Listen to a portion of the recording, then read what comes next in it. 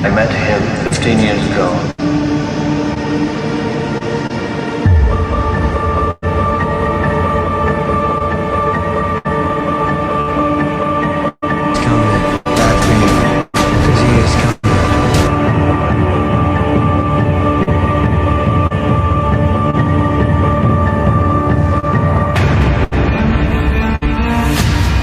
Everyone's entitled to one good scare.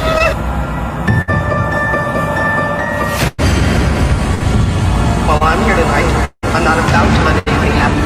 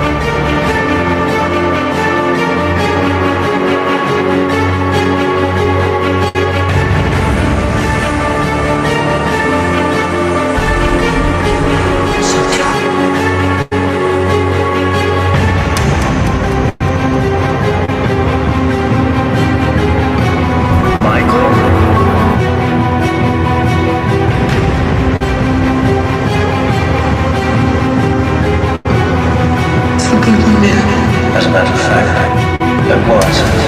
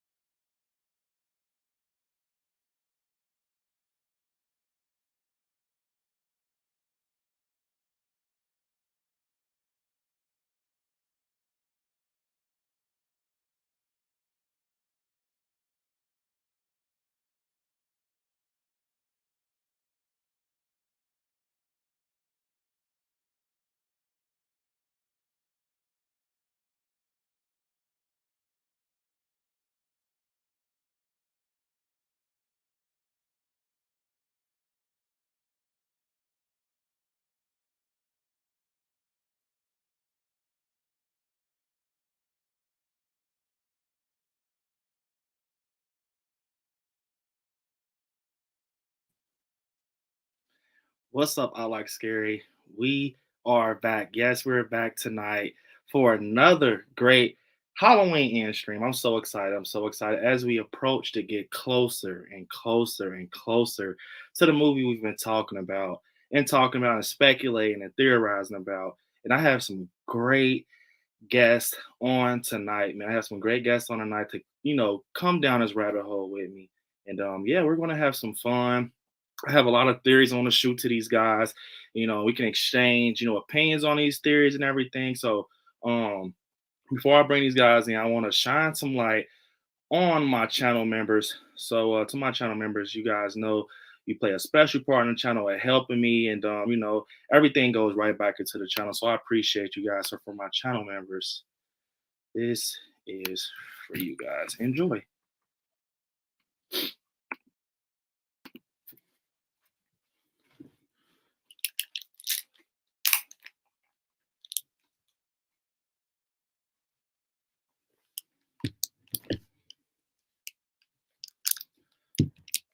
Everything good on my end?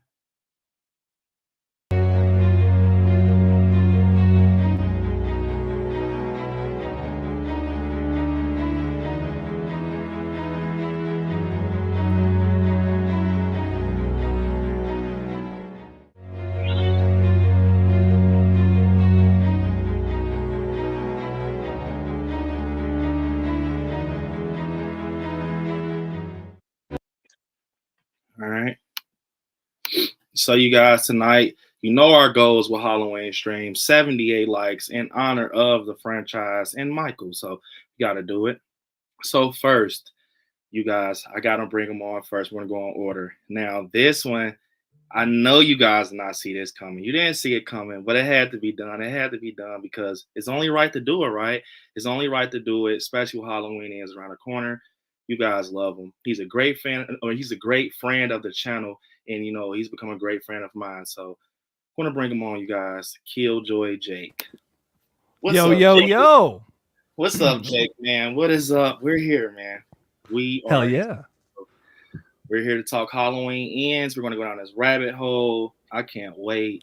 This is going to be crazy. And I got some stuff I want to kind of shoot at you and see what you think about it because it's fucking mind blowing.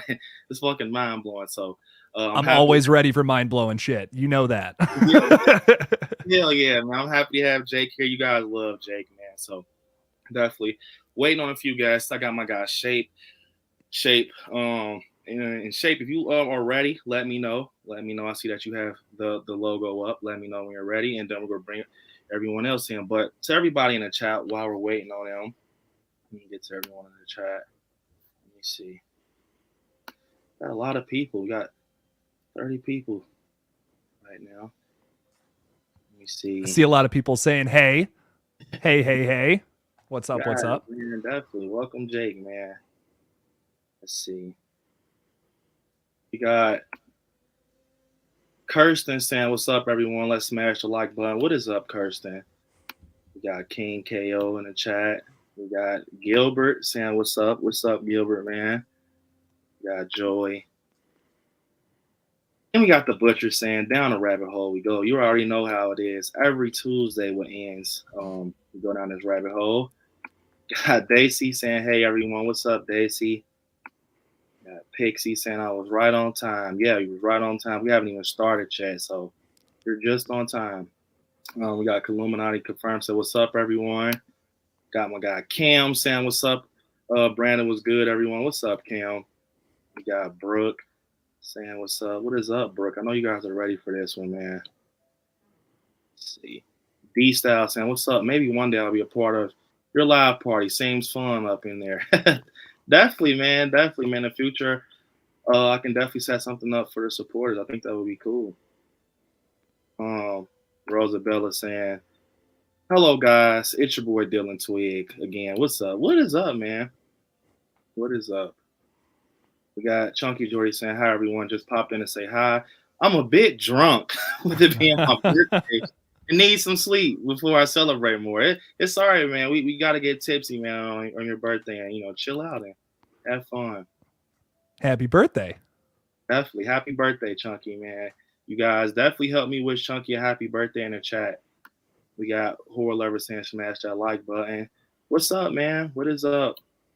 Got a lot of you guys in here. We got Donnie saying what's up, Brand. What's up, party people? Slash the like button before it slashes you. That's right, Donnie. Got DJ Hafner in here. So my guy Brandon, let's go to Rabbit Hole City. You guys know what's about to happen. I don't think Killjoy has ever went down this rabbit hole, so we're going to see how he is before, you know, he leaves. So this is going to be crazy. Very exciting. Got Hassan Powers in there. Also saying what's up, my fellow Scaries. What's up, Jake? What's up? What's up? Shape in there. And yeah, you guys, we got my other guest right here, and he is out the shadows right now. He is ready to go, you know, go down this rabbit hole with us. You guys love him. My guy, Shape in the shadows. What is up, Shape, man? What is up? What is up, Shape, man? We're here. We are here, bro. About to get into this. One sec, you guys. Let me see. Killjoy Jake. What's up? How's it going? How's it going? How's it going? Ready to talk some Halloween? Oh, you know it. This is going to be a good one. Definitely. Oh, yeah. So, Halloween every day.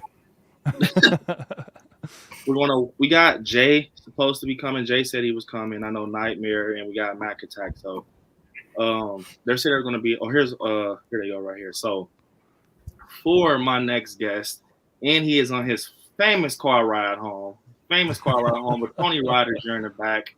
You guys have to love him. Have to love him. Have to love dedication. It's my guy, Nightmare Corner. What is up, Nightmare? What is going What's on, guys? How are you guys doing today? Shape, Gary. Hey, I know that Killjoy guy. How you doing, Killjoy? What's up? What's up? It's the nightmare guy in the corner. What's up? In the corner. You guys gotta love Nightmare, man. Always ride home with Tony Rogers or the dedication. You gotta love it. Then he just ends up in this fucking Halloween store out of nowhere. So, yeah, you guys gotta love Nightmare. And this is my next guest.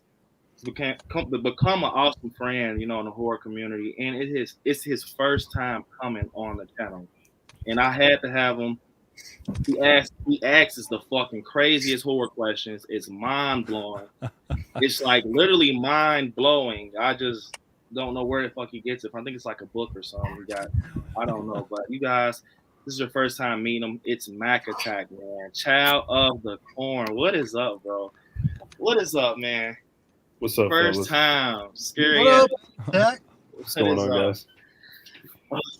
What's up, man? We're here, Child of the Corn. I hope you're ready, man. It's your first time. You gotta go with us, bro. So, no doubt. I just got done watching Shape's stream over at Night Watch. It's a good stream. Yeah, Nice. that was a great stream. You guys dived into some crazy ass shit over there, man. But so before we get started, you guys, if you haven't, definitely like the stream, because once we go on this rabbit hole, we're gonna try to focus on the chat. But this is how we're gonna start it off. We're gonna get right into it. It's gonna be different tonight. So, you guys, Halloween ends. It's almost here. Next week, we will sit in those fucking seats. I will be paranoid. I will be scared. After all the hype and everything that came behind it, we shall see. Is Corey the copycat? Will Michael die? Will Allison die? Will Lori walk away scotch-free? Or will Michael go home back to their fucking dusty ass window? Will he go back home? And we shall see next week. I'm excited, but I'm nervous. This is the end of something big. I've been watching Halloween since I was a kid. Grandpa Loomis, Uncle Michael, Uncle Lori. I was raised on them, so it's gonna be bittersweet for me. I said either, Allison, Lori, Michael, dies. Is going to hit home for me regardless. So I'm preparing mentally for it. But something I want to do before we start also, I want to congratulate fucking Shape on 400. That's a big milestone, Woo! You got 100 Yeah. times, you got 104 times. I'm so happy for you, bro. Keep going. And I want to fucking congratulate Jake on fucking 13K, 13 big ones. God damn. Man, that's fucking crazy. Thanks, guys. I appreciate that. Killing it, man. God damn, you don't see stuff like that every day, so keep killing it, man. Brandon, you're almost at 4,000, right? If I'm remembering correctly. Yeah, I think. Hold up. So, matter of fact, yeah, I'm at 3,995. So, you guys, I only need 5 subscribers until I hit 4K. So it's so weird. Every time we're on a Halloween end stream, it's like a fucking curse. I hit my milestone. So I mean, maybe it's meant to be. So give me that 5, man. Give me that 5 at 4K, man. Fresh 4K. So make it happen.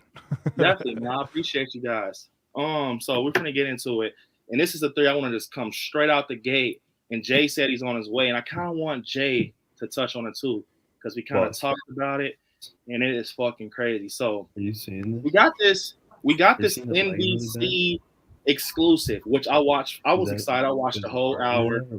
I watched, Lori basically talking about, how it's her last film. She's, getting teary-eyed, which made me fucking kind of teary-eyed. But we get this NBC exclusive, which I was not fucking expecting. I swear, I did not know it was going to be something like a full trailer.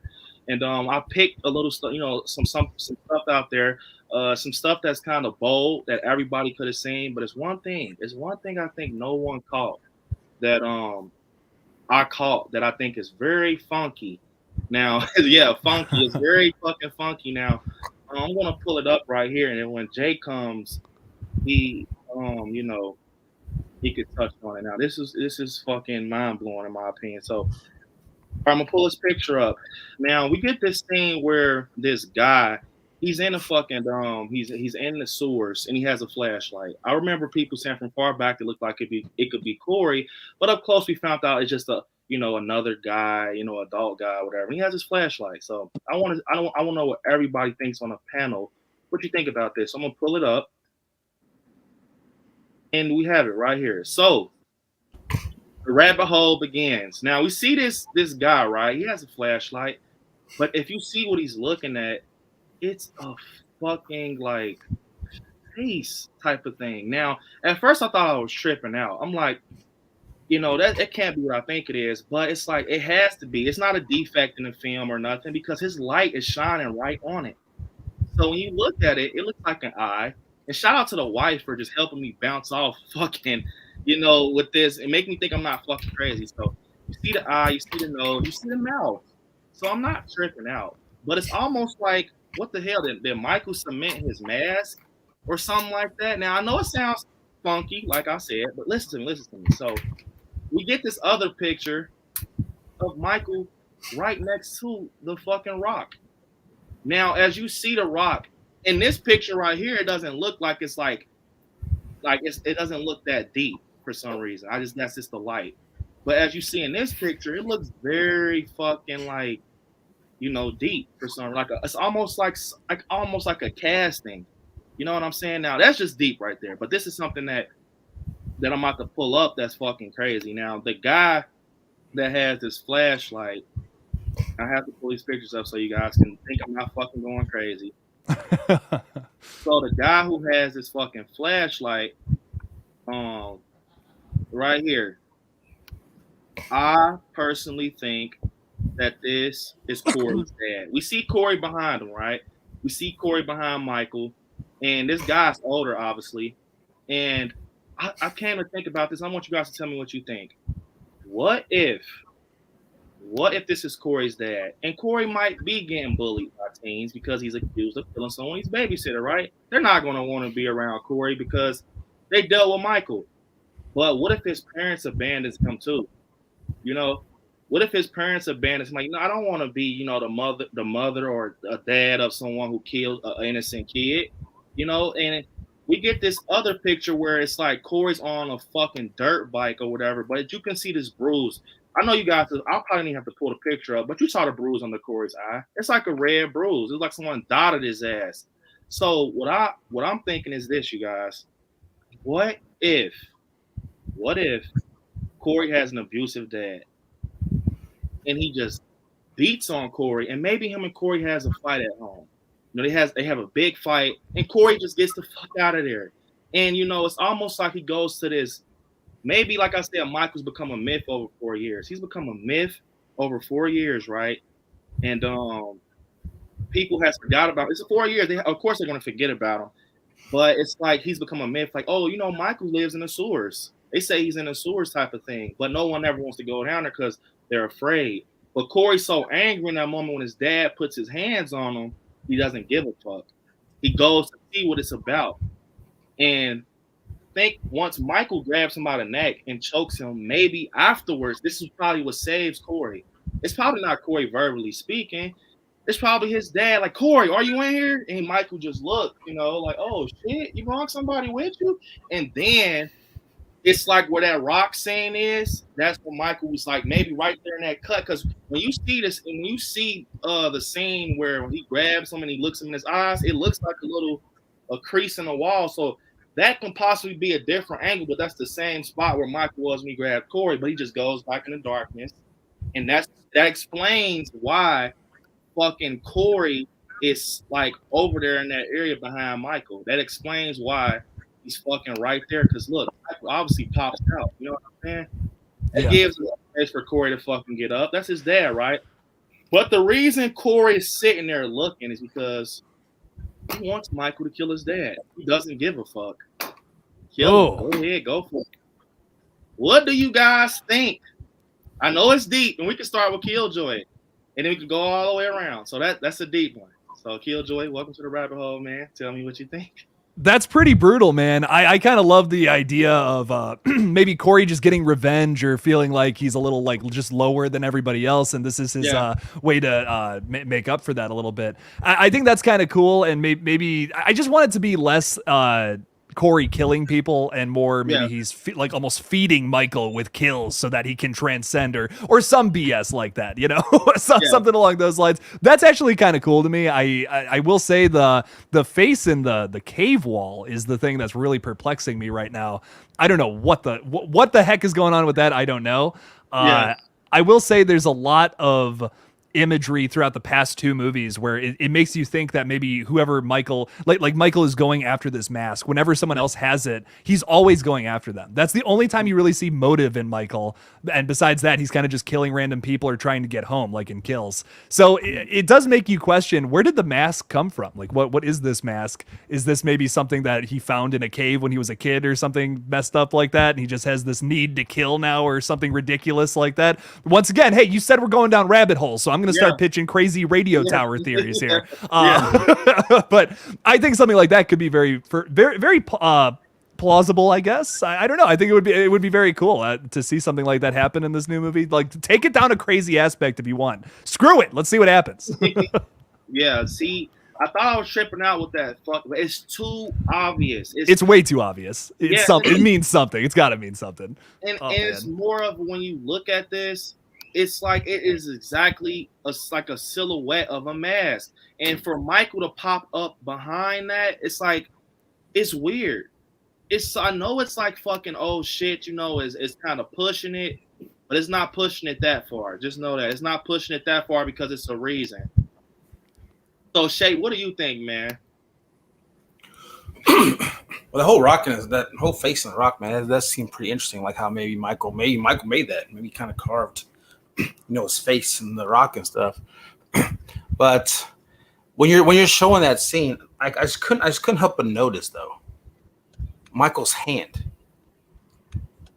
because if you notice it looks like it's still bandaged up, like he still has it bandaged up. Yeah, that one, the gauze. But still, I mean, but again, like it could be like, you know, if it's a cave, you know, there's Americans, maybe like there's some kind of, you know, carvings, maybe possibly in there, you know, cave dweller, you know, carvings, so that that could be it. But you know, like I said, Michael just maybe wants to get into art, you know, he wants to. Oh my god! I love my mask, so I'm gonna, you know, carve this in the stone. Leave my mark on the world, I guess.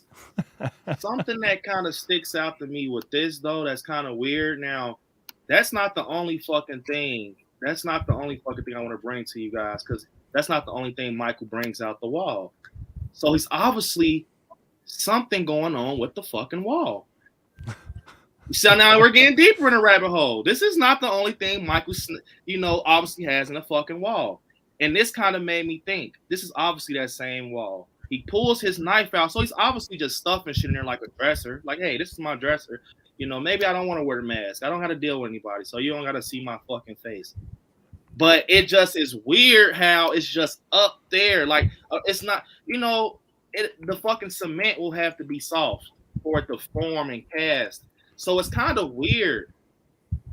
I'm excited to see this because I guarantee you, Jake, Shape, Mac Attack, Nightmare, it's going to be something. Remember I told you when you're in those seats.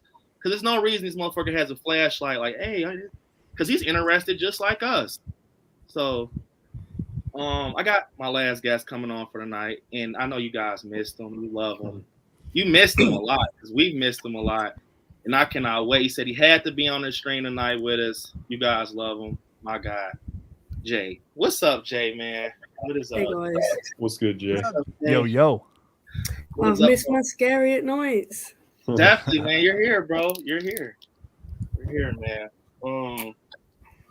I kind of talked to them, Jay, about the theory I talked to you earlier about, you know, the dad, the mask in the wall, the weird shit, the rabbit hole. So we're into it right now. So we just brought you right in. And actually, your turn is after Shape, so I hope you're ready. Shape, I mean, not, yeah. So Shape, you just went, right? Yeah. So, Jay. Okay. So, honestly, love the fact that I'm jumping straight into a rabbit hole. Wouldn't be scary at night if it wasn't. Yeah. it definitely makes sense with what you said with like the abusive dad. Yeah. You know, like I see the bullying aspect, but if you've got that extra heat, the extra pressure from his dad, like you said, like taking out his parents, being the first sort of kill, I don't know how far you went explaining to these guys what your theory was, but it makes sense. And it's like, I hate it for making sense because I hate the whole like copycat killer thing because notoriously it doesn't go down very well with the fans, but it makes enough sense that I could cope with it. I'm like, you know what? It's actually, I could deal with that. I especially like the whole thing that you were talking about with the cement and the mask, because it's like some kind of like Pamela Voorhees shrine type shit. Yeah. Michael's got going on, and I love Friday the 13th, so it works for me. But at the same time, I'm like taking hints from Jason over there, especially with the whole copycat killer thing. Are they trying to do what for Friday the 13th tried to do with 5? Yeah. There's a lot of it's a parallel, isn't it? There's a lot of similarities there if they do go down that route, especially with the whole dad thing.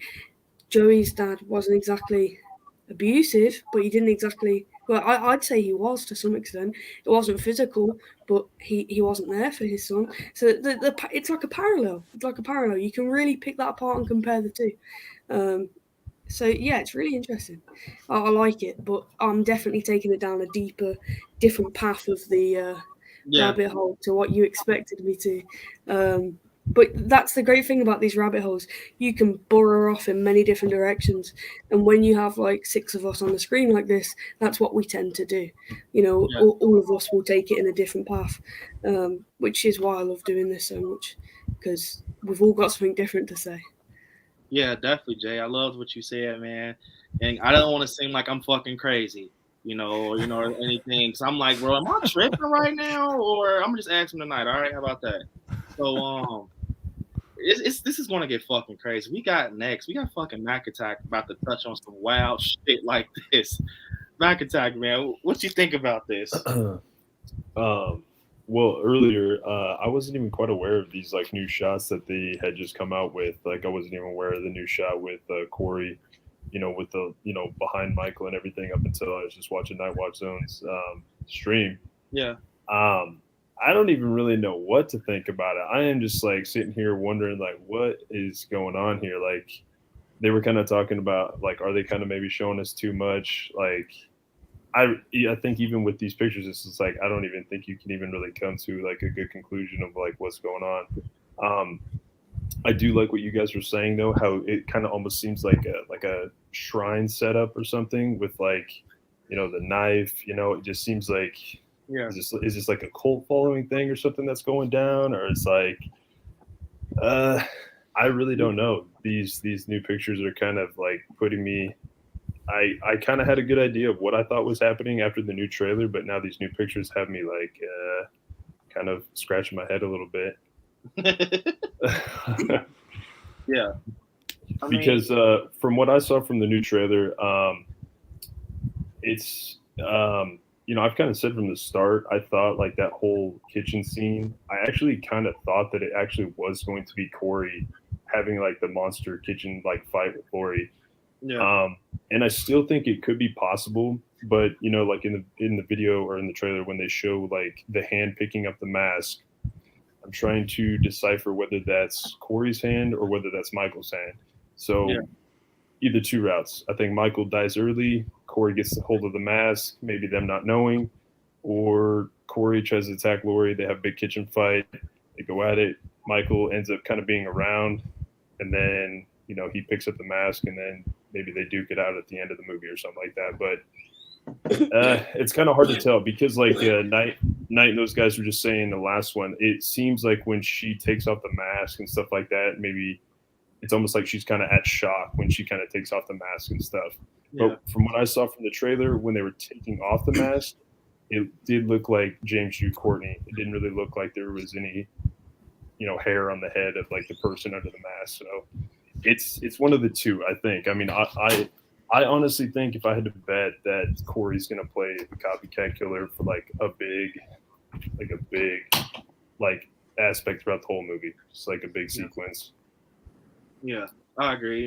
It can get, the thing with Halloween Ends, it can go either way. That's what's making me paranoid. We can literally go in this theater and shit just be upside down. It's like, every theory, every speculating thing we said is down the toilet. They could really be hitting our ass with the okie doke. Yes, the okie doke. Like, hey, we're gonna put out some footage that we didn't decide to go with when we did those when we did those those second rounds of shooting. That footage that we can just put on a Blu-ray or something. We're gonna go ahead and throw that in trailers and TV spots for you. If you think you know it all, we're gonna fuck you guys up. You don't know. They did do reshoots twice.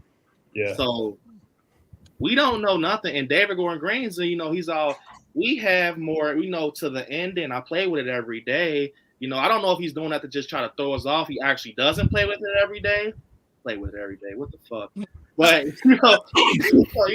damn. I don't know. It's just something like that. He can just be throwing us off, or I don't know. I think he's trying to show a bunch like of homage to John Carpenter, and I think that's why he's shooting with all these like different elements of all of his different movies and stuff. So I think the copycat rule thing is going to play a huge part because it's just something different. It's something that people kind of aren't expecting. And really, for me personally, I think I'd probably like it. It's something different. Yeah, I agree. To keep us updated right now, we got 51 watching on my end with 48 likes, you guys. We're almost there to that big 78. If you guys just jumped in, definitely consider liking it. Definitely helps push the other people that want to know about Halloween Ends and horror in general. So and to everyone on the panel, definitely subscribe to Nightmare Corner, Child of the Corn, Shape in the Shadows, and my guy Killjoy Jake. They have great channels.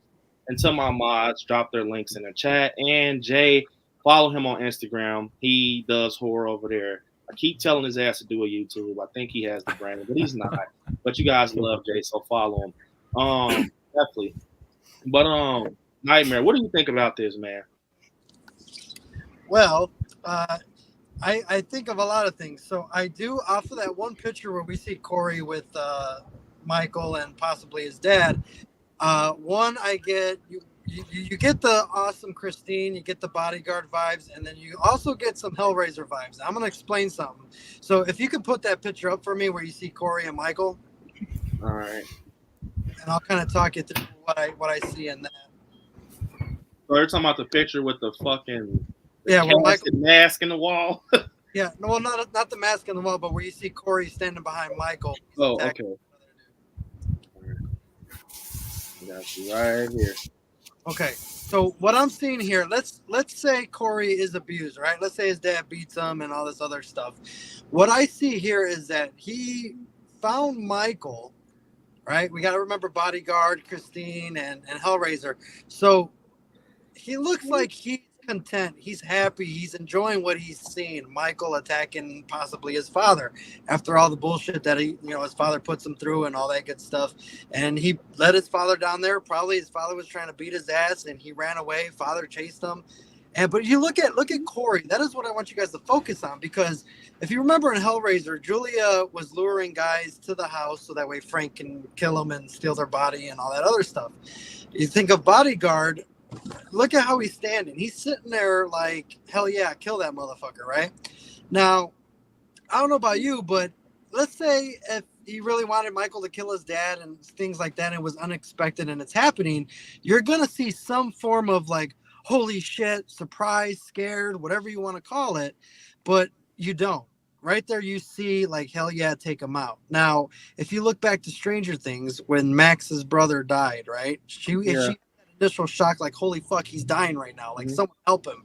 But later on we discover I did wish something bad to happen to him. I did wish he died, right? So she can wish that, but when the shit actually happens, what did she do? She was shocked, right? She was like, what the fuck is going on?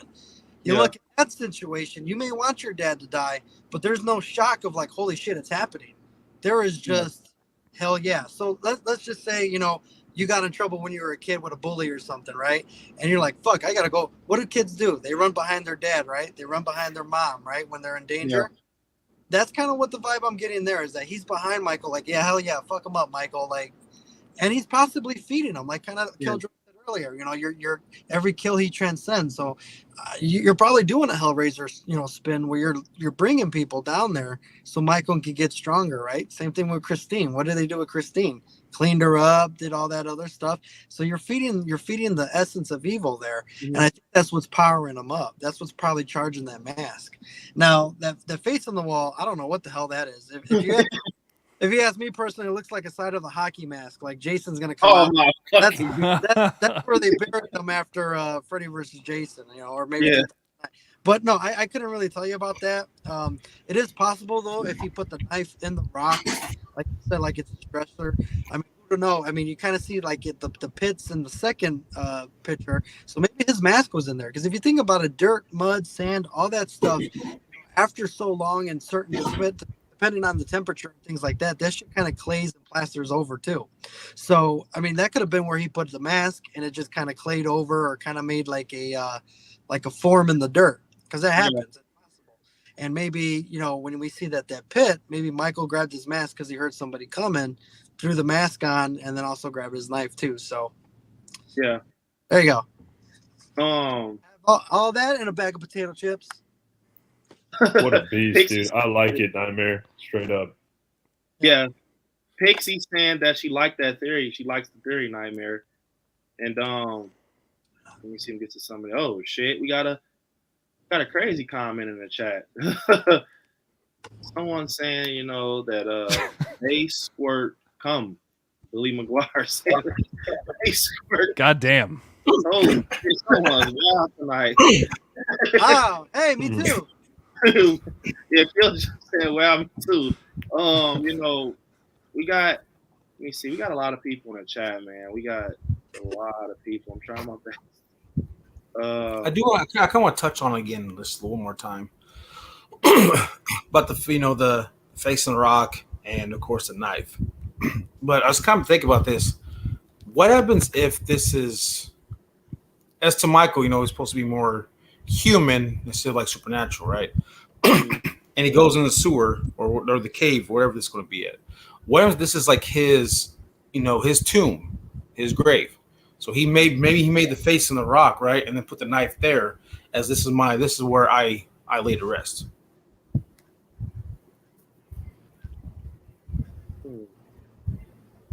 I mean, that's some deep ass shit right there. Yeah, like mark the territory type of thing. Yeah. I mean, it could be something like that. I mean, I told you guys, obviously David Gordon Green said he's hurt. Maybe he's done with this shit. He's hurt. He's fucked up. And to kind of touch on something else that's wild, to follow up and kind of piggyback off what Shape said, something I think that this movie will have a lot of is Halloween 5. I feel that when you look at that opening, and I've been watching all the Halloweens leading up to this. We see in 5 where, basically this guy, he comes across Michael. Michael's going down this stream or whatever. And then, fucking the guy. It's a little goofy. Yeah, it's goofy. But the moment Michael grabs him, it kind of reminded me of something. I'm like, what the fuck is that? Right. And it looks just like when Michael grabs Corey. But what does Michael do after that? He collapses, right? Yep. And then what happens after that? A time jump. But I'm not saying this is how it's going to play out and ends. I think that's the Corey shit is going to happen possibly after the time jump. But he's definitely pulling from other films. But what did the guy do in 5? He fucking took care of Michael for a whole year. He took care of Michael for a whole year. Now, I'm not saying Corey's going to do that. I'm not saying it, no. But I definitely think if he's incorporating My Bodyguard, Christine, and shit like that, and if you guys watch John Carpenter's Christine and, you're a big fan of that, this motherfucker right here. Polished the fuck out of that car. He brought it back to life.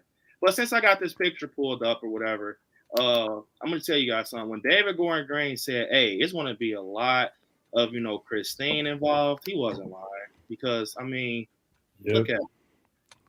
Look at that. It's literally like it's there. And then guess what? This is about to blow your guys' fucking mind. So you see this, right? This is Corey. And this is Corey without the glasses. He has his hair loose. There's no grease in there. He doesn't give a fuck anymore. He's done with life. He wants to go out and kill people, right? Look at that. Yeah, it's all there, man. I mean, I really think that the coolest thing about this conversation so far, though, and I feel like we're just getting to it, is do you think they're going to explain Michael with this movie? This is something I haven't even touched on. Like, I think the basis of my conversation over on my channel has been all about how it's going to end, who's going to die, what are they going to do with Corey. But something I haven't touched on is, are they going to explain Michael? Like, are they going to explain why he's like basically mildly supernatural? He's taken so many bullets at this point. No man of his age could have survived through that realistically. Are they going to explain that maybe he's somehow supernatural and that's what we're going to learn through these cave sequences? That it's something that is, it was like something I was in the back of my head for sure, but seeing that picture now with the face in the wall and all that, I'm like, we may be diving into a little bit of that, just like Halloween 5 and Curse, I'm like, that might be something similar, something that might happen here. I think, and I talked about this on a past career, and I think they're going to focus on the myth of Michael, the myth of him, and what comes behind him. Because if you look through the trilogy, they've been feeding us these little crazy ass logics with him just standing in the window. And they're like, maybe he's not looking out, maybe he's looking in. And then you see Michael pick the mask up off the ground, put it on, and he does some John Wick shit. And then he just fucking just goes over and kills Karen. And it's like they've been taking risk in this trilogy. We had Michael walking with his fucking bald head out, and we just, it's different. We had Michael in the opening scene of 2018 with no mask. I remember I never wanted to see Michael without a mask, but now they kind of just made it a thing. I think, to touch on what you're saying, Jake, and everybody on the panel, follow up if you got something you want to touch on with it. I think, sad to say, they're going to definitely touch on it. Because if you're going to end this off, right, you're going to end it, and it's the ending, you might not have to, like, go deep. Like, why does he kill? You don't explain why does a killer kills. It takes away the creepiness. But what you do have to explain is, how does he survive? That's two different things. How does he keep going? What keeps him pushing, And I think Laurie tried to touch on it. The more he kills, the more he transcends. You can't defeat him with brute force and all of that. But to be honest, I think it's going to be something very deep, where it's something so simple, but it's something so big. Like how Lonnie said, all his kills line up to home. And when you look at it, they really did. Because in 2018, he wanted to go home. He just got stopped in his tracks by Dr. Zartane, by everybody. But in Kills, that's the same night. People forget that. 2018 and Kills is in the same night. So he finally got people out of his hair because he's locked in his fucking basement. And then he's still trying to go home. He finally gets a little closer to home, but he's still running through people. So it's like, it's almost like this motherfucker just wants to go home. Even after the fucking mob fight, he loops around and he goes to that window. Now think about this, you guys. In the beginning of Kills, we get a flashback of Hawkins, he's saying, Michael, stop. And what's so crazy, and I think it's going to be more of the house involved too. Maybe I'm tripping, but this is something that blew my fucking mind. Wherein Hawkins shoots at him, he walks out the fucking alley. It's like, okay, someone just fucking shot at you. Why would you go back to the house where Loomis just shot you fucking off the balcony?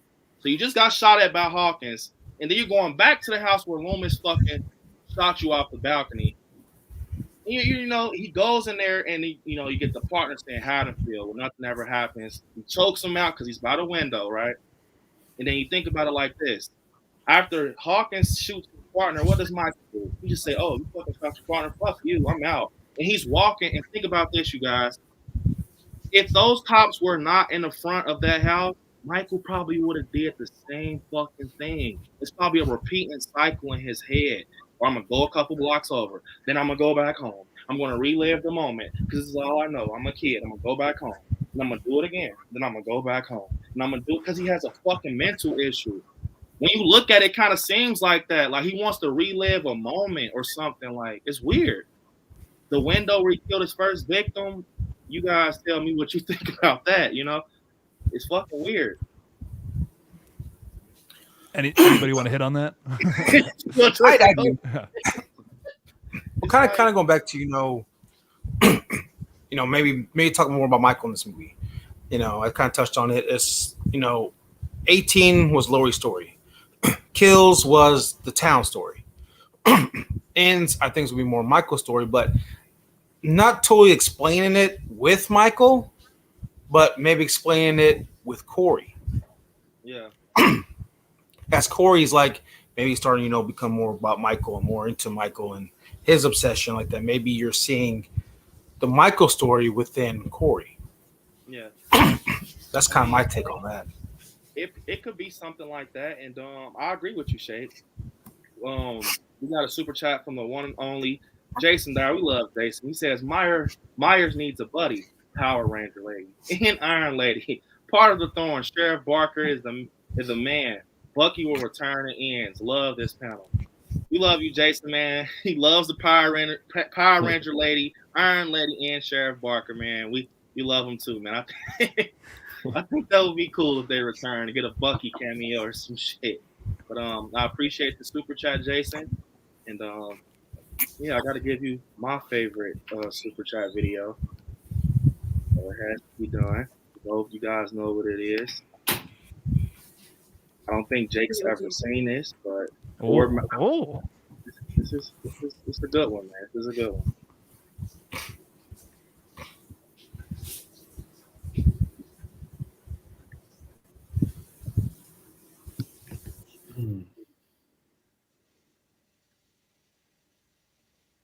Sister's name? Judith. Next day, the motherfucker was dead. What the hell? Oh my God. What was the word? Yeah. What the hell? Michael. Oh my God. Got him! Got him!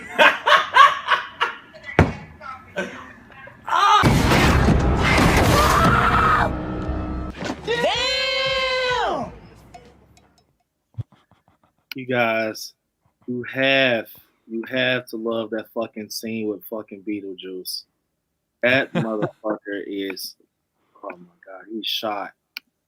He's fucking shot. Lord. But yeah, so I think to kind of touch on what you're saying, Jake, about explaining Michael, they're gonna have to explain shit like that. Why is he in the window? Why does he want to go back home? I understand they're saying he has the brain of a kid, and that's and when a kid is lost, they want to go back home. That's all they know. It almost makes me question, you were talking earlier about like maybe he has mental problems or something, but like I can't get off of this like, oh, maybe the mask is controlling him kind of theory now, because I'm like, what if he really is just like mentally stuck, perpetually has this like brain of a child, and he just can't get past that? That's why he's looking in the window, like he's looking back at himself like, I don't know what happened to me, this thing has taken over my life, and maybe he feels some kind of remorse about it, but he just can't show it because this thing has taken over him or something crazy like that. Listen, Brandon, I'm going to say this again. You told me that I can pitch some crazy theories tonight, so I'm going to pitch them, okay? Yeah. And I'm going to be aggressive about it. Yeah, definitely. I mean, that's what that's what this is for. Go down these rabbit holes and figure shit out. Because I think Halloween Ends is going to be one big rabbit hole. We got a fucking copycat killer. We got someone wearing a Michael getup and completing kills. What's not rabbit hole about that? Short Michael Myers. Yeah, short fucking Michael Myers. Allegedly, because we still don't know if the theories are correct. We might go in there and it might not be any fucking shit that we've said. All of the things that were like, this has got to be it. This has got to be it. Might not be it. That's the weirdest part about this. We don't have a clue. And Anthony, no. Let's return to Busta Rhymes. Although I am really glad that someone else is like on the mask train like I am, because I've been saying for God knows how long, it's that fucking mask. So I'm with you. I'm with you, Jay. something that's crazy. I'm gonna touch on this mask shit that I kind of we've all tried to talk about this with the mask. We've never seen Michael get dealt with without the mask. Listen to me, you guys. Every time Michael gets dealt with, if the mask is like off his face, it's like a 0.2 when he puts that motherfucker on.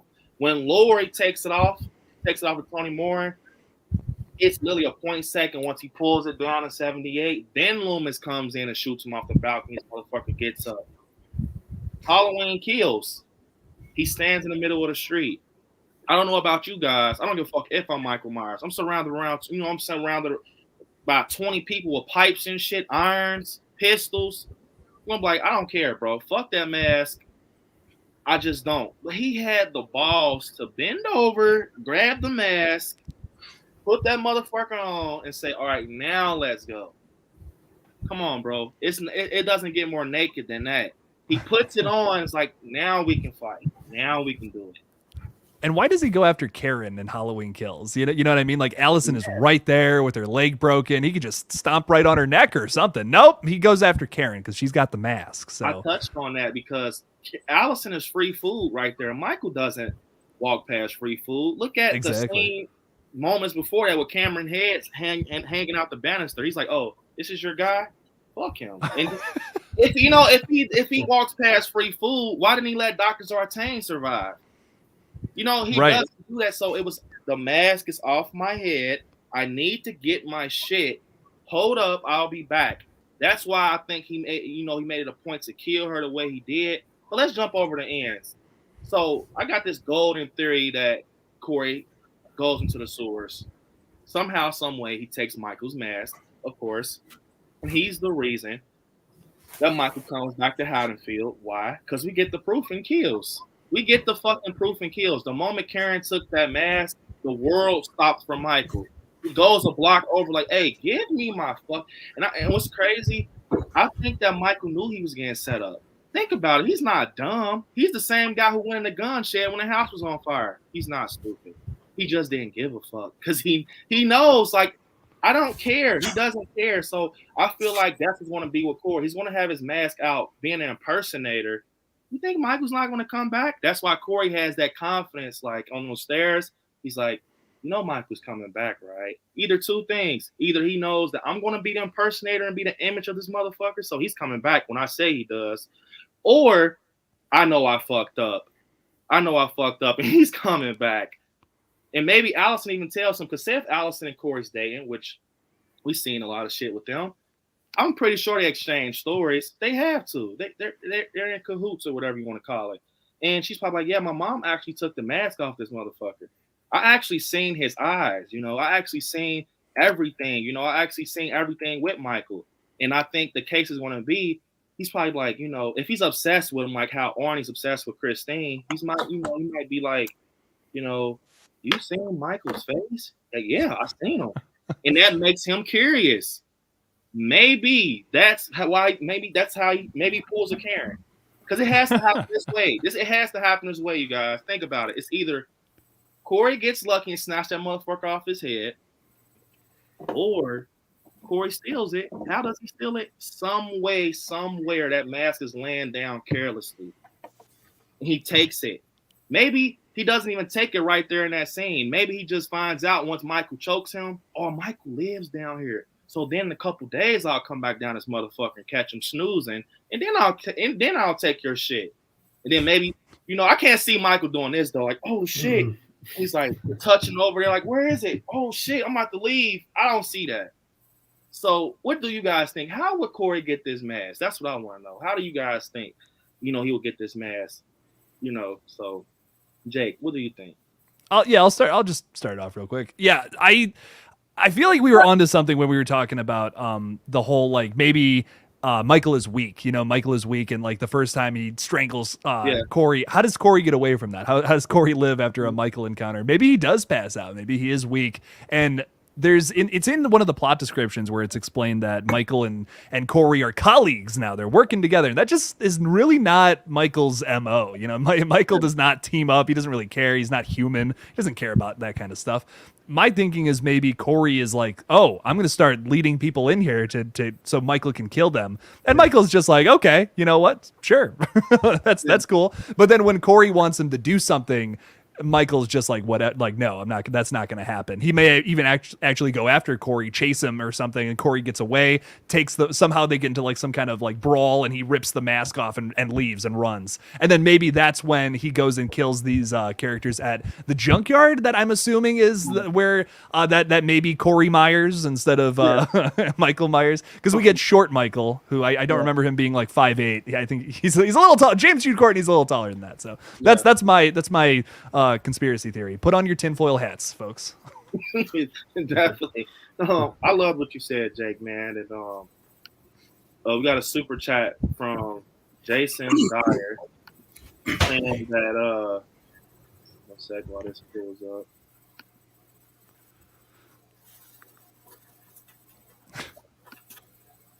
Talk about a fucking glitch. God damn.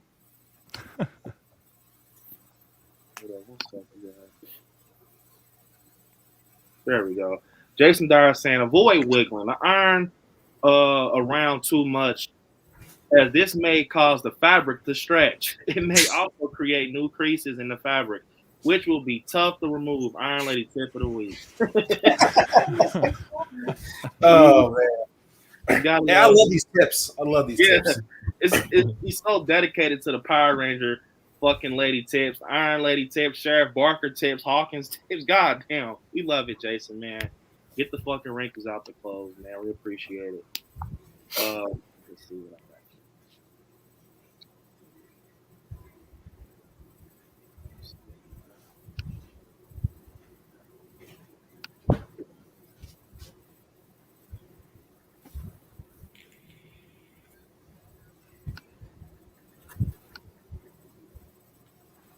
I know what I got for Jason. How about I give you some? Hey B, did you just hit 4K? Did I? Oh, I think so. Ooh. Hold up. This is for Jason, and then we're gonna. Oh, we did. Hold up. On another Halloween and scary night. Hold up, you guys. Congratulations, B. Yeah, 4K.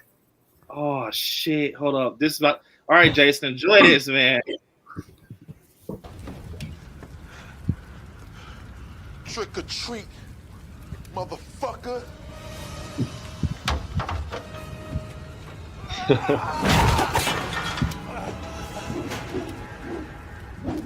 Please! Jesus Christ. Oh man, that's for you, Jason, man. But damn, yes, you guys, I hit 4K on another Halloween stream. This is fucking crazy. Congrats, B. Nice. No doubt, man. Now we got to go back to the haunted house restaurant. Oh man, I appreciate you guys, man. This is crazy. I would have never thought. I know, 4K is fucking crazy. I would never thought. I remember being at 0, literally. I remember doing unboxings and everything. I mean, I fucking, packed my bags and traveled 10 hours to do filming locations and everything. So I really do love you guys, and this means a lot to me. It's mind blowing. It's very crazy. I'm gonna take this in. I wouldn't, want it any other way. On a Halloween stream, chilling with these guys in a rabbit hole, and I just get alerted. Hey, you hit 4K by Jay. So I appreciate you guys. I like Scary. I love you guys a lot, and we're gonna keep growing. And I will be nothing without everybody, in the chat, and just this community in general. This community is fucking mind blowing. People think horror fans are the craziest people in the fucking world, but we're actually the sweetest and the coolest and the most laid back. So once again, I love you guys. I wouldn't be where I'm at without you. And it's 4K. God damn, man, I appreciate it. So definitely. You did that one quick. Yeah, that's fucking wild, man. It was just like I was at 3, and then I blinked and it's fucking 4. Damn. Congrats, man. That's awesome. Yeah, you deserve it. Go best friend. Go best friend. Go best friend. Good night, guys. Nightmare, man. I appreciate it. Holy shit, this is crazy, man. I'm so glad I could be here for this one. Yeah, Jay, it all lined up right. Got my guy Jake, Nightmare, Mac Attack, Shape. We're chilling out, man. This is crazy. I appreciate it a lot, guys. Wow. Got my guy Jason again coming through saying congratulations. I appreciate it, Jason, man. You know you're an awesome supporter. We love you, man. Always throwing a joke in the chat, keeping us, smiles on our face, cracking us up. We appreciate you a lot, man. Means a lot. Means a lot. 4K. God damn. That is crazy. So, give you some.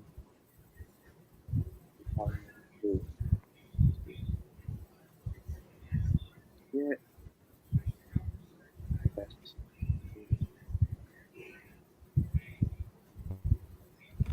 Happy 4K to you.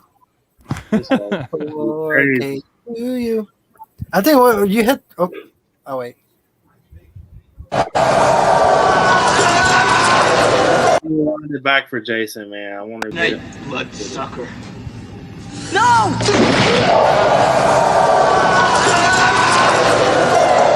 You broke my heart. It's okay. You broke my heart.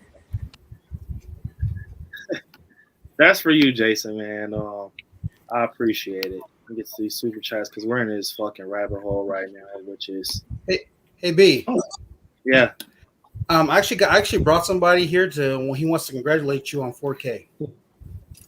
Oh man. Shape. Who is this Shape? Jason. Oh yeah. Yeah, it's Michael, man. Oh my god. Got Michael Audrey Myers. He's here. Yeah, we got the Shape on the fucking stream. Appreciate it, Michael, man. I appreciate it. Play a big part in the channel, man. I appreciate it, man. Gotta love Michael. He even has the knife, man. Covered in blood and everything. Yeah. Appreciate it, Shay. Can we just give him credit how quick he ran and fucking got dressed like a wrestler? Like he just went back, got dressed quick as hell, man. I appreciate it, Shay. I reckon he's like Superman and it's just under his normal clothes. Yes. Yeah. Fucking pulls the cover off. The mask just forms on his face. That'd be awesome. I was like, I want to say Milio or Emilio says, I haven't heard anyone talk about the end's opening credits. Pumpkin, my guess, it will look like 78. But towards the end, the flame loses brightness and eventually dies out. What are y'all's guesses? I've been touching on this. I'm sticking to it. The mold forms on the pumpkin. Like the mask. You get the mold coming. It's rotten. You know how it was forming up. This time it's like crumbling. And it's like the mold, the black spots. And then maybe you get a little spark of a flame trying to start up, but it goes down. I don't know. I think it'll be cool. Oh. That's my thoughts. What you guys think? I could say either one of those would probably be good. I love the last one and Kills with it's 12 pumpkins and the fire and all that, and it's like resembles like all 12 of the movies in the franchise. That's really cool to me. I wonder what they could do to top that, because the Kills opening is one of my favorites. So it's gonna be tough to top, but hopefully it's something pumpkin related and fire related. I like both of those things when they're together too. In the opening, it's good shit. Yeah, I agree.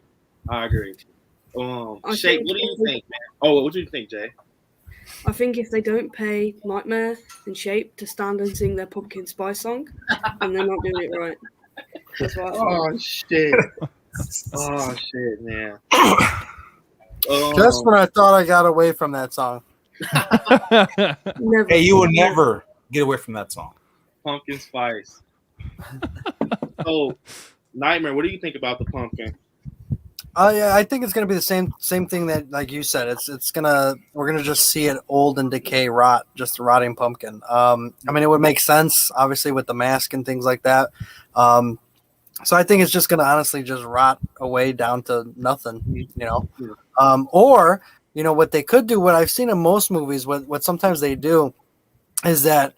Like for Freddy's Dead, for instance, after the movie, how they kind of showed like scenes from all the movies and things like that. Maybe, kind of piggyback off of what Jake said, where they had the 12 pumpkins for the movies, but maybe they'll show you like each of the pumpkin from all the movies. You know what I'm saying? Like each movie had a particular jack-o'-lantern in it if you look really close.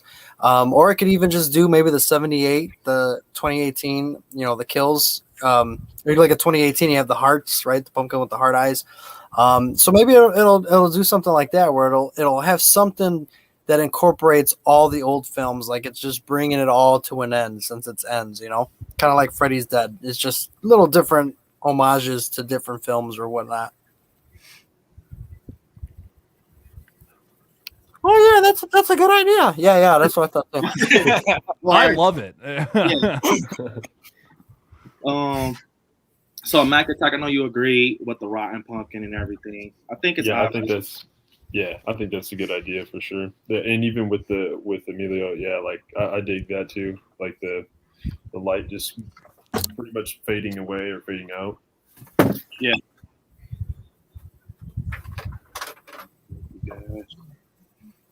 I apologize, guys. It's super chatty. Yeah, I'm trying to make sure I get them. I kind of want to hop back a little bit and go back to what Jake was saying about the mask. I've been sat thinking about it. I'm trying to justify it in my head. It doesn't make 100% sense. But what if the mask has decided, if it is with the mask, if there's something going on with the mask, what if the mask has decided that Michael is no longer a viable source to use for whatever it's trying to do, and therefore seeks out Corey itself, lures Corey to the sewers and kind of says, your body isn't a good enough vessel for me anymore. I need something else to, carry on what I've been doing. Because you could kind of, it's a long shot. I get it. I know it is. But you could kind of justify it in multiple routes. Like you could bring back the fawn, which, I don't want to happen, but you could justify it with that. You could justify it with a storyline just of the mask is the form of the power. It's what gives Michael his strength. But Michael's had so many ass beatings now. It's like, how much can the mask save you, especially when you're literally just an old man at this point, So, yeah, it is very, like Jake said before, tinfoil hat. But I don't know. I just thought about it, and I had to mention it.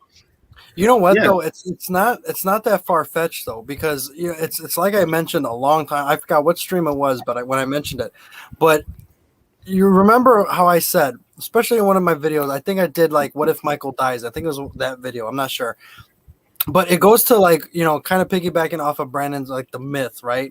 You already got the song title, Michael's Legend, but you have to look back at 78 when they originally, like Jamie Lee Curtis says, it was scary because it could be anyone at any time, anywhere. The boogeyman is everywhere. He could be anybody, right?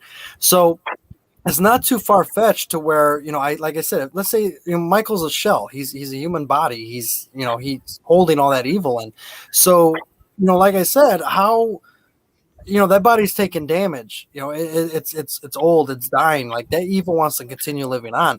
But that's where we get Michael's legend. It's okay if Michael dies. It's okay, because you have to look at kills where it says he's still there, even if we can't see him.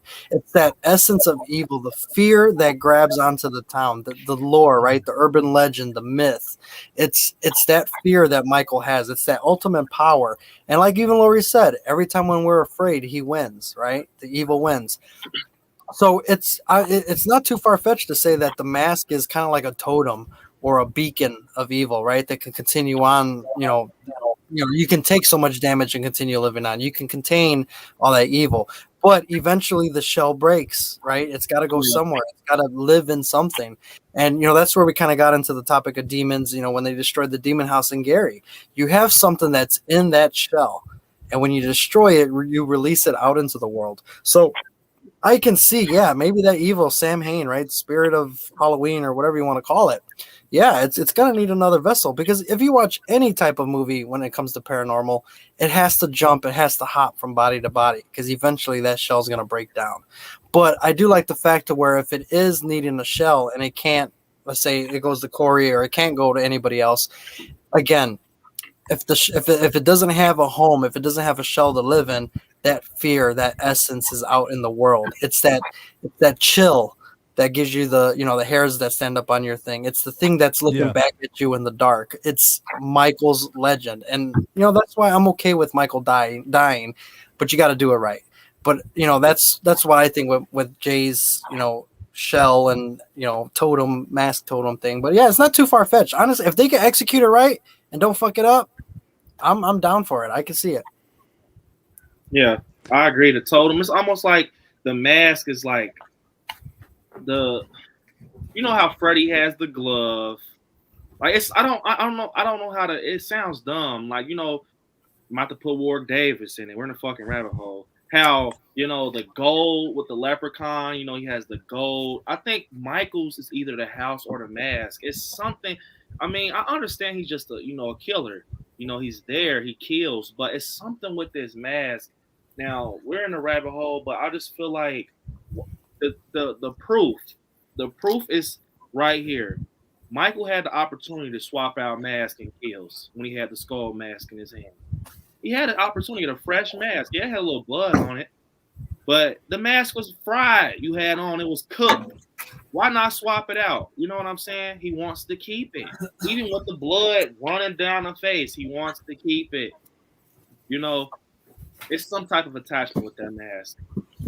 But what if there was like an attachment with all those masks, like in that sequence, in that like in Kills? Like, what if he was kind of like recognizing it, like when he was holding it, and it's like, I'm telling you, I think this mask connection thing is like, I don't know, a legit thing. When I first saw the new trailer, I was thinking, when you guys see the body in the pool, what do you guys think about that part? Doctor. All right. Matter of fact, I'm going to get to that Mac attack. I'm going to give, I was like, I don't want to butcher his name, Emilio or Malio. Emilio. His video, and knock these super chats out real fast. And we can go back down the fucking rabbit hole. So I'm excited. We're here. So this is for you, man. Appreciate it.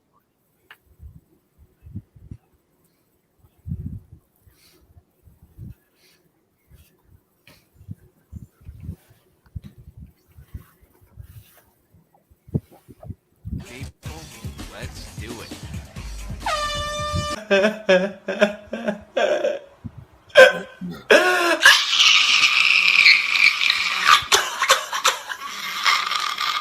Shut the fuck up. Shut the fuck up.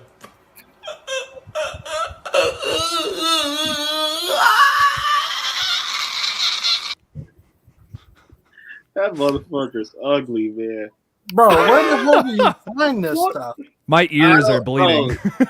TikTok, you just look. It's out there, Dude. I know. It's out there. So you're telling me that we can't listen to the numbers guy, but we can have that? Yeah, I guess so. Got my guy Jake, man, saying congrats, man. Congrats. I appreciate it, Jake, man. This means a lot. You, like I said, you become an awesome friend and a great friend of the channel and the horror community. I appreciate you guys. Gotta love Jake. He's cool. I mean, look at him. You gotta love Jake. So I appreciate it. So, definitely, man. Appreciate this. Even though you're on a stream, I still gotta give you a video.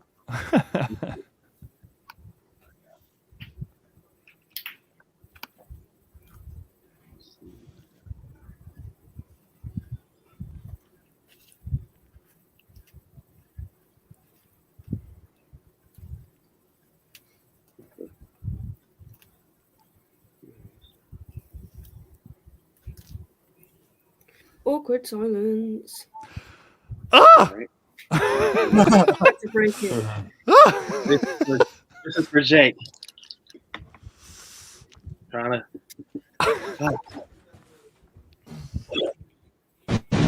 Oh hell This fucking StreamYard, man. Hold up, one more time. It's time, Michael. Oh, hell no! That motherfucker's ugly too. They make some ugly ass faces, man. Hey. Well, Brandon, thank you for the video. Thanks for having me on the stream. I got to get going. Unfortunately, I'm working on some stuff tonight, but it was a pleasure talking with you guys. Thanks for having me on. I really appreciate it, man. Definitely, Jake, man. I appreciate you coming on, and you got to see how this rabbit hole was, man. And afterwards, after it ends, we got to get back on and talk about what the fuck we seen with our eyeballs. So, yes, definitely, man. You guys, if you haven't, please go check out Jake's channel. He covers everything horror. You guys will love him. And yeah, Jake, I appreciate it, man. Definitely. It's always a pleasure having you on and talking horror with you. So. Hell yeah. Yeah. Nice talking with all of you as well. And nice meeting some of you. Yeah. So No good doubt, stuff. Jake. Yeah, for sure. Have a good one, man. Thank you. Hell yeah. Good one, dude. Peace out, guys. See ya. And got my guy shot him 6 times, saying basically that well deserved, my friend. Let's fucking go 4K. I appreciate it. And I gotta get you on, man. I shot him 6 times, man. You in this Halloween, I'm gonna talk to you behind the scenes. We gotta get you on for sure. So, Marcus has got a good mind, man, especially for Halloween, dude. Yeah, he does. He does, Yeah, he man. does. He does. I almost want to say, Marcus, man, if you're available now, you can hop on. Just let me know. Why not? So I know life happens on Marcus. If you're not available, just hit me up behind the scenes. I got to get you on, man, with this ends, shit going on. So let me see. I got one. I got one for you, Marcus. This is for my guy Jay. My guy Jay made this one, so I like this one. definitely.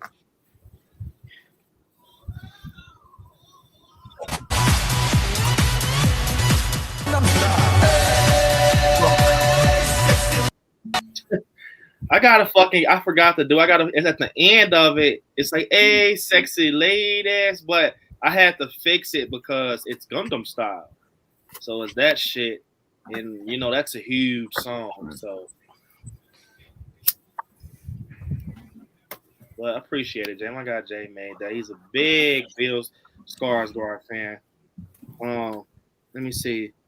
Shot him 6 times, said I'm available, my friend. Just give me a few. All right, shoot me your email. I'll bring you on. Shot him 6 times. So, oh man, got another. I'm sorry, you guys. I apologize. Jason Sam, what would the panel like to see? Myers eat a rat, fight an alligator, kill Freddie Harris, or clean inside the gross mask? Jason is coming. Oh my god. Here he goes with this shit. Jason is coming. I mean, he is coming, right? He's Not yet. coming, but Michael's still going to be here. Hey, Shape, don't you start. You just sit there and you shut up. You understand? You sit there and be quiet. Never. I mean, I wish I could have got to this while Jake was on, because he's real big on wanting to see Michael eat a fucking rat. He wants to see Michael eat a rat. Jake, he wants to see him all in the sewers eating a fucking rat's head off. I swear, he really wants to see that. So, it was in Resurrection, or it was on the plate, I guess. Yeah, I mean, Michael has to eat, right? What does Michael eat? Shit like that. What does he eat? Have you ever thought about that? What does he eat? Dogs, yeah. Dogs. Lester's getting on my nerves again. I mean, he did eat a rat. And, they didn't show him eating it, but you saw in Resurrection that there was a rat. Yeah. I mean, Michael has to eat, though, right? Yeah.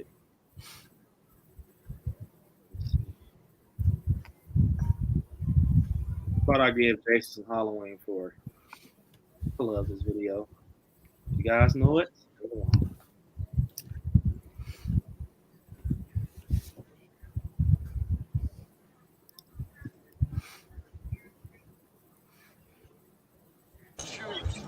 Would you like a drink?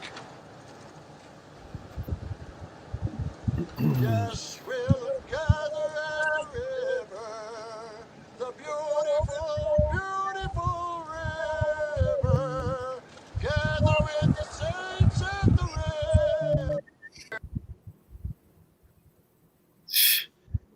Hold the fuck up. Wait. All right. So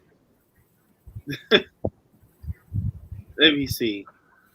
I told you guys, and I feel bad for people in the chat. I got to get to some of these. This is a big stream. You guys know how it is with these streams.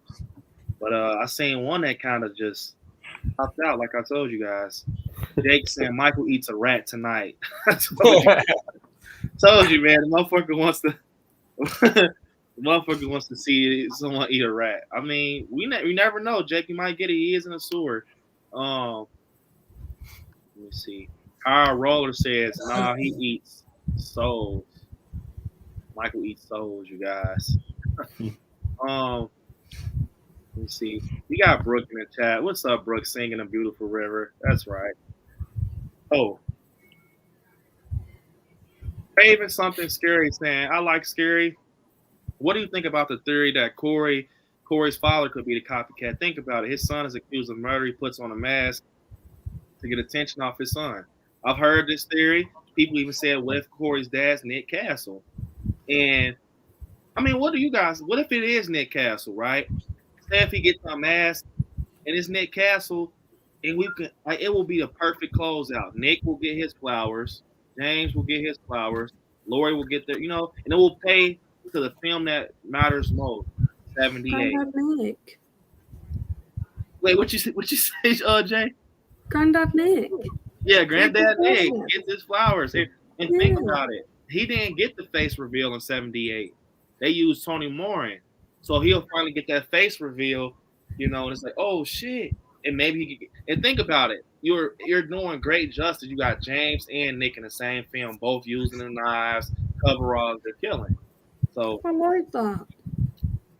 I think that would be crazy. That's what I, heard about people saying it could possibly be Nick Castle, because we haven't found out what's his role in this, but he has a role, obviously.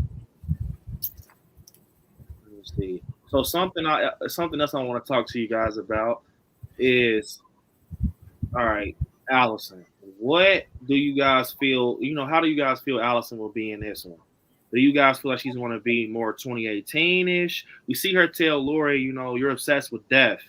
But it's like, why the fuck are you even talking like that? Your mom just died. You need to be on some bullshit too.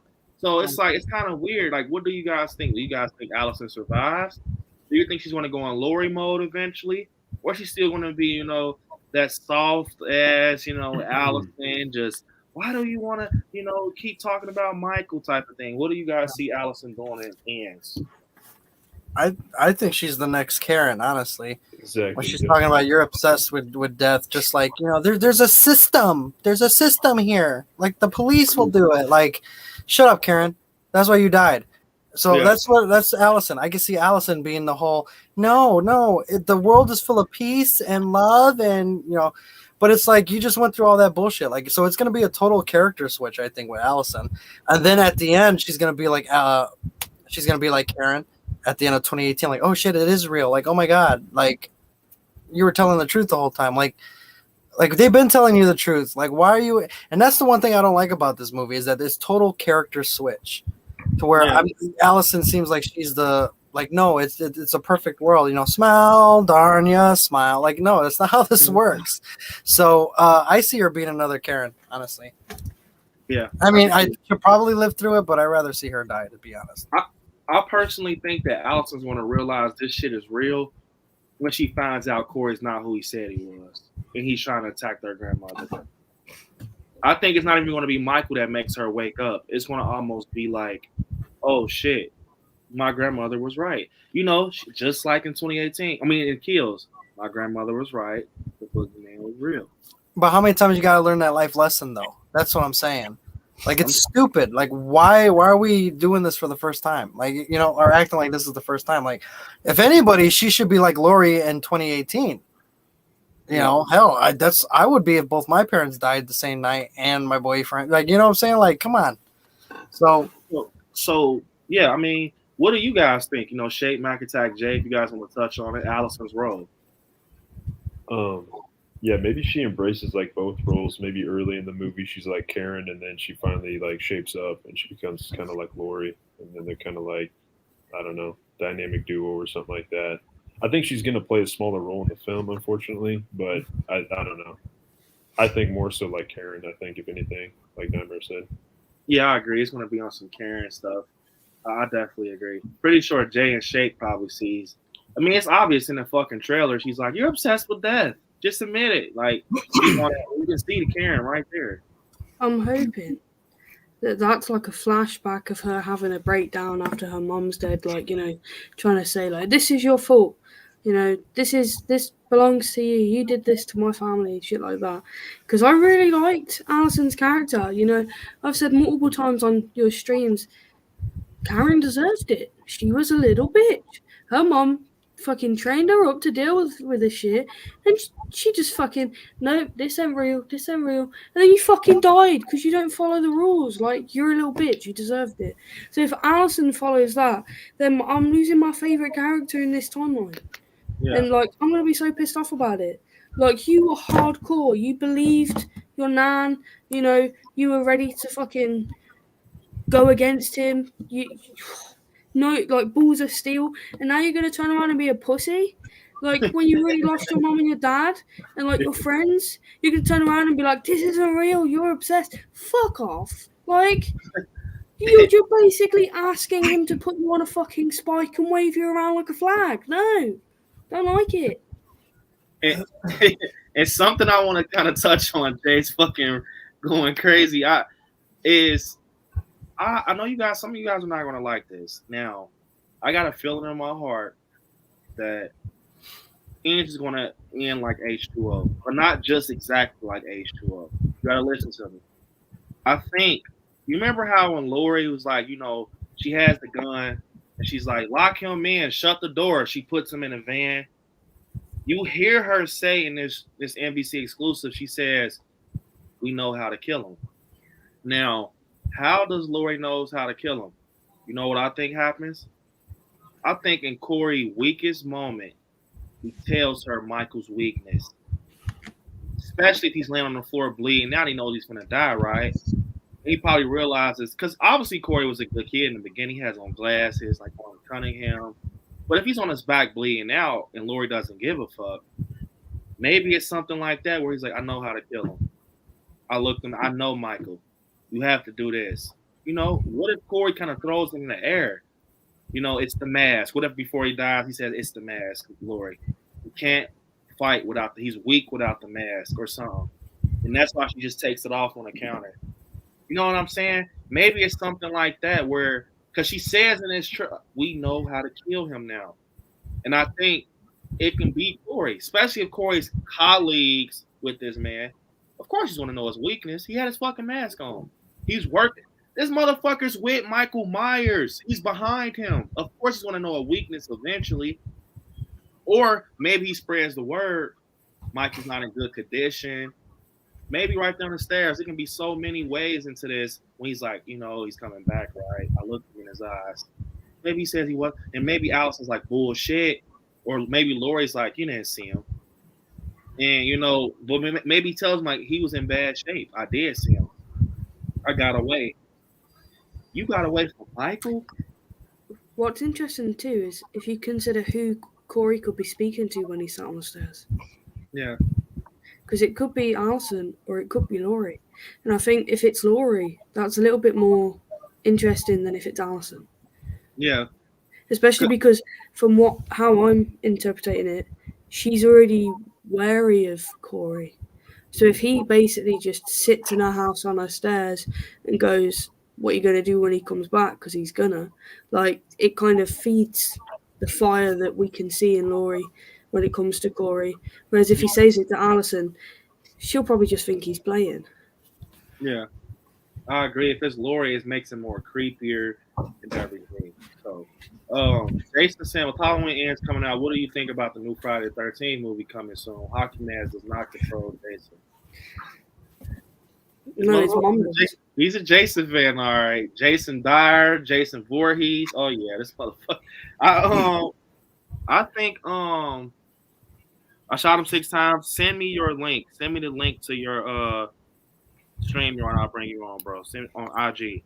But yeah, I really do think, to be honest, the Friday 13th is going to be something. It's going to be something. But I don't see it going to theaters. This is just my opinion. I see it going to Paramount because that's their baby. Paramount Plus, Paramount Friday 13th is their baby unless they want to go blow big dollars on them. I mean, you know what I'm saying? But I see it coming back, and I see it being, Jason Voorhees the one we want. But I just don't know. I would want to have Friday the 13th in theaters. I mean, you put fucking Michael Myers in theaters, but it's ran by a company that doesn't perish. Now, Blumhouse did a Friday the 13th. Oh, that would be crazy. If Blumhouse took the license for Friday the 13th, would be very interesting. I mean, you got great companies, A24. I mean, I don't know, man. I just think Paramount's going to be one of those that treats it like Orphan First Kill if it comes out. I don't know. But either way, like I told Nightmare and Jay, Mac Attack Shape, I really do think if they continue Friday the 13th, continue it off the final chapter, or kind of go off of the remake. In my opinion, my first choice will be go off the remake. That's my opinion. So, I mean, if Jason comes back, they just got to do it right because it can be just like Jeepers Creepers Reborn, the shittiest movie in horror. Until Halloween Ends comes out. But anyway, I mean, it could just, it could be the shittiest movie in horror, man. I mean, they could do it right. So, like, they have a chance, and I just did a video about it today. They have a chance to do something that Halloween, Scream, Texas Chainsaw Massacre has not had the opportunity to do. So, Friday the 13th, you could easily fix a whole bunch of shit, give us a brand new timeline, new characters, the love and hate, just by doing one thing. Keeping the original one and continue and do your own part 2. Wipe everything from part 2 out. Keep your first one, because we don't have that final girl problem in the Friday the 13th franchise. We don't have that issue where, oh, well, we got Laurie. We got to figure out what to do with her. Do we kill her off, but we're going to piss people off? Do we kill Michael, but we're going to piss people off? Now we got to end it. How are we going to end it? Now, what are we going to do, right? Scream. Same thing with Sidney Prescott. I don't want to die by Ghostface's blade. Great. Now how do we kill a final girl that doesn't want to die by the slasher? Do we kill her? Does she die of old age? Does she get hemorrhoids and they explode? How do we get rid of Neve Campbell to give the fans something new and fresh, but then you're going to piss off fans because it's like you're going to kill off Neve Campbell? You're going to kill her off and then you don't get her back in, the next couple movies? She's the face of Scream. So now you got that issue. Texas Chainsaw Massacre, you brought Sally Hardesty back for what? It was redundant. There was no reason to bring her back. But with Friday the 13th, there was only one real true final girl. Yeah, you have some people that survived Friday the 13th. Tommy Jarvis, you got a couple other final girls. But if you wanted to do the original final girl, who dies by the hand of Jason right off the back, you can do a whole new timeline. You could do whatever you want. It's a clean slate. Halloween, you don't have that. Texas Chainsaw Massacre, you don't have that. Scream, you don't have that. So for Friday the 13th, if you were to do a remake, reboot, whatever, you can make your own timeline just by going off of the original Friday the 13th. You get your lore, you get Jason, you get all that stuff established already in the first one. Free game. Make your own part 2, make your own timeline. You can keep Jason human again. You can make him scary, right? You can do the part 4 and part 5 and make him that again. So I'm down for it. I think they could do it right.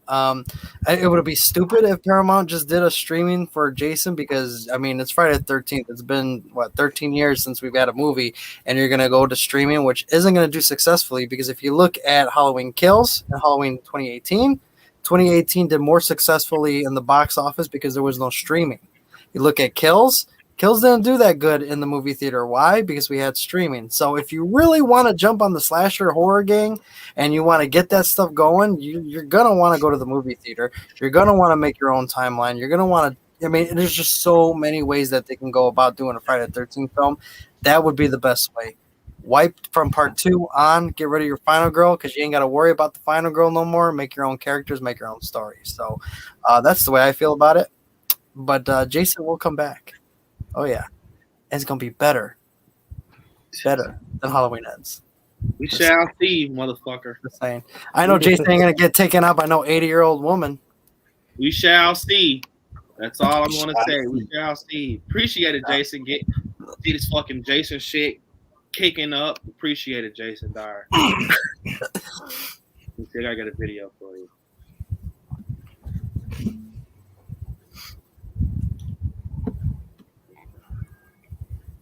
Peace and that, man. Appreciate it, Jason, for the awesome super chat.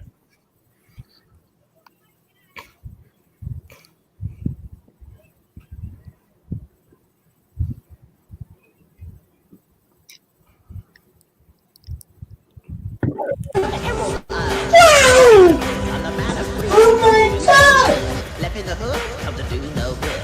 Left in the hood, come to do no good. Once it's dope, this place is hot. Oh my god! Wow! Oh my god! My guy Million saying Jason can't even beat a little boy, Tommy Jarvis. What happened? Million saying Jason can't even beat a little boy, Tommy Jarvis. No, but Michael could sleep with his niece. Yeah, no, what about Lindsay? No, you want to come after? We could go after. I mean, if you like sleeping with your niece, that's cool, I guess. Tommy Doyle, Lindsay, weren't they kids? Didn't they survive? There's two right there. Yeah. There's two. Yeah, but they were like, then they fight Michael, you know. Hey, shut up. Your Michael card got taken away. No, B, get back to me. No, B, I told you, it's the intergalactic horror community that can give you your card. Yeah, they were in Walker Hatfield, so you know what? Yeah, Shape no, slasher jumper. We got a crazy theory. Stalking Studio saying, what if Corey leads people to the sewers and Michael kills them? It gets stronger, and that's when Michael comes back. If you remember Halloween Kills, Lord said the more he kills, the more he transcends. I mean, that's diving into the supernatural aspect. If you're saying the more he kills, the more he transcends. Because it's like David Gordon Green saying he's weak. He's weak. But I don't know. I mean, it could be a possibility. But to touch on something that I was about to talk about before the super chat was the H2O ending. I really do think it's not going to be a decapitating head type of thing. But I almost think they're going to have to kind of slow Lori down. Like, if she kills Michael, it's going to be some shit like where it's not going to be everybody like, kill him. I think it's going to be somebody that kind of just wants to stop it type shit. I don't know why, like, not stop it, like, fully, like, take him to jail type of thing.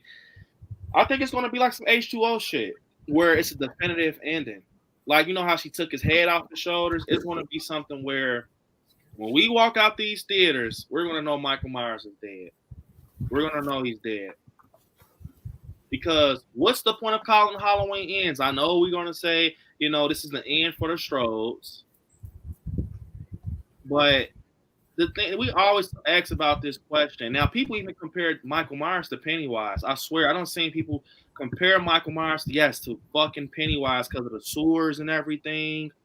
And, yeah, I swear, Nightmare, they're literally comparing Michael Myers to, like, Pennywise, like how he's in the sewers and, you know, he's down there.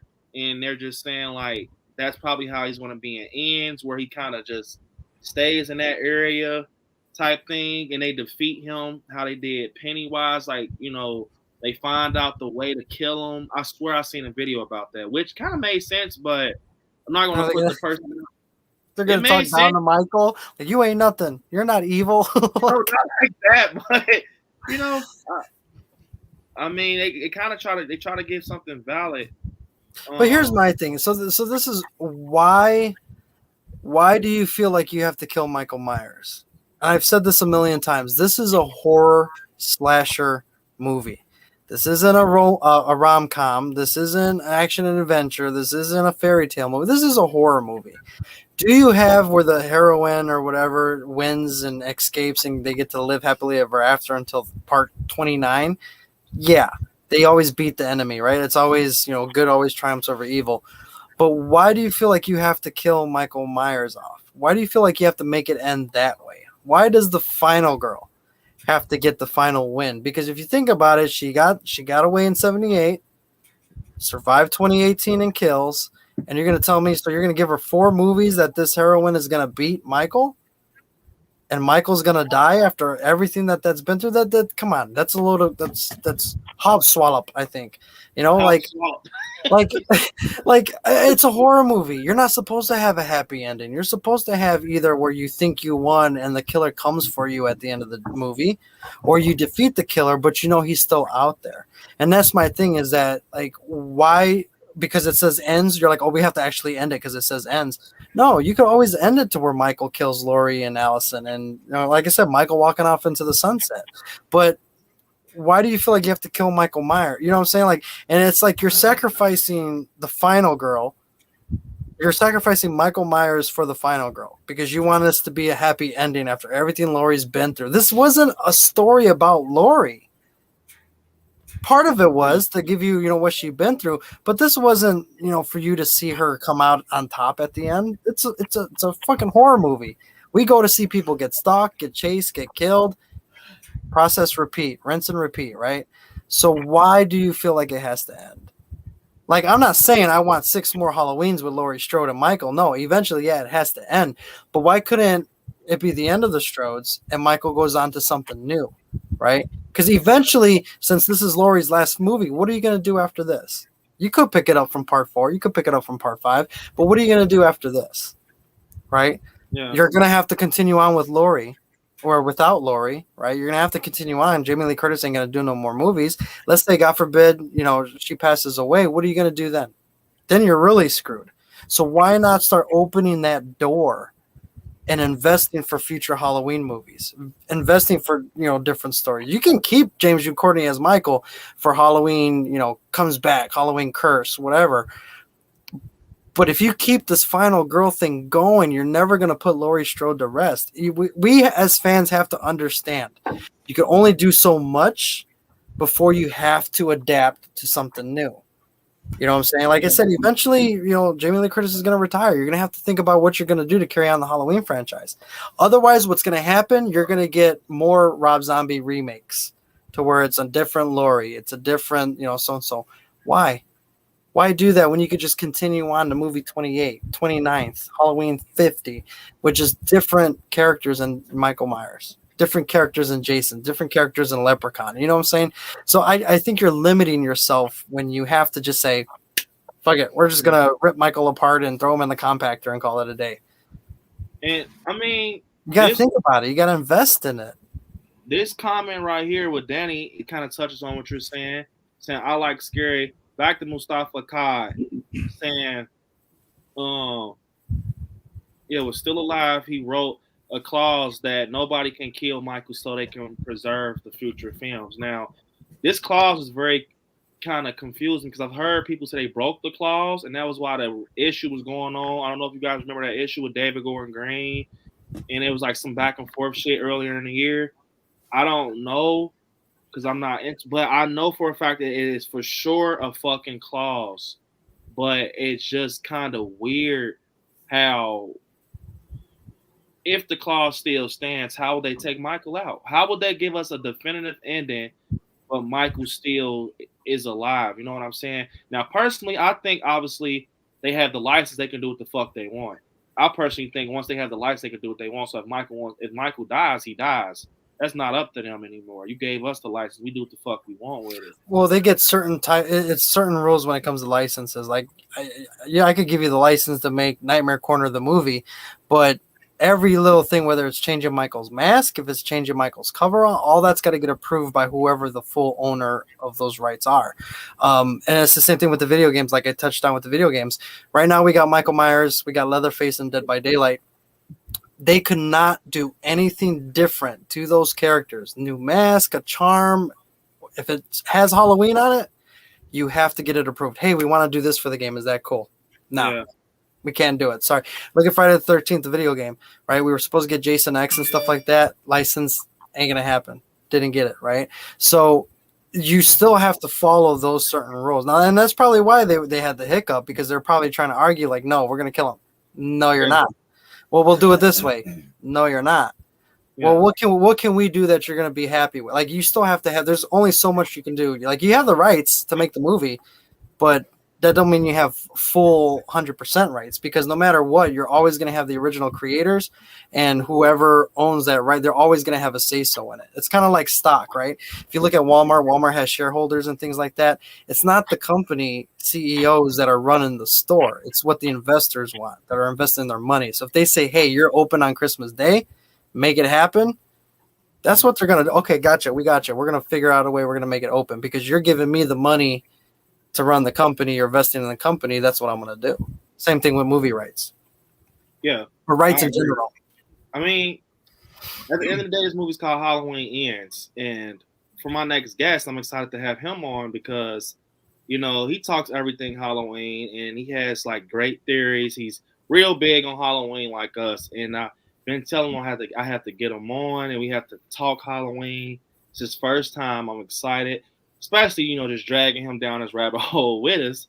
So I think this is going to be exciting, you guys. First time ever on Scary at Night. I shot him 6 times. What is up, man? What's going on, bro? What's going on, everybody in the panel? How's everybody doing tonight? Hey, what's going on? What's up, man? And just chilling, man. You know, obviously, you know, it was a big weekend. You know, it's a great weekend. You know what I mean? So, really excited, man. And I'm excited for this movie. We got now officially about to be 9 days until this movie comes out, something like that. So, excited, man. Really excited for this movie. Definitely. Marcus, I think on your end that I think you're froze. I can't see you. It's like black. All right, hold on. Let me click out real quick. All right. But yeah, you guys, Marcus, I'm telling you, I love the way he talks about Halloween and the passion he has for it. I'm telling you, I can't wait to see what he thinks about it. And I think it's gonna be crazy. So B, can I say something crazy? Good, go for it, Jay. Yeah. So, see this shot here? Oh man, I already know what you're finna say. I think she's dead, dude. I swear to fucking Let me see, go ahead. God, I said that. I swear to fucking God, I said that. Look at her, like the complexion to her skin. I'll send it in the group chat so you guys can see what I'm on about. Hey, I swear she is dead. I swear to God, I said this. It's a picture. I'm gonna pull it up. It's a picture of Allison in a fucking car, in a car seat, next to her. And I swear, and the way she just looks at it, it's as if she's like, "You've got to finish this." That's what I'm expecting to come out of her mouth. Like, you know how to take him down. Go and do it. I swear she is dead. I fucking said that she looks like purple and shit, bro. I swear. I swear she is dead. I'm like, bro, she looks. I'm gonna pull it up, bro. I fucking said that I wasn't like solid on it how Jay was, but I said like, why the fuck does Lori looks like she's dead? Like she looks purple. And if she's not dead, she's dying. But I think she's dying because she's still kind of set up. Yeah. Like she has some strength to her, but I'm down for it. No, the fuck you're not. Yes, the fuck I am. She needs to die. Lori dies tonight. Michael needs to come out on top. He got his ass handed to him 2 movies. I mean,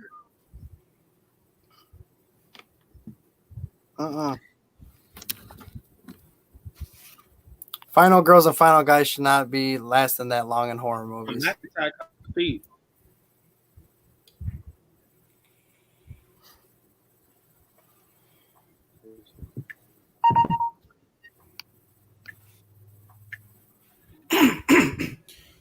Well, see that right there, that kind of opens up a lot of theories too about, or you know, potential spoilers on some music and stuff.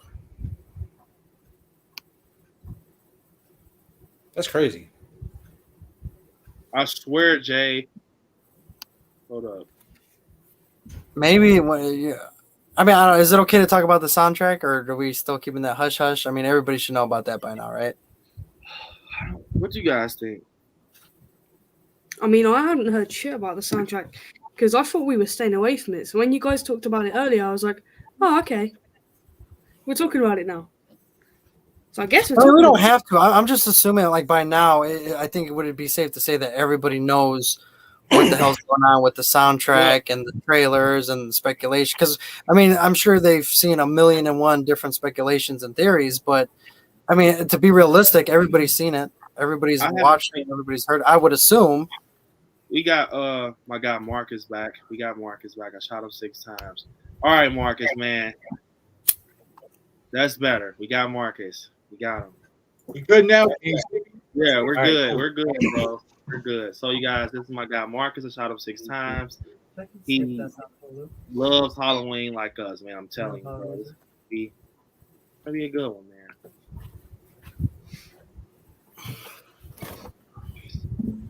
So Marcus, before you came in, I'm ready for this movie. Yeah, Halloween ends almost here, bro. It's almost here. And before you came in, Marcus, let me tell you something, man. This is some deep shit. Shout out to Jay for saying this. And I want to see what you think about it, because this is crazy. Now, what do you think about? All right, hold up.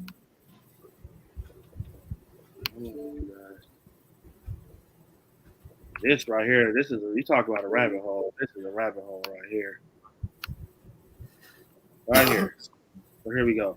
So Marcus, my guy Jay said this, and I kind of thought about that. I didn't think she was like dead in this scene, but Jay says that he thinks in this picture right here that Laurie's actually like dead, like dying. That's interesting for sure.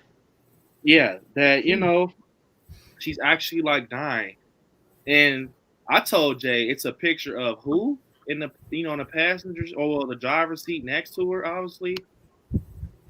Yep. Allison. Yep.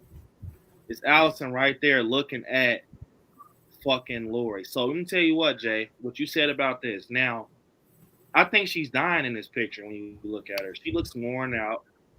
And this is definitely probably after that scene where she's like, you came here to kill me, so do it. Or even after when she pulls the mask off Michael. Who knows? I definitely been telling you guys, I think that fucking Allison's going to play a huge part in the end. She has a lot to come back to her after losing her mom, after losing Ray, losing, her lover and her friends. I don't know what it's going to be, you guys, but it's something with Allison coming out on top. She's the new Laurie. It's a reason why they painted the picture of her the way they painted it. In Kills, when she grabs the shotgun and she's trying, she even gives Michael a few gut shots in the torso with a knife. She's trying. She's like, I'm fucking trying to take you out. What do you think about that? Marcus, with that picture and that. Do you think she's dying in that, or is it like a picture where she's just worn out type of thing? I think that it's more of a picture where she's worn out. I mean, it's definitely possible that she could actually be dying in that scene. Obviously, she's has a lot of blood on her, you know what I mean? But we don't know for sure if that's her blood, Yeah. It's most likely it is and stuff. But I mean, could they try to trick us a little bit? Yes. But I feel like with the build up to this movie really emphasizing the whole final girl standpoint, and the fact, and I've said it in multiple videos before, the fact that Jamie Lee Curtis herself in Halloween H2O, now we got to think of it this way. This is the Halloween H2O of its time to a degree, just in this timeline. You know what I mean? And she wanted the Michael Myers character dead. She wanted to be done with the franchise. She wanted that character, killed, and her character to go out on top. And I kind of just feel like that's the direction they're going with in this movie. Like I feel like in this scene, it's more of her. She's worn out. She's beat down. Allison obviously doesn't look, she looks pretty unscathed in that photo. So I can see Laurie like telling Allison, like, yeah, you got to go finish this. I can't, obviously, but you have to be the one to finish this off and, get this over with. So yeah, I feel like Laurie is going to live in this. I think Laurie's going to live in this movie. That's why I don't believe that is a scene she is dying in. Just especially, and this is another thing to point out is that the reason, obviously, and we know this, why Resurrection was even made was because of the whole contract clause that Mustafa Akkad had put that Michael Myers must never die or whatever. Yep. Well, also got to keep in mind, Malik Akkad doesn't own the rights at this point in time. It's Blumhouse. You know what I mean? So this is all them. So if Jamie Lee Curtis put it in the contract, that I want Laurie Strode to live and Michael eventually dies, being that that's what she wanted in Halloween H2O, I would not be surprised if that's the direction they're going in with this movie. Yeah, I agree, because it's like Laurie, she definitely has control. Let me tell you guys that people might not know that Jamie Lee Curtis has control. She's an executive producer of this shit. So, if she has say so. So, what I think was going to happen personally, I just really do think that Michael's going to die, sadly. I think they're going to let her be the final girl that walks out on top holding her granddaughter's hand. Like, we fucking did it. I can just see Laurie and Allison closing out the movie. And let me tell you something that I think that a lot of people are not talking about, is that they're going to give everybody their flowers in this movie. And I haven't heard anyone bring up Loomis. Now, you don't have to bring Loomis up. You don't have to put Tom Jones Jr. back in there. You don't have to. You can simply fucking put a monologue right there. And people don't look at this either. In 2018, the man Donald Pleasance said how to kill Michael. It needs to die. Make sure all vital organs are not working. Basically just shut all the shit that's working down, decapitate the body. It's over. But then we hear Laurie say in this NBC exclusive trailer, we know how to kill him. So I've always played with the fact, like, what if she goes back and listens to that tape with Loomis? What if they make Donald Pleasance the one to help take out the boogeyman? Why? Because he was the one obsessed with the boogeyman in the first place on killing him, right? He was since 78, he was the first one, the boogeyman. I met him, 15 years ago, all this shit he said. And it's like, why not make it like he gives out clues or something? I even touched on the fact that if it's not Loomis, which I think will be cool, Corey obviously has this fucking this brain where he knows about Michael and he knows shit with him. He's actually in cahoots with him. So who's to know if he's on his deathbed bleeding now? He realizes this is not the life I want to live. I never wanted to be a killer. I got pushed to doing this. And then he kind of cracks like an egg and say, I know how to take him out. I seen him at his weakest moment. You want to know? And he kind of tells Laurie, like, this is what you do with Michael. He's nothing without that mask. He's not shit without that mask. And she finds out, and that's why we get Laurie having him on a counter, and she pulls it off. And she's like, oh, so Corey was right, and it goes from there. I personally think the movie's not going to end there. I think it's going to end in a junkyard. It's just because Christine. I'm so set on that junkyard is because of Christine. It's too many house endings in this trilogy for me. It's too many house endings. So it has to be something different. And I think they're going to treat Michael like that Plymouth Fury. They're going to definitely treat Michael like that Plymouth Fury, in my opinion. We got Donnie with the super chat saying, Brad, I just wanted to say congratulations on 4K. And we will be here at 10K too. We aren't going to pimp off on you like they did Ben Tramer. Love. I appreciate it, Donnie, man. We love you. A big supporter of the channel. And yeah, man. I'm still rocking out with the guys I had when I had 0 subs. All you supporters. There's a few of you guys in the chat that was with me when I had 0 subscribers. And I was just talking to myself. Y'all know that. You're just talking to yourself and shit. But let's just keep doing it. We'll get there. So I appreciate this, Donnie. And for that, I want to give you another video. I want to give you some resurrection. Feels like I should do that for you. Appreciate it, Donnie.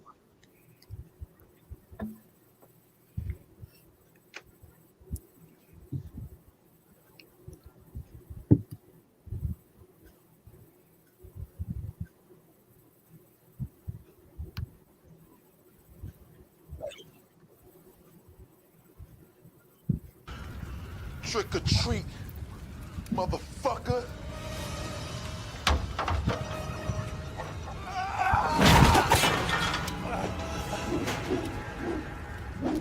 Please! Jesus Christ.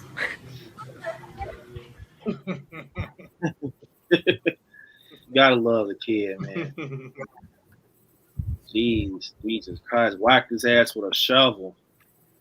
I mean, so to touch on this, you guys, what's the perfect, like we talk about this all the time, but what's that ending that you feel like will make this movie to make its mark in a franchise? What, because you got to think, all other films have had their ending, final chapter. Scream always has their ending because the killer always dies, but Neve Campbell keeps pushing until another killer comes around the corner. Michael has never had a definitive ending. Even with H2O, they brought this motherfucker back. But they're so confident in ending this shit. It's called Halloween Ends. This shit is going to end tonight. It's over. Now, we've talked about, it's ending for the Strolls and everything, but what's the ending that you feel like this is it? I feel like I got my closure. They did it right. And this is what, it had, this is what we had to have it come to.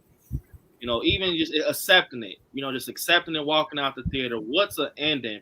Now, I know Nightmare, he wants Michael to walk out on top. We all do, right? We're all big Michael fans. I want to see Michael walk into the fucking window and just sit there and stare. That's disturbing. He kills Allison, he kills Lori. He walks right back into that window where he killed Karen and just look in the window.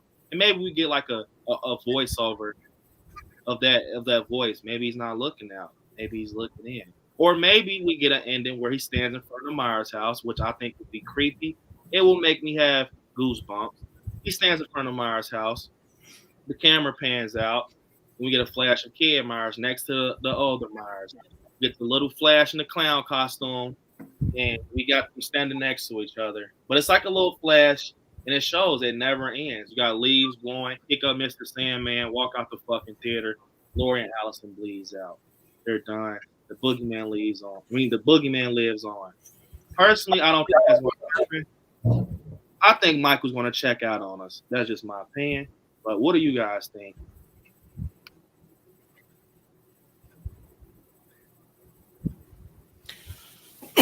Well, for me, I do think they're going to have Michael back. Wait, No, what you ahead, say? Michael. Wait, Shay. No, I do think that they're going to finally. Go ahead, buddy. We got confused. It's all right. Go ahead. You can go ahead. I'll go after you. I think. Go ahead, buddy. You go ahead first. I think Marcus is delayed. That's what it is. So when we say something, Marcus hears us late, probably. Well, for me, I do like that. Yeah, I think that's what it is too.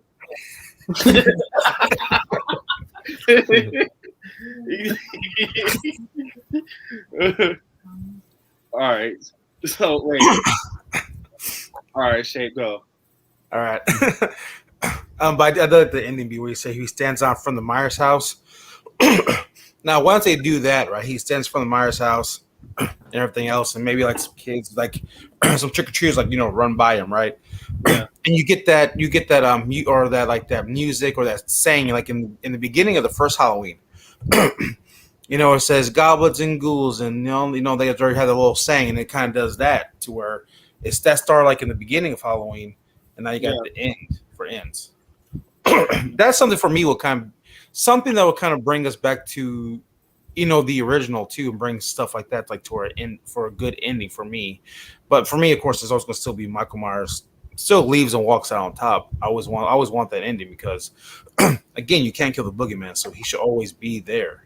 I mean, even though they say, you guys said it could try, boogeyman can be anybody, but Michael Myers is always going to be our boogeyman. So why not just have, you can't kill him, just have him live. But that's just my ending. What I would be happy with walking out of the theater. I mean, I understand me and you, Shape, and Nightmare, whoever wants Michael to live. But we got this crowd that comes to the theater that goes just to see Michael die. They just go to see him die. They're like, bro, if he lives, we're going to fucking boycott this movie. He needs to die. You heard what Hawkins said, it needs to die. He didn't say he said it needs to die. So I feel like he's going to check out, but it's all a matter of how you're going to convince my eyeballs that this motherfucker's dead. How? The only way is to make sure it's over. It's no way. You have to make it impossible. That's the word. You have to make it impossible, for him to come back, in my opinion. So, I mean, like I said, I already know how Nightmare feels. He wants the motherfucker to stand tall. He wants him to stand tall and everything. So it's like, and now That's because I always root for the villains. I mean, but if you're gonna see, and they already did it in H20, but I think if there was ever gonna be an ending of Michael Myers, H20 ended it, I think, perfectly. Where she cuts his head off with the axe, and she's standing there like breathing heavy, like it's like that relief that she showed that it was finally over. That would have been the best way. Honestly. Now, I don't. Obviously, they can't do that because Halloween, H20 already did that. But that's almost what I would rather see if you're going to finish off Michael. I don't want to see the town getting involved or Allison or Hawkins. I want to see Laurie. If you're going to kill Michael, then Laurie needs to do the final blow, and Laurie alone, nobody else, because or they take each other out. In the trailer it says their saga ends, meaning both of them, right? Their history is going to end. So either A, Laurie needs to be the only one that takes this final blow with Michael, or they both need to be taken out together. So that way, it's truly the end. There is no more Strode. You have Allison, but you get what I'm saying. Laurie Strode. There is no more Laurie Strode. There is no more Michael. So either take each other out, or you need to find a nice, like, poetic way for Laurie to take Michael out like she did in H20. And I kind of hate that, H20, they can't do that specific scene because, you cut his head off. You can't come back from your head being, from being decapitated, But, I would imagine something similar to that or like that, Maybe trapping them or something, like in a bear. I don't know. And just saying, like in a bear trap or some shit. But, bear trap. Or you see in the trailer where she's got him on the table or something, like where Michael's whooping your ass, but then you get like this boost of like final push. I'm going to give everything I got to try to take this motherfucker out. And you're beating him down, Laurie's beating him down, to where he's fucking like, oh shit, like she's fucking coming at me. And then you set the motherfucker on fire or something. You know what I'm saying? Like there's, you got to find a way to do it. But I feel that Laurie and only Laurie alone needs to be the one to do it. How are you going to do it? I don't know, but it needs to be Laurie that does the final blow. Yeah, I agree. So, Jay? It looks like you have something to say, and shot him 6 times. You look like you both have something to say about that. So, what do you guys think about the ending? What will be that ending for you? That's like, okay, this is it. It's over. You're gonna feel it in those seats, no matter what. So I basically agree with what Nightmare said, although I would not be opposed, as long as Allison's not being a little bitch, I wouldn't be opposed to her getting her a little bit of action, because after everything she's gone through in the last 2 movies, I think she deserves to get a few hits in on Michael. Maybe if, Granny does all the work and she just comes in and kills them both off, like, oh, you gotta die to kill him? There you go, be dead. I'm fine with that. Yeah, I kind of want to see more. Like, 2018 was on some badass shit, and then kills. Laurie was in the hospital, and we just didn't get as much of it. And I want to go back to 2018. I want to get more of that, feisty side of Laurie. I don't want to see Allison the way I think we're gonna see her, where she's all fucked up, thinking that none of it's real. I'm not actually convinced that that's a thing. I'm more convinced the fact that she just blames Laurie for it all. But the ending I want, kill them both. Yeah. It's Halloween. You're gonna bring Michael back regardless of whether you kill him or not. Every time you kill him, you're like, oh yeah, but we didn't actually kill him. So there's no need to worry about that because he'll get brought back anyway. But just kill them both. They need to be the end to each other's story. What if, to touch on what you're saying, Jay, what if Allison's put in a position where she's forced to have to kill both? Take my head as I take his. What if it's something where she's like, do it, Allison. I told you it's going to come down to this. Fucking do it. and she has to drive away in the sunset, crying tears because she had to take her grandma out and Michael. But guess what? It had to be done. It had I to think be that's how done it'll that be. way. And she says in the end too, maybe the only way he can die is if I die too. She keeps saying that, you know. So it's like, I mean, Marcus, what you think about everything? You know, we're bringing up right now about the ending and everything. Well, hopefully the delay don't mess everything up. But good, bro. I think that if Lori is going to die, good. If Lori is going to this movie, I do think it'd be something like that, like, you know, take my head as I, you know, take his or whatever and stuff like that. I do think it could be like that, but at the same time, in terms of Michael, listen, I mean, I'm with you, Brandon. The whole like what Loomis said in 18, you know, disintegrating the body, you got to make sure everything is shut down, everything is just done. So, like, in terms of Michael, and I also think about it this way, is I don't want to see him die, but at the same time, it's almost like it's necessary because David Gordon Green did say he's weak in this movie.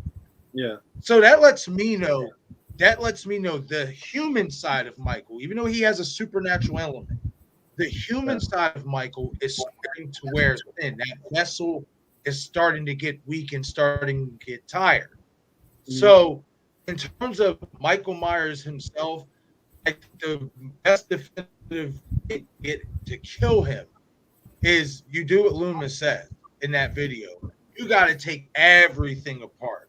You got to make sure nothing works. The heart is done. Everything, you know, makes us all tick. You got to destroy everything. But I do think in this movie, the essence of Michael Myers will always live on, and they're going to make a definitive point to that through Corey Cunningham or whoever this copycat Michael is. You know, like they made a point in the trailers of Corey looking into Michael's eyes. So I feel like the essence of Michael Myers in this movie, even though it's Halloween Ends, I feel like he will die. Michael Myers himself will die in a definitive way, but the essence and the mythology of him will always live on and could possibly live on through another. Yeah. That's the Corey's type of thing. I see what you're saying. Like, it's almost showing you that it's possible for him to bounce around. Like, he's not just a person on you know, in 2 feet. So I definitely agree with you, Marcus. It's almost about, you know, like the myth, like I was talking about Michael, his mythology and how it all started in '78 type of thing. So I agree with you. Mac Attack, man. What do you think about this? What's the perfect for you, bro? Yeah, no, everybody has really good points, and like it seems like everybody like wants to, like, you know, everybody has like their little input. I'm thinking then in the back of my head, like, oh yeah, what about that? Like, what about that? What Jay was saying, you know, Allison, will she play a big part? Like maybe she will be like the ultimate like hero in the end, possibly. But you know, Laura's the executive producer, so I almost kind of feel like she's going to play the bigger role. Maybe like in the hero side of things at the end. But just like what Marcus was saying, you know, if it is like the human side of Michael that kind of is like dying out, and there is like a supernatural or like essence kind of thing, like is there like a cult or something in this? Like they've been just going off of all these other movies, and it's just like, will they maybe go like kind of that direction? And what I was saying earlier was like in the trailer, when I first saw like the body in the pool, I don't know why that part like reminded me of Scream so much, but it just kind of did. I was thinking when I saw like the close-up image of it, it was like, you know, person, white hair. They showed like a badge, so I didn't know if it was like security guard or something like that. Yeah, I'm thinking it's like Dr. Mathis or something like that. So I think maybe somehow, like maybe Corey is kind of like the new chosen one or something like that. And like, maybe he knows and kind of like, maybe they out him or something. And like, they're like turn against him. And then he goes like looking for Michael. kind of knowing like what he is and everything. And then maybe he's like, hey, this is where like these people are. Like, you know, I don't know. I remember Nightmare like a while back. He kind of made the thing where Nightmare, didn't you say like in Kills, the two, like the doctor and the nurse that were in costumes, they talked about how like there was some like weird like orgy or some shit going down, that they were like some party that they didn't want to go to or something.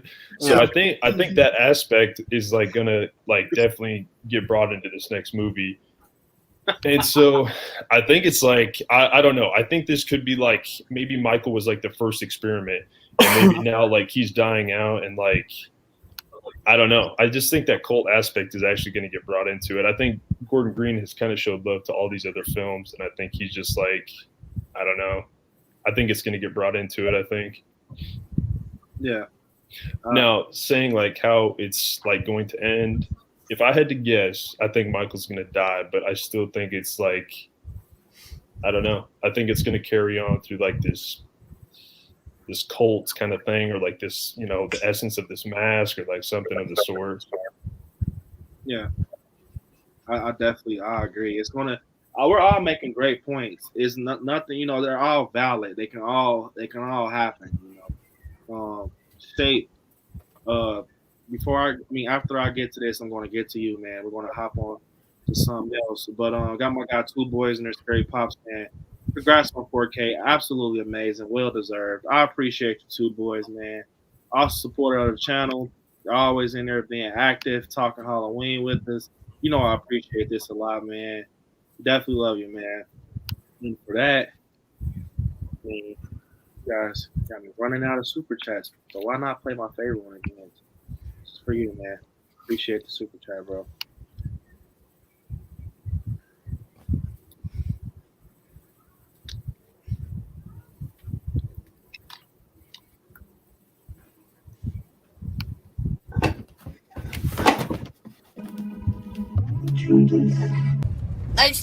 Next day, the next day, the motherfucker was dead. What the hell? Oh my God! What was the word? What the hell? Michael.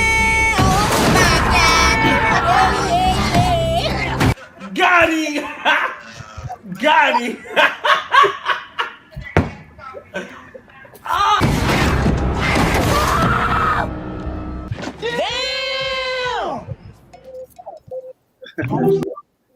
Lord, that's for you, Two Boys. You gotta love that, man. Shape, what you think about the ending, man? What you think? What's going to happen? What's the perfect ending that's going to have you go out the theaters with closure and a real ending? Not anything out in the ordinary. You don't think that's going to happen? Something that you really feel in your heart that's going to happen, even if it's something you don't like.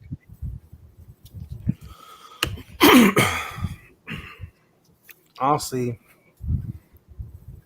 don't know. Looks like I kind of give my take on like for me, but I mean, if this is gonna be the end, I mean, I'd rather see both Michael and Laurie dying at the end. Yeah, that's my thing. And like Allison, just kind of going on her own way. So, okay. I see you because I remember you've been talking about that, Shape, how you want to see Allison ride off into the sunset, even when this all started. But something that's crazy that I want you guys to kind of think about. What you guys think about Michael dying actually in like the middle of the movie and Corey closing it out? That's the real question because people are talking about it. They're talking about that fucking death. I mean that fucking that battle. You got the sky blue shirt. And then you see they're battling. He throws her over the counter. Think about it like this, you guys. What if Michael dies right there, right? He gets killed right there. And then moments later, Laurie's like, it's over, bloody.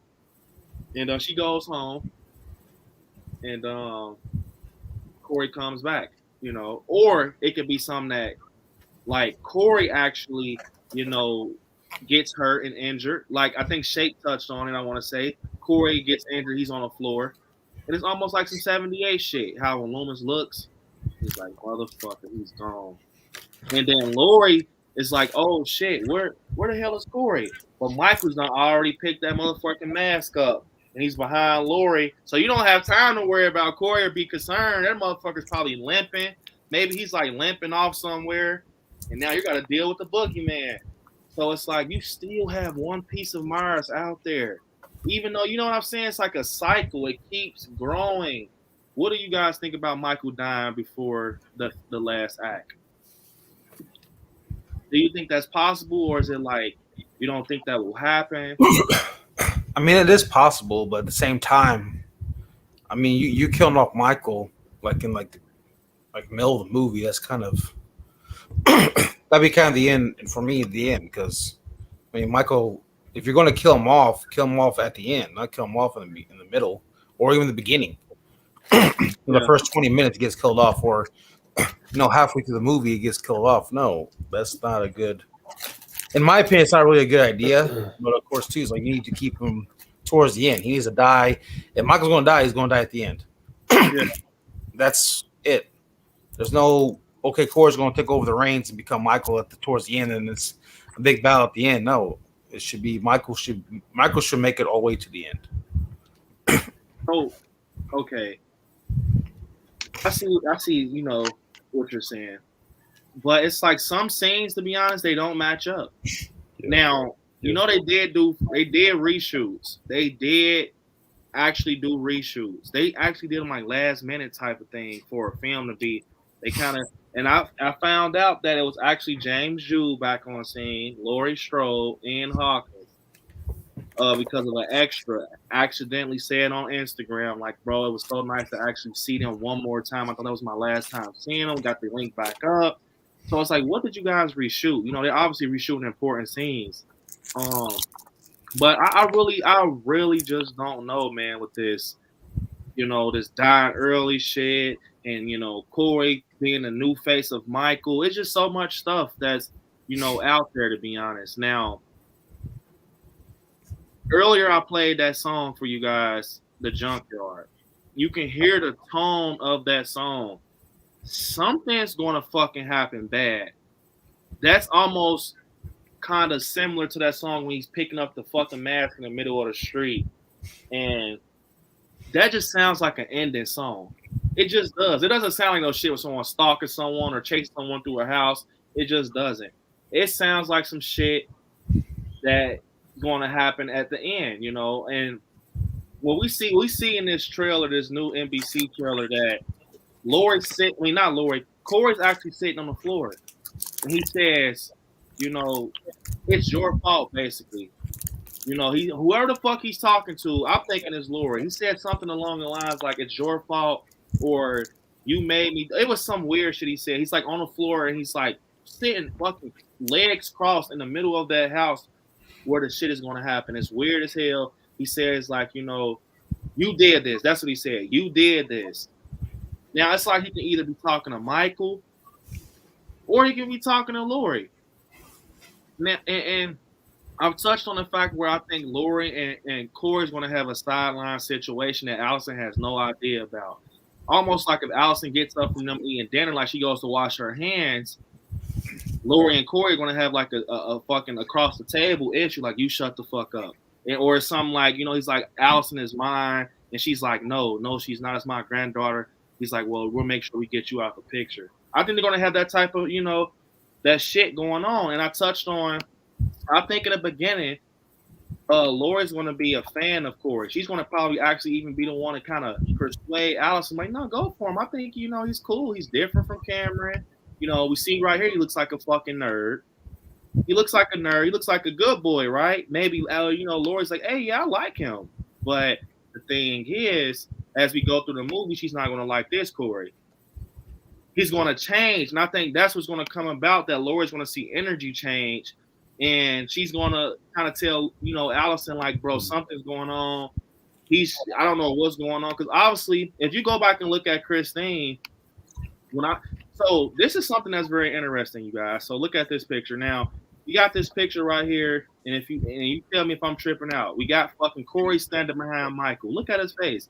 He looks like, man, fuck this shit. He needs to die. Kill his ass. Hell yeah, kill him, right?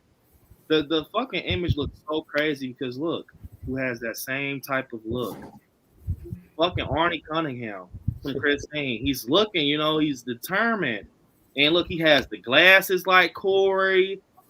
Energy is definitely going to change in this movie. I'm going to tell you that right fucking now. Energy is going to change because if you want to know, go watch Christine. I think what's going to happen is him and Michael are going to be in cahoots, but it's going to be like, I don't think he's going to be like, hey Michael, kill this motherfucker right here. I don't think it's going to be like that. I think he's going to be smart about it. He's going to lead people to the area where Michael's at, and Michael's a killer shark, like Busta Rhymes said. He kills anybody who steps in his way. So, and Corey's going to know that. He's going to use a weakness towards Michael, and I don't know if you guys are for this. I feel that Corey's going to come across Mr. Mikey Myers from across the street and fucking he's going to fucking help him. I think he's going to help him. Like, I don't know if it's going to be like him bringing a medical kit down there. And I think once Michael gets on his feet, Michael will use your ass in a second. He's done did it in a franchise before. Halloween 5, the motherfucker nursed him for a whole year. He choked his ass out and killed him. I think it's going to be to the point, you got me on my feet? I'm back. But I don't think it's going to be 100%. I think that's going to play a part where Lori's obviously going to fucking, have an advantage over him. That's how she's going to get over on him because he's hurt, like David Gordon Green said. I think that's just the case, in my opinion. Yeah, and in the trailer, how she says like Michael's different this time. He's like different. He's more brutal and all this. It almost makes me think that it's not Michael. It's Corey. Like something happens, whereas she's talking about the copycat killer instead. Yeah, I agree. I mean, I think if you can execute it right, if you kill Michael off in the middle of the movie, yeah, you talk about a transformation, right? You see where you showed Corey, where he was a little good boy, with glasses and things like that. Then you see as he starts getting darker and darker, right? Just the vibe, the energy starts changing. We touched on earlier how maybe Corey is the way we get to explain Michael in a more creative way. So if you remember, Michael was just a regular boy.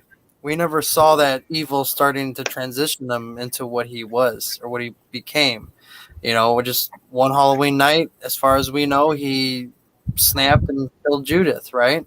So maybe we're seeing that evil start transforming Corey like how it did Michael. It's just explained through Corey and not Michael. So that way you kind of explain Michael, but you're not officially explaining Michael like to where you're, explaining the monster, but you're doing it through Corey. So you can see Corey. Yeah. And like you said, I think Mac just mentioned it, where, he's more darker. He's different this time. The evil's probably going into Corey, a fresher, younger body, a body that has pain, that has issues, that like hatred in him, and the evil probably likes that. The evil's probably that's why it's transitioning into Corey. I can see if that's how you're gonna kill Michael Myers, that's probably how you would do it, right? And then that evil, that's where Corey fully transforms. And then again, you got your Friday the 13th / Bloody Valentine, to where it's like now you're going to carry on Michael's legacy. And that goes into the myth, the lore, all of that, right? The legend never dies. The boogeyman could be anybody. If you execute it right, I think that'll work. Fans are going to be pissed, but they're going to be pissed no matter what. You can fucking make a strawberry shortcake come in there and kill Michael. Wow, that's bullshit because it was strawberry and not blueberry. Someone's going to always be mad about it, right? But I think that would I like that idea to where, because you see it obviously in the trailer, Corey, hey, we're gonna have a good time tonight, and then it's just like turns all emo-ish, right? Like kind of dark and so yeah, I think that would be cool that you see Corey transforming to not be Michael Myers per se, but you're gonna carry on that legacy of that mask. You're gonna don that mask, and you're gonna carry on not just Michael Myers' story as a person, but you're carrying on the boogeyman. You're carrying on the darkness, the evil. It's just in another shell.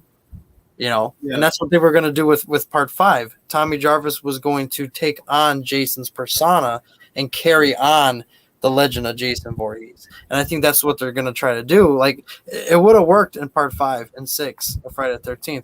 If you did it for Halloween with this one, I think it'd be a good way. One, we still get Michael Myers in a way, right? We know the slasher's out there. It's not really him, but it's Michael Myers, right? You're carrying on his legacy. But at the same time, it ends because Michael, the person, Michael Myers, legally named Michael Myers, he's dead, but you still get your carrying the torch type thing, you know what I'm saying? So I can see that transition of, I'm not going to lie, if I was fucking evil entity, like an essence floating around, I'm going to go for the younger, more stronger person too, Why not go into a stronger shell? I agree with Nightmare, with everything you said, the evil being passed on.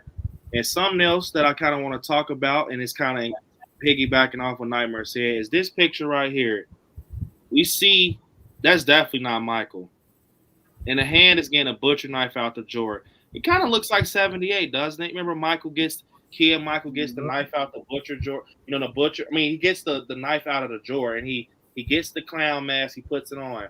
But I touched on this where I think Corey's first kill, or one of the kills that's going to mean a lot to him, is when I think it's going to be his mother. The picture I see, I think is definitely going to be his mother, because it just all makes sense. Like, Michael's first kill was his sister. It was Judith Myers. And if they're if they're aiming like, bro, we're going to aim big, fan service wise, we're going to make sure this shit is complete. And they kind of, when they see it, they understand it. But we get a picture of, now, this was in a trailer, that the picture with the knife, he's getting the knife out the drawer, was in a trailer. Now, let me see if I can find it.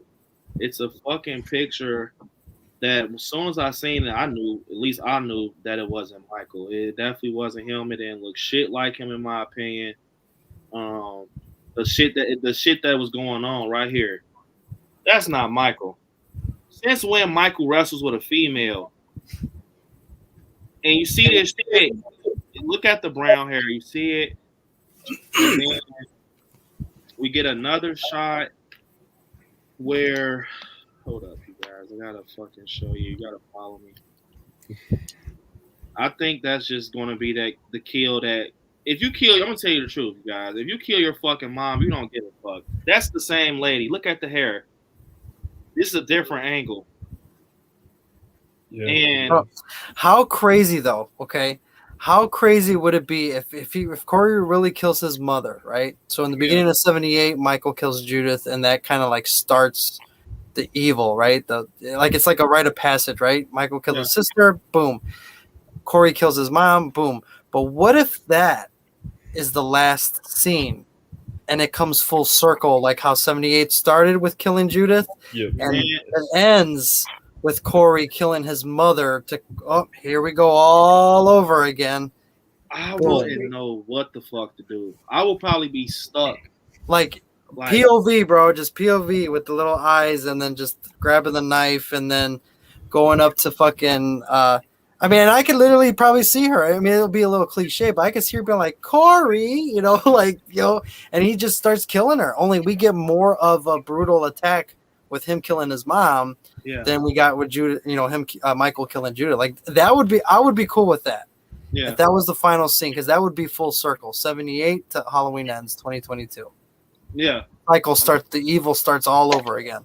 If that happened, and we see, picture that, if that's the ending, right? You see fucking Corey gets the drawer, he takes the knife out the drawer, he kills his mom, and he walks out. Bro, I will fucking get out of my seat. Dude, think about it though. Like, fans get what they want. Laurie wins, right? Laurie's like, yeah, I'm done, thank God. Oh Lord. Michael dies. Fans get what they want because Michael finally died. But then my side of the fandom that wants Michael to live, boom, full circle again. Corey kills his mom. Dude, it would make perfect sense. That's like poetic justice, because you end their saga. You end it with Laurie and Michael. You don't ever have to bring Laurie back because she's done. She moves on. She writes her book and does TV spots and autograph sessions at fucking the mall. Happy go day. But then while she leaves Haddonfield, right? Because I think that was a topic where does Lori and Allison leave Haddonfield and start life anew? While you leave, again, full circle, Corey is now Michael Myers and is terrorizing Haddonfield. But everybody's always going to know, even though it's Corey, that's Michael, the face. I mean, that could be a possibility. I mean, it's there. Okay, so what about the sequence of going to the H4 house with the door, going up the steps? Like, where's that scene going to be in that movie? You know, him opening the door and then her taking that shot. Because it's got. Does she miss that shot or something, and then they go on a big fucking fight sequence in the house or something, or is it not Corey? Or I think what's going to happen is when he opens the door, which is Corey, all them digits. Yeah. She's going to blow Corey's shit back. Yeah. I think she's going to blow his ass down the stairs, and that's why maybe he takes the mask off himself because he realized, this shit is not a game. I'm not Michael Myers. This shit burns. Bullets burn. And I think that's where we get that scene where Lori is like screaming down the stairs, like, oh my fucking God. Because she sees like, this is not, what the fuck? This is Corey. Allison's going to hate me. Allison's going to fucking hate me for this. This is her boyfriend bleeding out. And she's already telling, fucking Lori, you're obsessed with death. So she's really not Team Lori right now. Lori's trying to work on gaining her granddaughter back fully. So say if he's fucking laying out, bleeding out, and then we get this fucking, this, let me see if I still have it. We get this picture in the trailer where fucking Allison, she's coming in the house. It's looking like she's opening a fucking door or whatever. That can possibly be, I don't think I have it on right now, but fucking she's walking in the door and she's screaming. You can see it in the trailer, Allison screaming. I think that's what's going to happen. She's going to walk in and see Corey on the ground. And we get a fucking picture of fucking right here. That is definitely Corey right there. It's a knife right by his fucking hand, and it's bloody. You can see the sleeve of the coveralls right here. It's either fucking Corey, and it's not fucking Lori. Can I tell you why it's not Lori? Because we get a picture of Lori standing up in a door frame, and we see fucking Michael behind her. So that is definitely not Lori. I mean, only other person it can be, in my opinion, is like a Allison or something. I touched on the fact though, what if fucking Corey kills Hawkins? What if Corey kills Hawkins on some H2O shit? How you remember she was walking down the hall and LL Cool J and shit was on the ground and she's like, Ray, and Michael just killed, you know what I'm saying? Or Corey, maybe Corey kills Hawkins and it makes Lori more angry. Maybe we get a battle. Maybe it's not even something quick like that, Mac Attack. Maybe she shoots him and he gets up and runs in the house and cut the lights off. And that's where all the scenes we see her looking and creeping through the fucking house in that dark light, that's not even Michael right there. Maybe it's like on some hide go seek shit. While you're focused and concerned on fucking Corey, Michael's coming right. Maybe we get a scene, the boots just step in the door frame. And it's like panning up. So you're focused on Mike, and then we got a fucking unmasked Mike. We got James Jules Courtney, no mask. And he steps in the door frame. And she's done fucking, because think about this, you guys. We see a picture. We see a fucking a scene where she's like, you came here to kill me, so do it.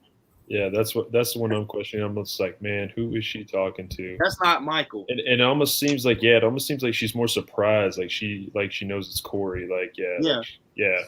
It's fucking Corey. Is it maybe a dream sequence? I don't know. Like, that's another scenario.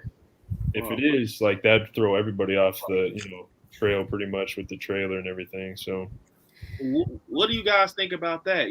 People saying that this is going to be a dream sequence because it's too perfect. Sky blue shirt, long hair, Michael Myers in the house, back and forth. And that's probably why they're feeling so comfortable to put it inside of a fucking trailer, because it's like, oh, you're thinking this something? This is a dream. This is nothing real. Actually, because think about it. Actually, it can be this. Now, I'm not a fan of the dream theory. I just think it's kind of a waste of time. You only got an hour and 51 minutes. But what's up with this scene right here? She has on a brown shirt and she looks like she's looking for somebody. It's no sky blue right here. Then she looks a little more older. She has those glasses. What if this right here is too perfect? We even have the fucking Phelps garage fucking on the refrigerator from when Loomis walked past the Phelps garage truck from 78.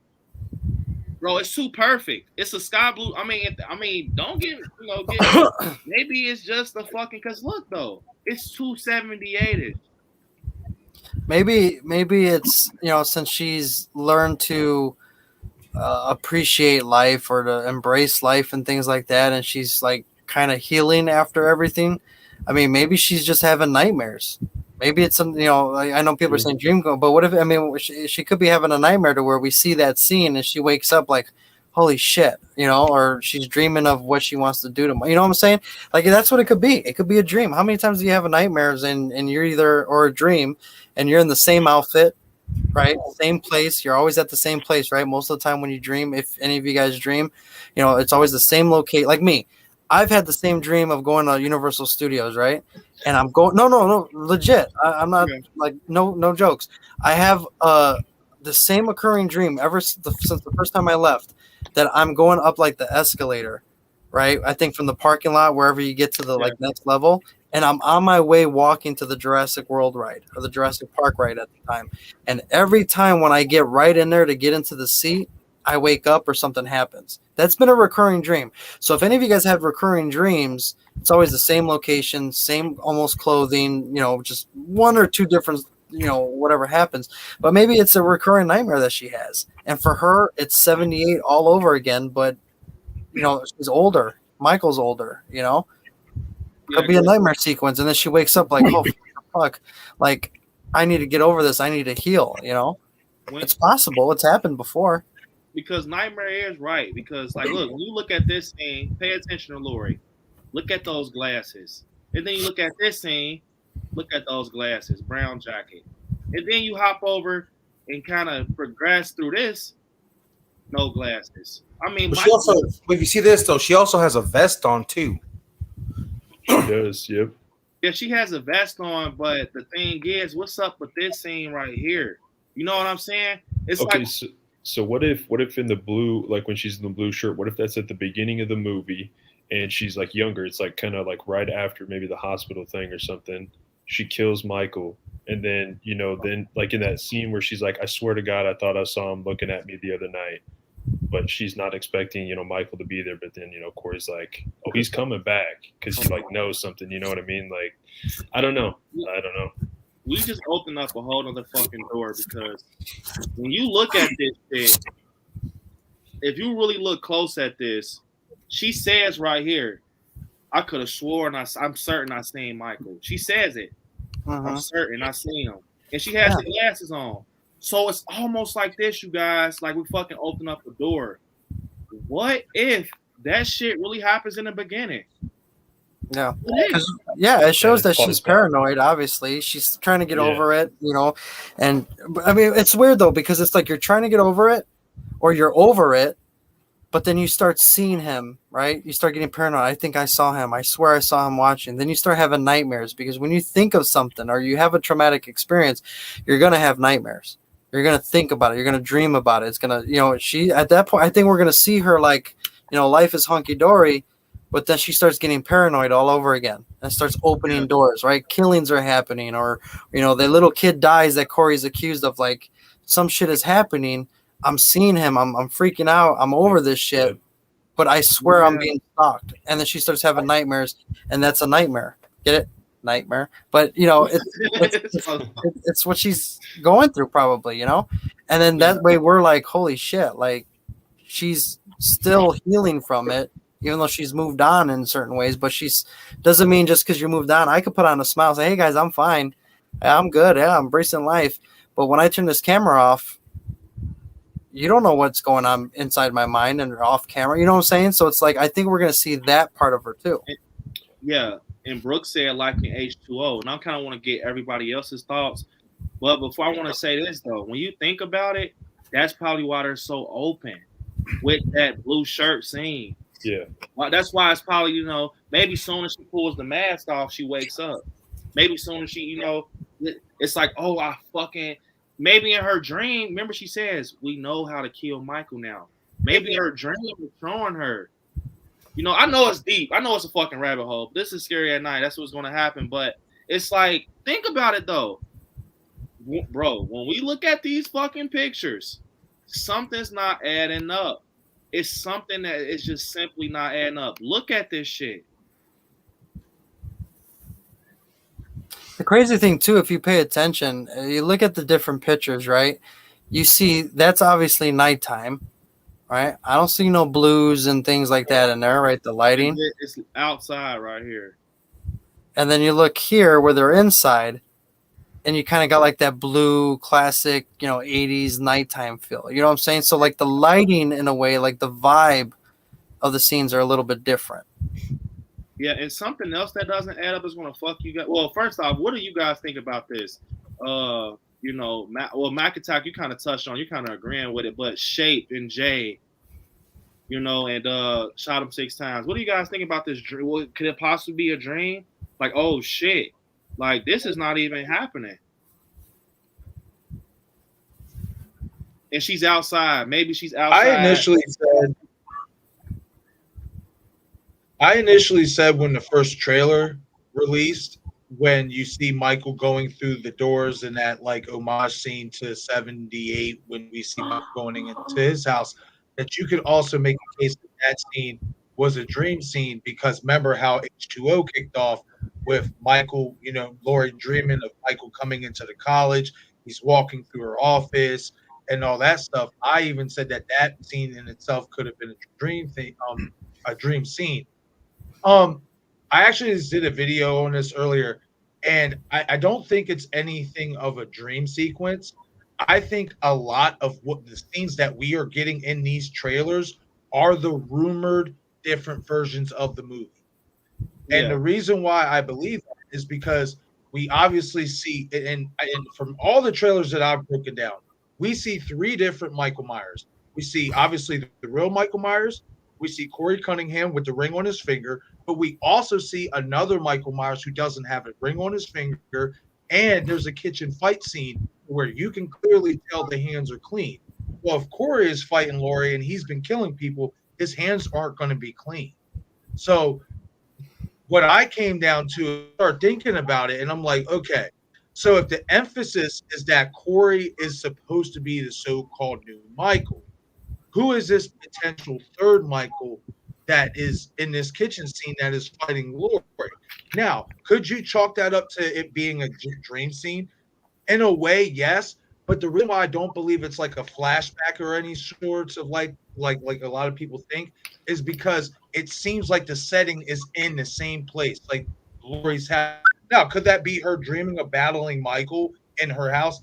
Possibly, you know, but I think what we are getting in these trailers is just different, so-called different versions. Remember, there was rumors out there that there were supposedly 3 different endings or whatnot of the movie. There are 3 different fight scenes in the trailers where it is not the same Michael Myers. It is not. Yeah. So I think it is more or less, if anything, what we are seeing in these trailers is a lot of these scenes are the different versions. And what we are going to see on Peacock and in the theater is just one straight final cut version. Because we got to remember, David Green has been tweaking this ending. And like you said, Brandon, they've been doing reshoots and all that. So I think a lot of what we are getting in the trailer and stuff like that is more or less what we are seeing with Laurie battling Michael in these 3 different sequences. I think these are the 3 different versions of the movie. Yeah. I agree. I think they're hitting our ass with the okie doke. Like, you think you know what's about to happen. We got some up our sleeve for your ass. Nobody knows. Even the people that's seeing the screen and doesn't know. We just were testing you guys. You know, we were testing blood to to see if you guys will run off with that shit. You know, I mean, that can be right. And to touch on something real quick from what Craven said Craven something scary says something in the chat earlier. Now let's just say these aren't different versions, right? Let's just say these aren't different versions of the movie, and what we're seeing in trailers is actually what we are getting. And there is a third possible copycat Michael Myers.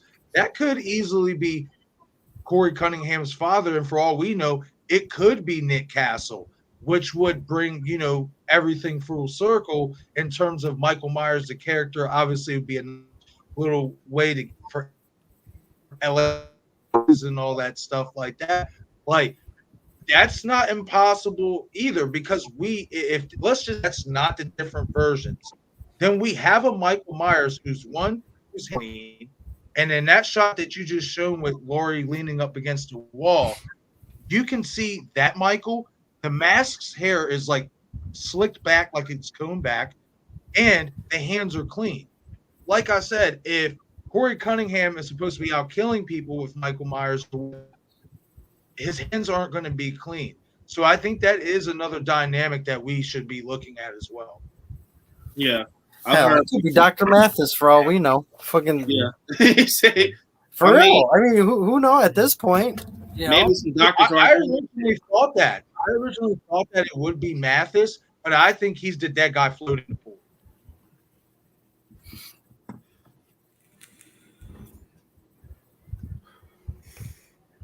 That'd be crazy that Michael just the mask is passed on 3 different people. So you guys, I gotta get Jay out of here because Jay's actually not feeling well. It took a lot for him to come on the stream. He's been having uni and stuff like that. So we're gonna get Jay out of here and give him some rest. He's across the fucking world right now, so we gotta get him some rest. Thank you, B. Definitely, Jay, man. I'm happy that you even fucking came. I told you earlier, man. Like, I had to do it. Yeah, I'm so happy, man, that you came on it. I got 4K with you though, bro. It was only right. So yeah, well, I'm glad that you hit 4K. It's going to be like a month, and you'll be at 5K if 3K is anything to go by. It was nice to speak to you guys. Have a good night. Jay, man. I feel better, bro. See you later. Hope you feel better. Definitely. Pixie said I could see her daydreaming of what she wanted to have happen. I saw something that was very interesting from Craven saying, what if the flashbacks that we are seeing basically are from Laurie's memoir as she's writing? She's writing her memoir and she's getting flashes of, an older version of her battling Michael, which could be a possibility. It could be a possibility.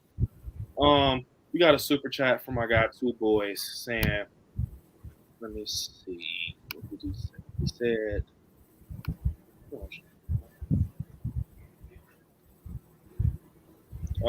Laurie has died before. Is she still a final girl? Yeah. She's always been my final favorite. That's a good point. But Laurie's gonna always be my favorite final girl. She's a final girl in my eyes. Resurrection doesn't fucking count. I feel like that shit doesn't count. You got Laurie kissing Michael and all type of shit, man. Come on, bro. It doesn't count. This right here counts. This is 78. This is the real deal right here. That shit was for fun. You had Busta Rhymes in there. You had Freddie Harris, that motherfucker, doing kung fu, thinking he's Chung Lee and shit. Come on, man. That's not the case, man. Laurie's my favorite final girl of all time. She's the one. Just know that. I think she's the one, man. That's just my opinion, though. What do you guys think? She has died before. I mean, that's fair, but that doesn't count in my world. I mean, technically, because they wiped everything from Halloween too.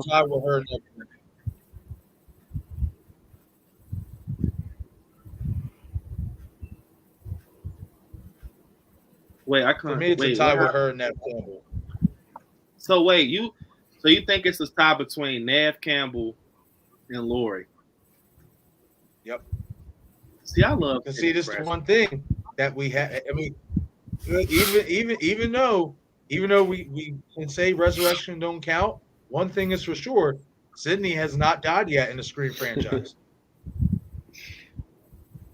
That counts. That is true. That is true. You know, Sydney definitely is the one that keeps fighting. She keeps fighting, and I think actually they said Sydney said you can never kill her. I want to say it's almost some shit like the Michaels. Sydney said you can never kill her. So yeah, she that's was She kind on of held record. hostage at that point. They were held hostage for her to stay the ultimate final girl. Because only how way how do you kill her out? You know, and that's where I said in my video, like that's where we have to break that slasher trend of bringing all these final girls back. I mean, can you imagine if they brought Leprechaun back and you wanted to bring the final guy, girl, and kid back? I mean, you start at some point you're going to get yourself cornered, and it's like, what do we do, right? Like with Sydney and Scream. Now it's like you got no choice but to have constant killers go after and after and after Sydney. It's like, what do you do, right? Like there ain't going to be no Scream ends. Yeah, Craven saying good night, scary fam. Love y'all. Stay scary. Peace. Definitely, man. Appreciate you stopping in. You know, showing support. It was super fun. But I agree, Nightmare. You know, you can't do that. But now you got Sydney Prescott. She's not in the mix right now. So who the hell knows, man? Who the hell knows what's going to happen with that? If Sydney ever was to die, two things I think would be crazy. You have to get Stu Macher to take her out. It's only right to have Stu kill her. Or some shit with a twist where Billy Loomis's daughter, which I don't think will happen, Sam, you got to make it bloodline.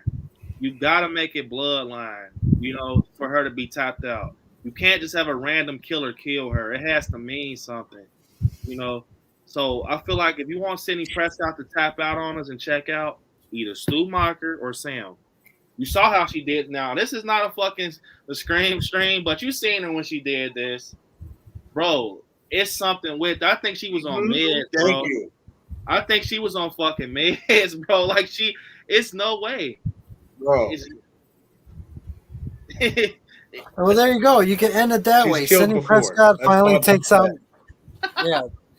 Sydney takes out Billy's daughter, and you know what I'm saying, like, and she doesn't die by Billy's daughter's hand, but she takes her out, and if I'm gonna die, you're gonna die too. And Sydney calls the shots when they both die. Yeah, I mean, it's interesting. Don't worry, I'm writing Scream 7 as we speak. In my opinion, Sydney's going to be killing her own daughter. So you think? Oh, that will be fucked. Yeah. So you're saying that Sam is actually Sydney's daughter? That would be a fucked up twist. I've been calling it since day one. That will be fucked.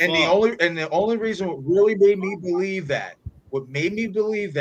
is that scene in Scream 5 at the hospital when Gail points Sam out to Sydney, and she walks up to Sam and she's like, I'm Billy Loomis's daughter. And she's like, I know who you are. She was like, no, well, she introduces herself. She says, I know who you are. You're Billy's daughter. Well, I question that because how did Cindy know that? But Dewey didn't know that, and Gail didn't know that. And you can see that by the dialogue, by how they approach Sam in the movie. How did Cindy know that was Billy's daughter? And it's the way that she reacted to Sam when Sam said, oh, yeah, I'm Billy's daughter. Sorry if that's weird for you. Just gave her like a little light nod and was like, no, it's not weird. And it's the fact that she did not treat Samantha as a suspect. When you know for a fact anybody could be a suspect. So that definitely caught my attention. And it's not impossible to think this is I feel like this. It's like the Maureen Prescott situation with Roman, just in reverse. Yeah. That night in 96, when Billy took Sydney's virginity, she got pregnant. Now, keep in mind, Scream 2, in terms of the timeline, it didn't show up to the college till 2 years after the events of 6. That's ample time for Sydney to have a child and put it up for adoption. Now, people can say, what about Christina Carter?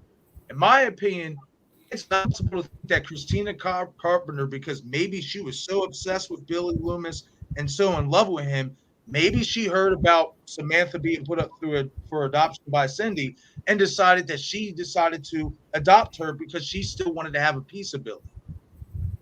Yeah. It's not impossible. That shit makes sense. If you really sit there and you want to cement some shit, it ain't, it's one of those theories where it's like, oh shit, so that does make sense, Marcus. Pixie saying gotta go to sleep. Great stream, night, y'all. Definitely. So you guys, we're gonna probably, ground it out for about 15 more minutes. I'm gonna send you guys free about 15 more minutes. I got two boys his video. Let's see.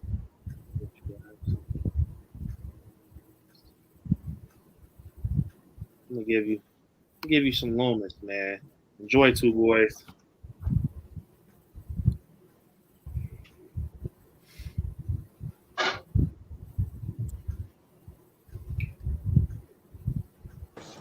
Would you like a drink? Yes, we'll gather at the river, the beautiful, beautiful river. Gather with the saints at the river. I'm not gonna lie. Every time I see Donald Pleasant, for some reason in this scene, it makes my heart hurt. I really don't know why it does. It just makes my fucking heart hurt when I see him in that scene. It just, I don't fucking know. I think it's like nostalgic for me. It's kind of like having Loomis, kind of like having somewhat a little bit of peace. You know what I mean? Like a little moment of peace. Because, he's always hunting Michael. He doesn't have pretty much any kind of happiness. So I guess like that was his like one little like last little, piece. Yeah. But the real question is, what would you guys do at the end if Lori and Allison standing over Michael and you get like a flash of Loomis standing next to him with the brown trench coat? Like some Star Wars that would be fucking crazy. Like if you see a flash of him standing over Michael with him, and that would here we go. Going down this rabbit hole. Then we're gonna have Tom Doyle. We're gonna have freaking only way that would the nurse Chambers. We also got Lonnie there. Like, hey guys. I don't think it will happen. Yeah. Cameron, Look, you can't say never though. You can't say think never. It would be more interesting. I think it would be more interesting for Hawkins' character. Because obviously he stopped Loomis from shooting him that night, and I feel like, let's just say Hawkins was put in a position where he has a close-up shot. I thought if Hawkins got that shot, that they would show like a quick flash of maybe Loomis over his face, and then he goes to shoot or something like that. I think I would be moving in that direction. Yeah, I agree. It will work for Hawkins too. Marcus. So we got 76 likes and we got 60 people watching. If you guys haven't definitely liked it, we're almost at our goal, which is 78. It's a Halloween stream. You got to get 78.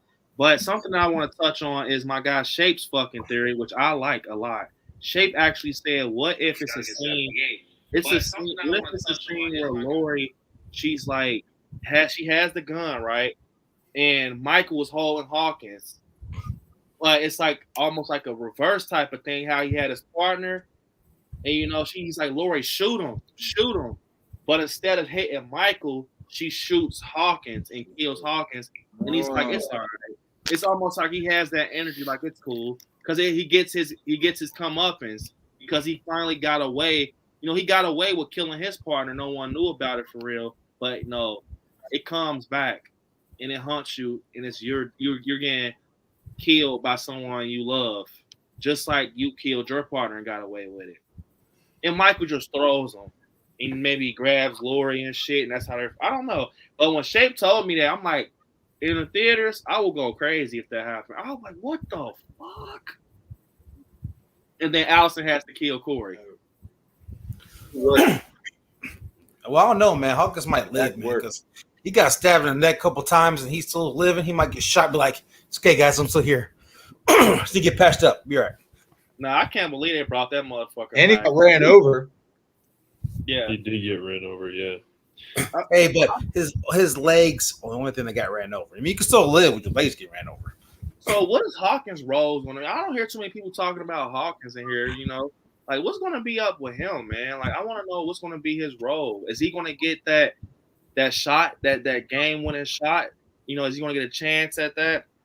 You know, he's still – because people are sleeping on Hawkins. You know, he says in 2018, I'm still going to blow this motherfucker's brains out. Want to know why he's that angry? Because he had the chance to kill him, and he fucked up. So that's why he was so aggressive. Like, I'm gonna still go blow this motherfucker brains out. I don't care what you talking about. I got the chance. This is part 2, motherfucker. I'm not playing. But guess what? You played around again.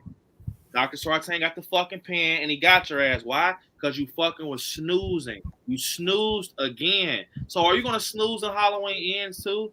You know what I'm saying? That's the real question. He snoozed this whole journey through the franchise. In 78, flashback, he snoozed. 2018, he snoozed.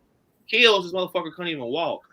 But Ends, it's like, what are you going to do, Hawkins? What are you going to do? You're running up the stairs like you're going to do something. I hope you fucking shoot. Even in 2018, right. Like, what the fuck, man? Like, terrible shot.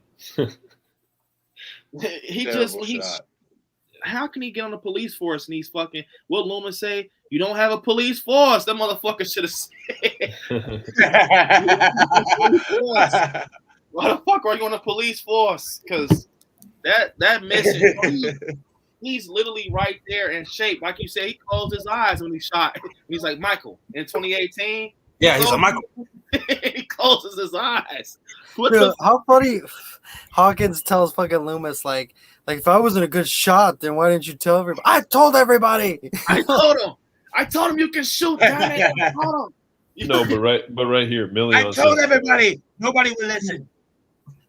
Million says that Hawkins, was going to get him, you know, if it wasn't for Sartain.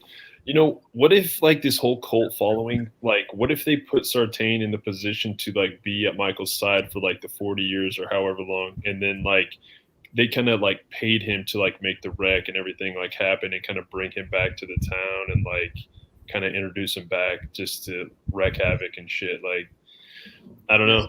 Could be. You love this cult stuff.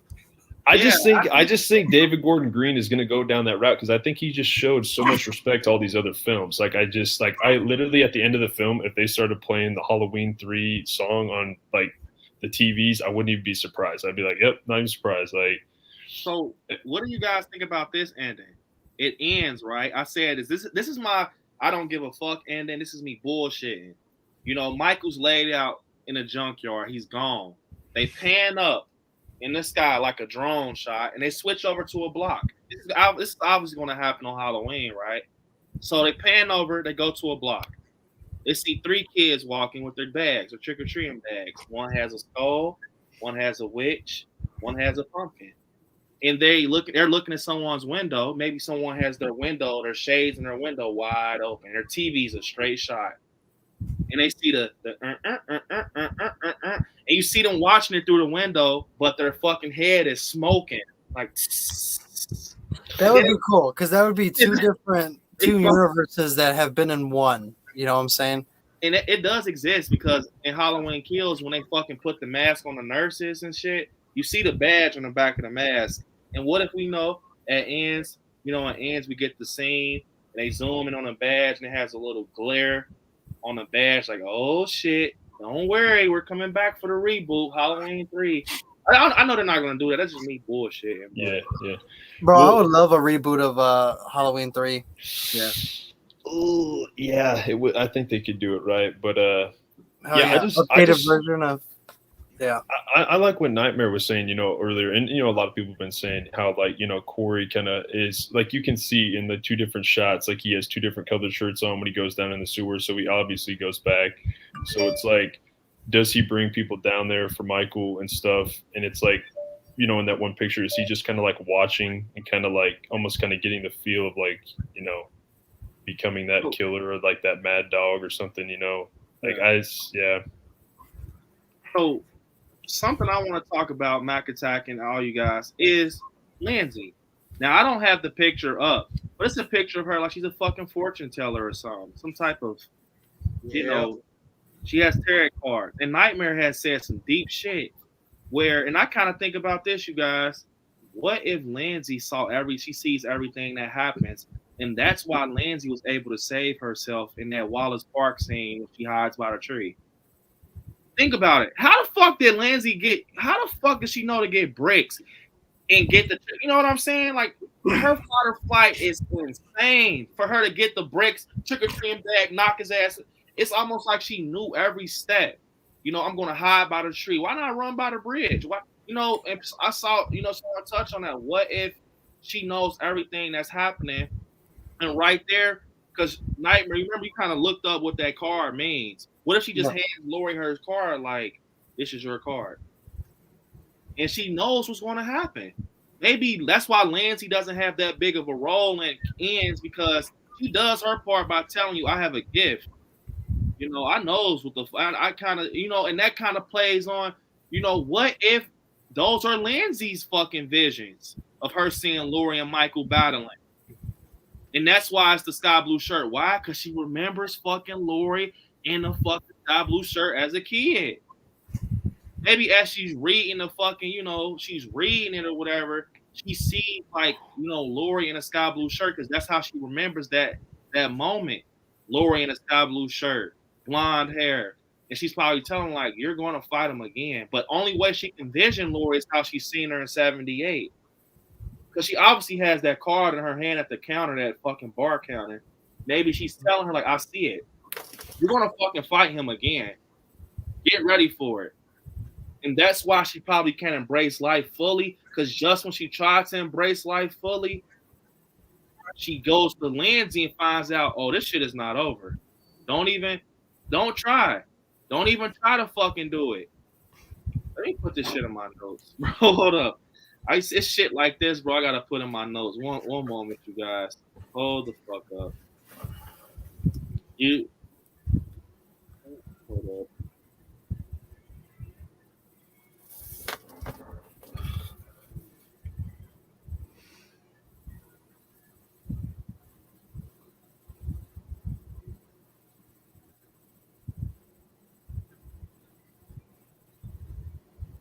Yeah, so what if that happened? Like, what if some shit like that happened where that vision is her actually telling, like, I see you fighting them right now. It's not going to end.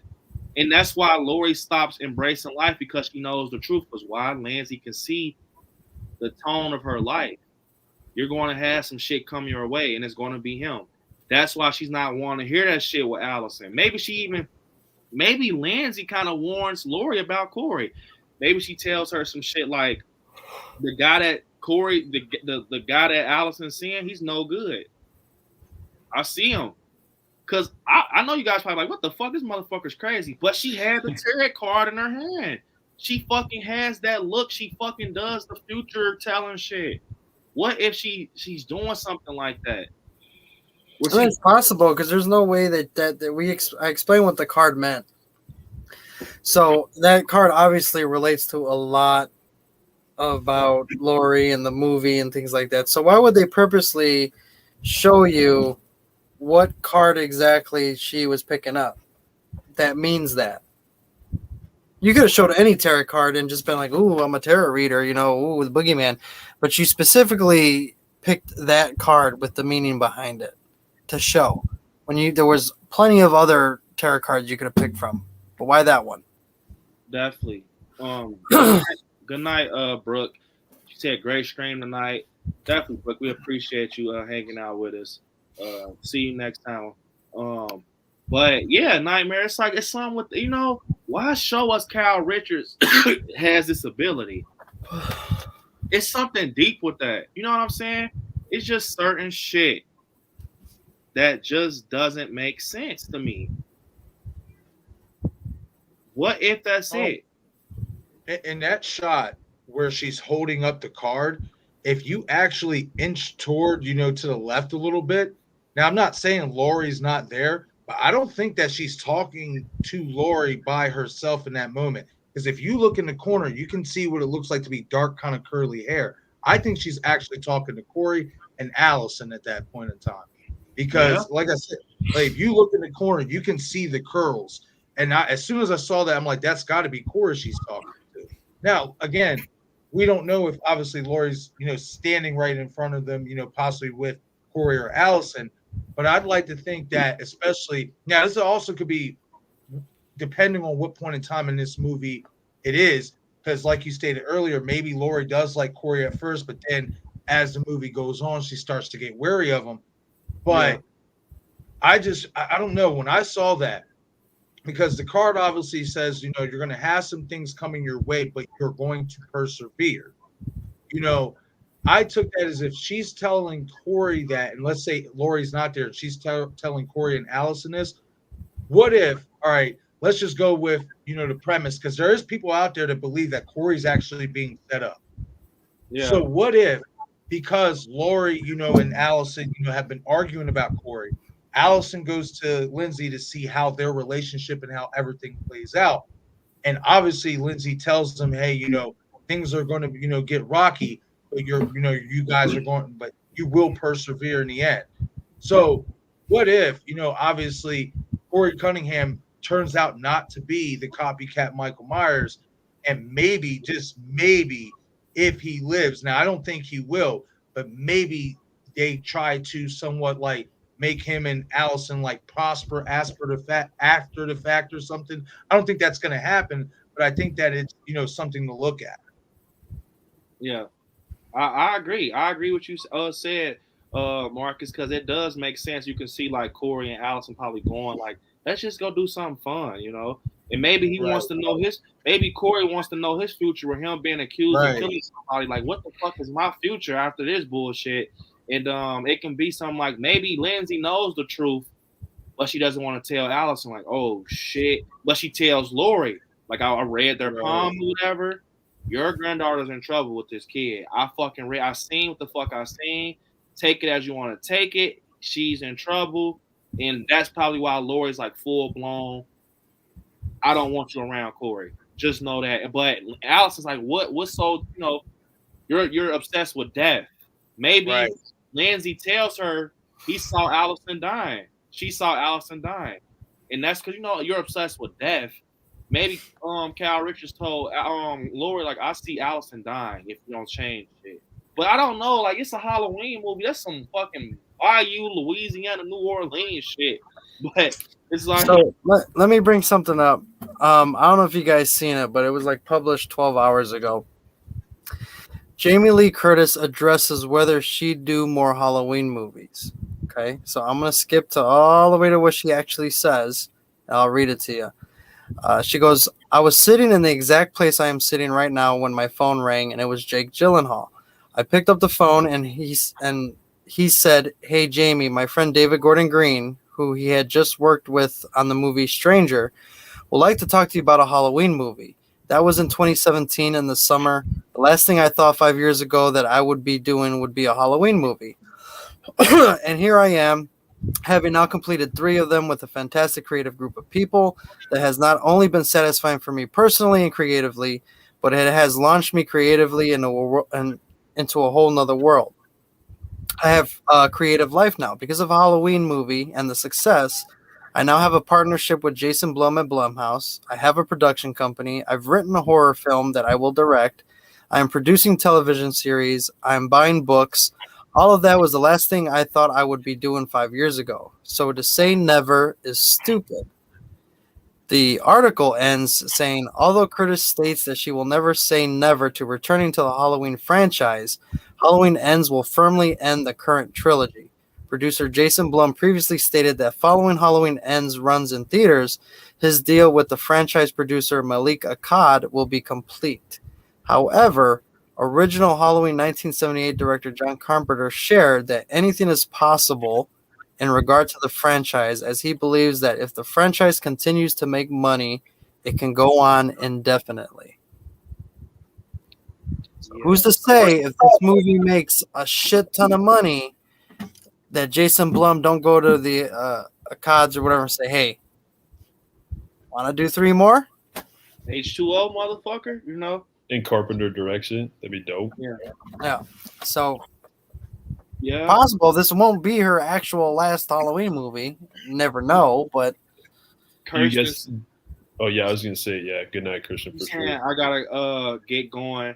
Good night. She said, "Good night, everyone. Awesome stream. Congrats on 4K. Thanks, Kirsten. We love you. Get some rest. See you tomorrow actually for the 78 watch party. So definitely. But I already touched on this, you guys. At the end of the day, they have a golden cast right now. They haven't had nothing this good since 78. I'm gonna tell you that right now. They haven't had anything this good since 1978.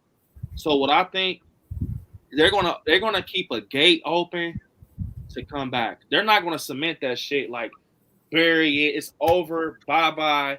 It's gonna be someone walking out to the point they can have their own story. Who would that be? We know who that was gonna be. We know who's gonna be that person. It's gonna be fucking Allison. She fits the role. She has that fire in her. Bro, if you look at her, she literally went through the stages of Laurie Strode. She literally went through those stages, not believing. Because think about it. Laurie was trying to make Allison believe in the boogeyman. She didn't. She's like, just let it go. What happened in 78? Tommy Doyle was the voice. A kid. Don't go over there. That's the boogeyman's house. But at the end of the movie, Michael made her a believer. He came and, and in 2018, Michael made Allison a believer along with Karen. And now, I swear, when Allison says that, it just sticks with me. My grandmother was right. The boogeyman was real. You know what I'm saying? And that it shows you with Karen too. I think people wonder why did Karen do? This is my theory with Karen Kills. When she has that mask and she's holding it, and she's like, it was Halloween night. You were in your sister's bedroom. Can you feel it? I think that was her telling us she finally believes in him. This is art. My grandmother had her story. Now I have to believe this because now this moment is becoming my story. My daughter's on the ground. He's after me now. So that's why I think towards the end, when she looks in that window, she sees Kid Myers. It's because that's showing us she understands now. She's a believer. She's a believer, and he's in the window. Because I'm like, what the fuck? It's like some paranormal ghost shit. I think that's all in her mind. I think she was picturing it because she was just, thinking about everything her grandmother told her. And some people forget about that scene in 2018 where you get fucking little baby Karen running through the woods with the rifle. Oh, she knows what's going on. Her mom showed her everything. She taught her daughter how to fucking protect herself. So I think she just decided my mom is not crazy. I have to believe it. He's front door right now. He's at the front door. I think Allison's going to become Laurie, even if it's not a continuance in this story. By the end of the movie, we're going to get a fucking Allison breathing heavy, scars on her, you know what I'm saying? Even when you look at this picture, if Allison's not involved or whatever, look at her right here. What the fuck did Allison go through? You know what Laurie went through. Right. What did Allison go through? It's something. It's going to be something, man. With Allison, they're not just going to just go Scully free off and no Allison. No, they're not going to do that. It's going to be something to it. I'm telling you. I think Allison's going to be the one. I think Laurie's going to she's going to try her hardest. She's going to get fucked at the end. I think Allison's going to have to do it in memory of her grandmother type of thing. I think Laurie's going to think she's going to have her one and get fucked. They said this movie, what did John Carpenter say? This movie is a love letter to Laurie and Michael. Right? Yeah. Yeah. So, okay. So what if obviously Michael and Laurie dies in this movie, but Corey, because this is a thing we have to take into consideration too, is will Corey accumulate the same type of power over time that Michael got into with being able to absorb punishment and being able to live through that punishment? What if, and now remember, obviously in the original, they decided to make Michael and Laurie siblings or whatnot. What if this is a love letter to the relationship that Michael and Laurie has, but obviously Corey and Allison is obviously on a more intimate deeper level or whatnot.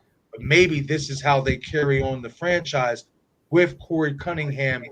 Obviously, have a clear target to Allison Strode, and maybe we get him going after her in that same sense that the original franchise followed Laurie, being that Laurie and Michael were brothers. But obviously, it's just reversed because these two were obviously seeing each other.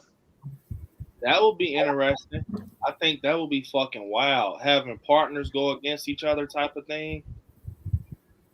I feel like if it does go in the future, that's the direction it'll probably actually go. Yeah, if I had to, yeah. That's going. Ooh, I don't want to see that. I know. Okay, so say this film does a little less than what 2018, like, kind of, we'll just say, like, overall film wise, like, it's a great film, just a little less than 2018, because to me 2018 is like almost a flawless fucking movie. A little bit better than Kills, though. Where do you guys think this trilogy will stand, like, compared to other trilogies?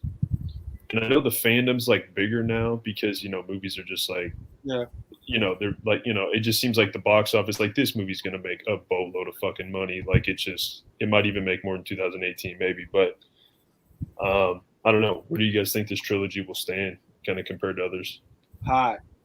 This is by far the best we've ever seen. Yeah, like, honestly, it might be, like, I don't know. I saw some people in the comments saying this trilogy might not, it's an overblown trilogy. I'm like, dude, this could be, like, probably one of the greatest. Bro, fucking James Jude Courtney did Michael better than Michael. That's my favorite Michael of all time. James Jude Courtney cannot be touched. When I met him a couple of weeks ago, I asked him, I said, what's your favorite kill in the trilogy? Said, what's crazy, man? I can't even tell you. I said, he's like, it's in Halloween Ends. I can't even tell you. So does he play the best version of an iconic killer of anyone then? Yeah. Like better than Freddy? Yeah, he's untouchable. I'm not gonna lie. James Jude Courtney, when you look at him, the way he glides across the screen. When you see that scene with Oscar, when he's like, all right, Mr. L, this motherfucker literally glides across the screen. Like, you know how hard it is to walk like Michael Myers? When you look, cosplayers try it at conventions to have that shit to a T. To a fucking T, bro. The head tilt, the knife holding. It's so hard to do that shit, bro. He literally reached into history, put that motherfucker on steroids. James Jude Courtney is the reason we're on this stream. Because if we didn't have a good Michael, we wouldn't be here talking about it. He brought horror back. He kicked the fucking door down. He brought the fucking shape back. Because think about it. If they could have picked anybody to play Michael Myers. Fucking Undertaker. They picked James Jude Courtney. Which I think personally Undertaker would be cool to play Michael Myers. He has that fucking 90-degree sit up. I'm a big wrestling fan, so he has that 90-degree angle sit up. So I was like, oh shit. I always said Undertaker would be cool to play Michael. I think it'd just be cool. I don't know. To know Undertaker's under a Michael Myers mask. Like, and he has the like weird ass walk and shit. But I don't know. I just think James Jude Courtney's brought something to Michael Myers we've never seen before. His kills, the way he. Come on, man. Even without the mask, he's Michael Myers. How? How the fuck is this man the Michael Myers without the mask when he's in the middle of the street and he picks it up and he looks and he has the fucking graves mark? He's still Michael Myers. In the Smith Groves Asylum, whenever fucking you feel it, don't you, Michael? He looks. He's still Michael Myers. What Nick Castle said to say, you don't see that. I love Nick Castle to death. I do. But I feel like Nick Castle didn't have enough time. James Jude had time. He had time to craft what the fuck he had. Nick Castle just got through in the middle of something and said, hey, do this. James Jude got the ability to go back and watch 78 and take from that and see what he can do to make this character better. You know what I'm saying? And absolutely, I don't know. That's why I know people look at me crazy when I say James Jude's my favorite Michael of all time, but fucking look at him. Oh, no, he definitely is. For sure, Michael wise, yeah, definitely. Yeah, and I honestly like Dick Warlock too. Like in the second one, man, like dude, he played Mike really well, man. Like no doubt. And it's sad to say, I like Tyler Mane's Michael. There's a lot of people that's not a fan of Tyler Mane's Michael, but I don't like him on a pedestal type of. I like him for the brutalness. It was fun to see him fucking bust through a glass door and grunt. But it wasn't like something I would put in the books. It was just fun. Tyler Mane was fun. But James Jude, he's fun. Like, look, let me tell you something about James Jude. This motherfucker is so crazy. In that scene where he's coming out the house with the fucking fire, he has a real behind the scenes motherfucker actually wore an eye patch because he had to have the dead eye prosthetic on. He fucking had to count his steps. He had to count his steps when he walked. He had to close his eyes for the smoke won't get in his eyes. He had to hold his breath. And he had to walk through a burning house. The house was actually on fire, and he was soaked in fire retardant jail. So for him to come out that house, come down those stairs, and fucking take on those firefighters, real life, behind the scenes, whatever you want to say. Bro, that is fucking crazy, bro. And he does all his stunts. He doesn't have a fucking stunt man. He does all his stunts and everything. That's fucking mind-blowing. You know? Hell yeah. I don't know, man. You know, like it's something else he said after, like, you know, with the he said his, you know, his favorite killers and ends. He also said he think that this film will do good justice to diehard fans. That's all he said. You know, I think it'll do good justice to diehard fans.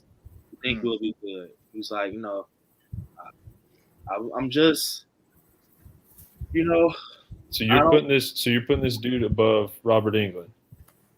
Look, I'm a big Freddy fan. I love Robert Englund. I love him a lot. I really do love Freddy Krueger. But if you sit them next to each other, right? It's hard. That is very hard, Mac Attack, because Robert Englund, no one can do Robert Englund. No one can do Freddy Krueger like Robert Englund. True. I know people talking about Kevin Bacon. No. Kevin Bacon, no fucking Kevin Bacon, whoever fuck, you know. Freddy Krueger, that role was specifically made for Robert Englund. The facial structure, the nose, the personality. You know, a lot of people don't know that they try to actually go with another Freddy. Oh, they're yeah. They're like, second one, yeah. Go get Robert. We need that young guy with the curly hair. Bring this motherfucker back. You know, it's like it's almost hard. You kind of got to pick Robert Englund over James Jude Courtney because of history and resume. Yeah. But it's like, it's not that far.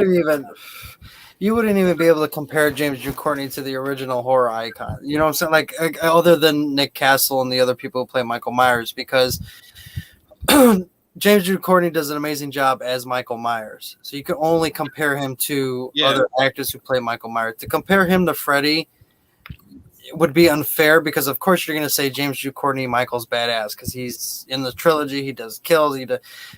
To compare him to somebody from a different franchise, different slasher, I think is unfair because everyone's going to say, oh, he could just because he's badass in these movies. That doesn't justify it. So, James Jude Courtney, I'm sorry, you got nothing on Robert Englund because Robert Englund plays Freddy. You play Michael. You can kick your ass in the Michael world, but you can't come after Freddy saying that you play Michael better than Robert Englund plays as Freddy. That's just not going to happen. Yeah, it's not a fair comparison. I was just kind of bullshit. No.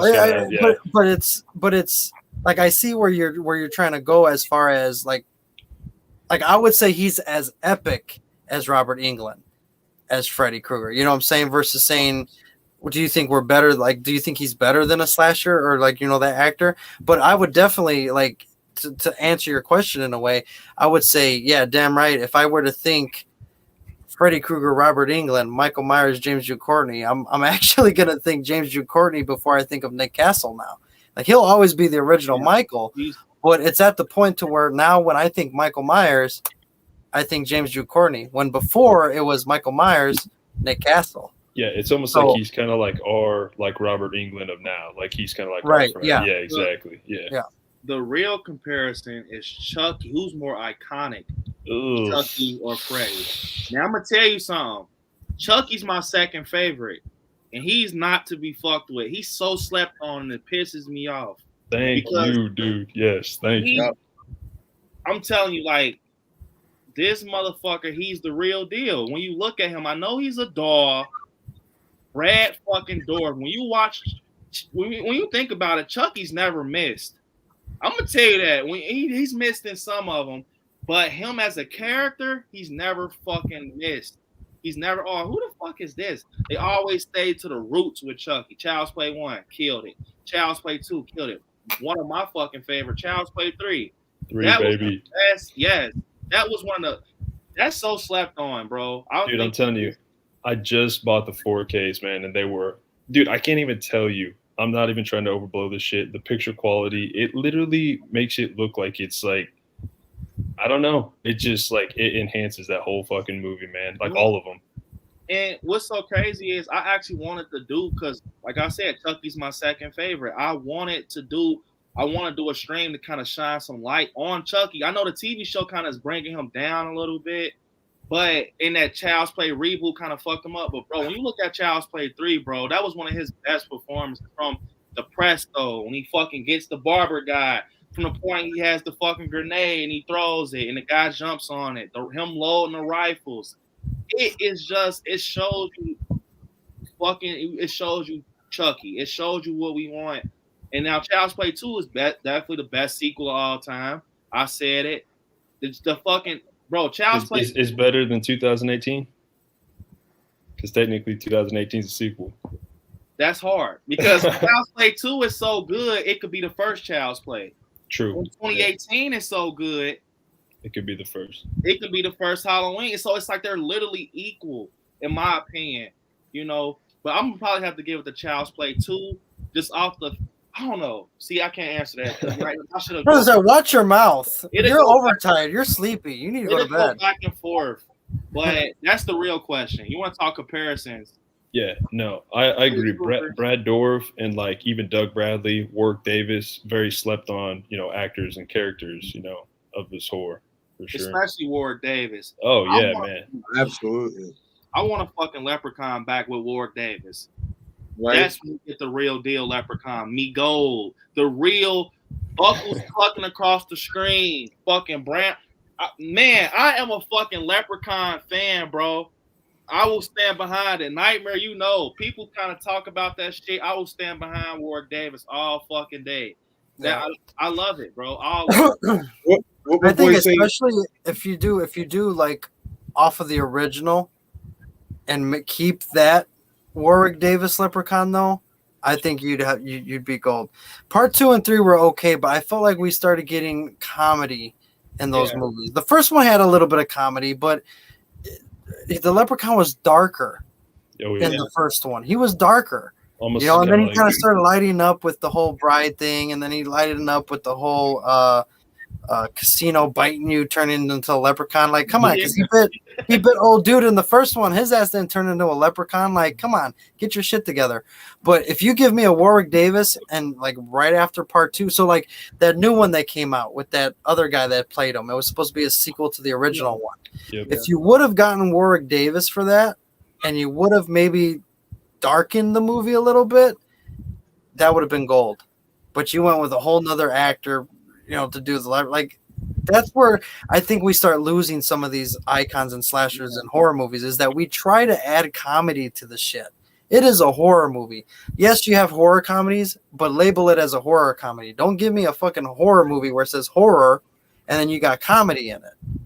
Save it for a horror comedy when you're describing a movie, not a horror movie. And that's where we start. And that's the one thing, like, don't get me wrong. The old movies are classic. Leprechaun, Chucky, they're all classic.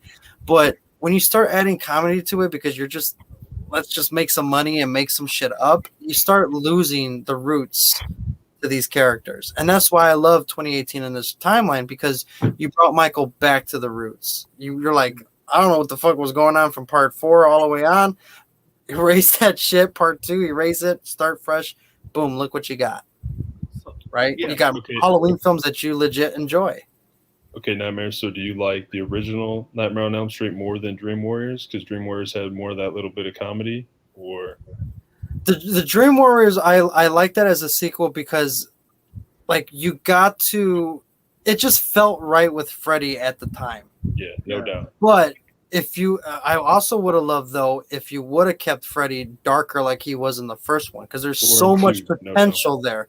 You get a taste of that darker Freddy in Freddy versus Jason. You know, he had the demon, you know, the face, and his makeup just looked amazing in Freddy versus Jason. But when he's like telling a story of like, you know, they forgot about me and, you know, I need to come back and I've been away from my children far too long. That was just a taste of what we could have of Freddy if he would have stayed with the darker version in the first one. So the real question is, I want to know what you guys think. So you guys got me thinking about Chucky. Who would you guys take, Cal or Ivers?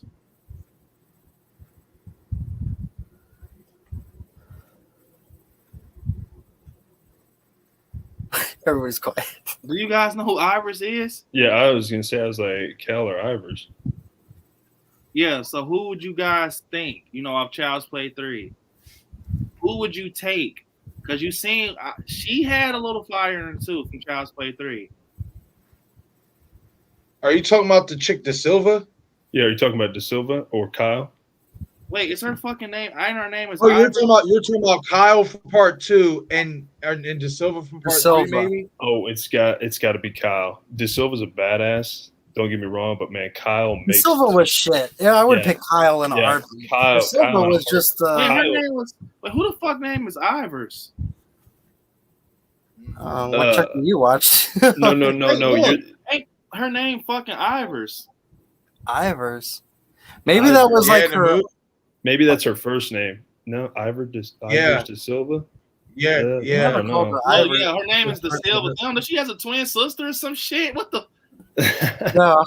Yeah. I just watched 3 today. It's De Silva, but Kyle for sure, man. Dude, I'm telling you, Kyle actually makes 2 legendary as it is, or it was. You know what I mean? Like it just like, man, the whole her chasing after Andy into the factory and shit, just icing on the cake, dude.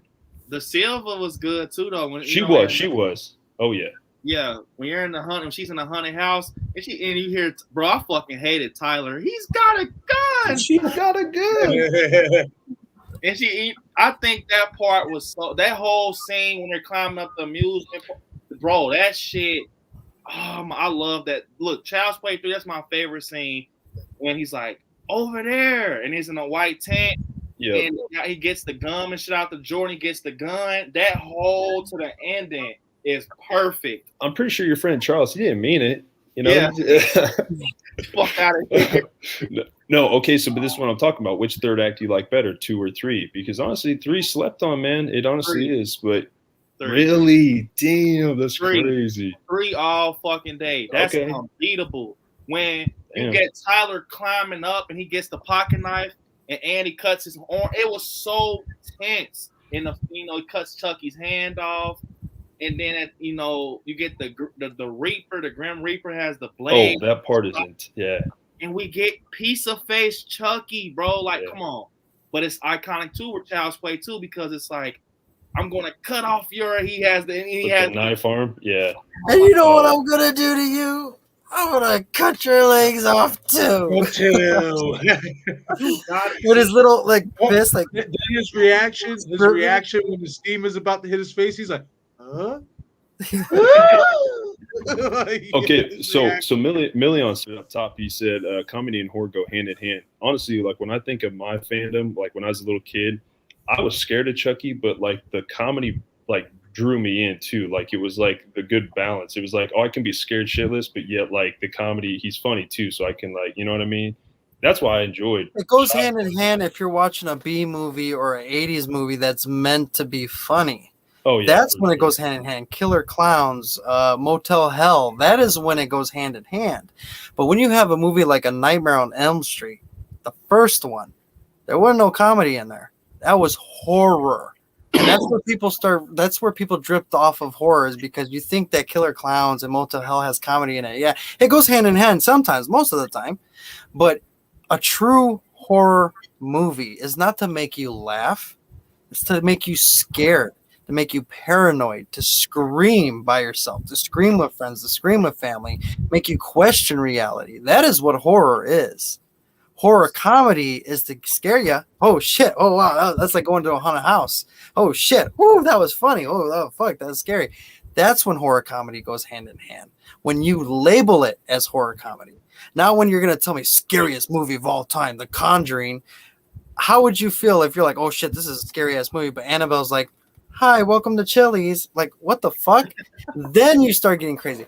But the true meaning of horror movies is to get that feeling of being scared, of my lights on downstairs. I got to run down there, flick it off, and run my ass back upstairs because I just watched Annabelle. You get what I'm saying? It's about being scared.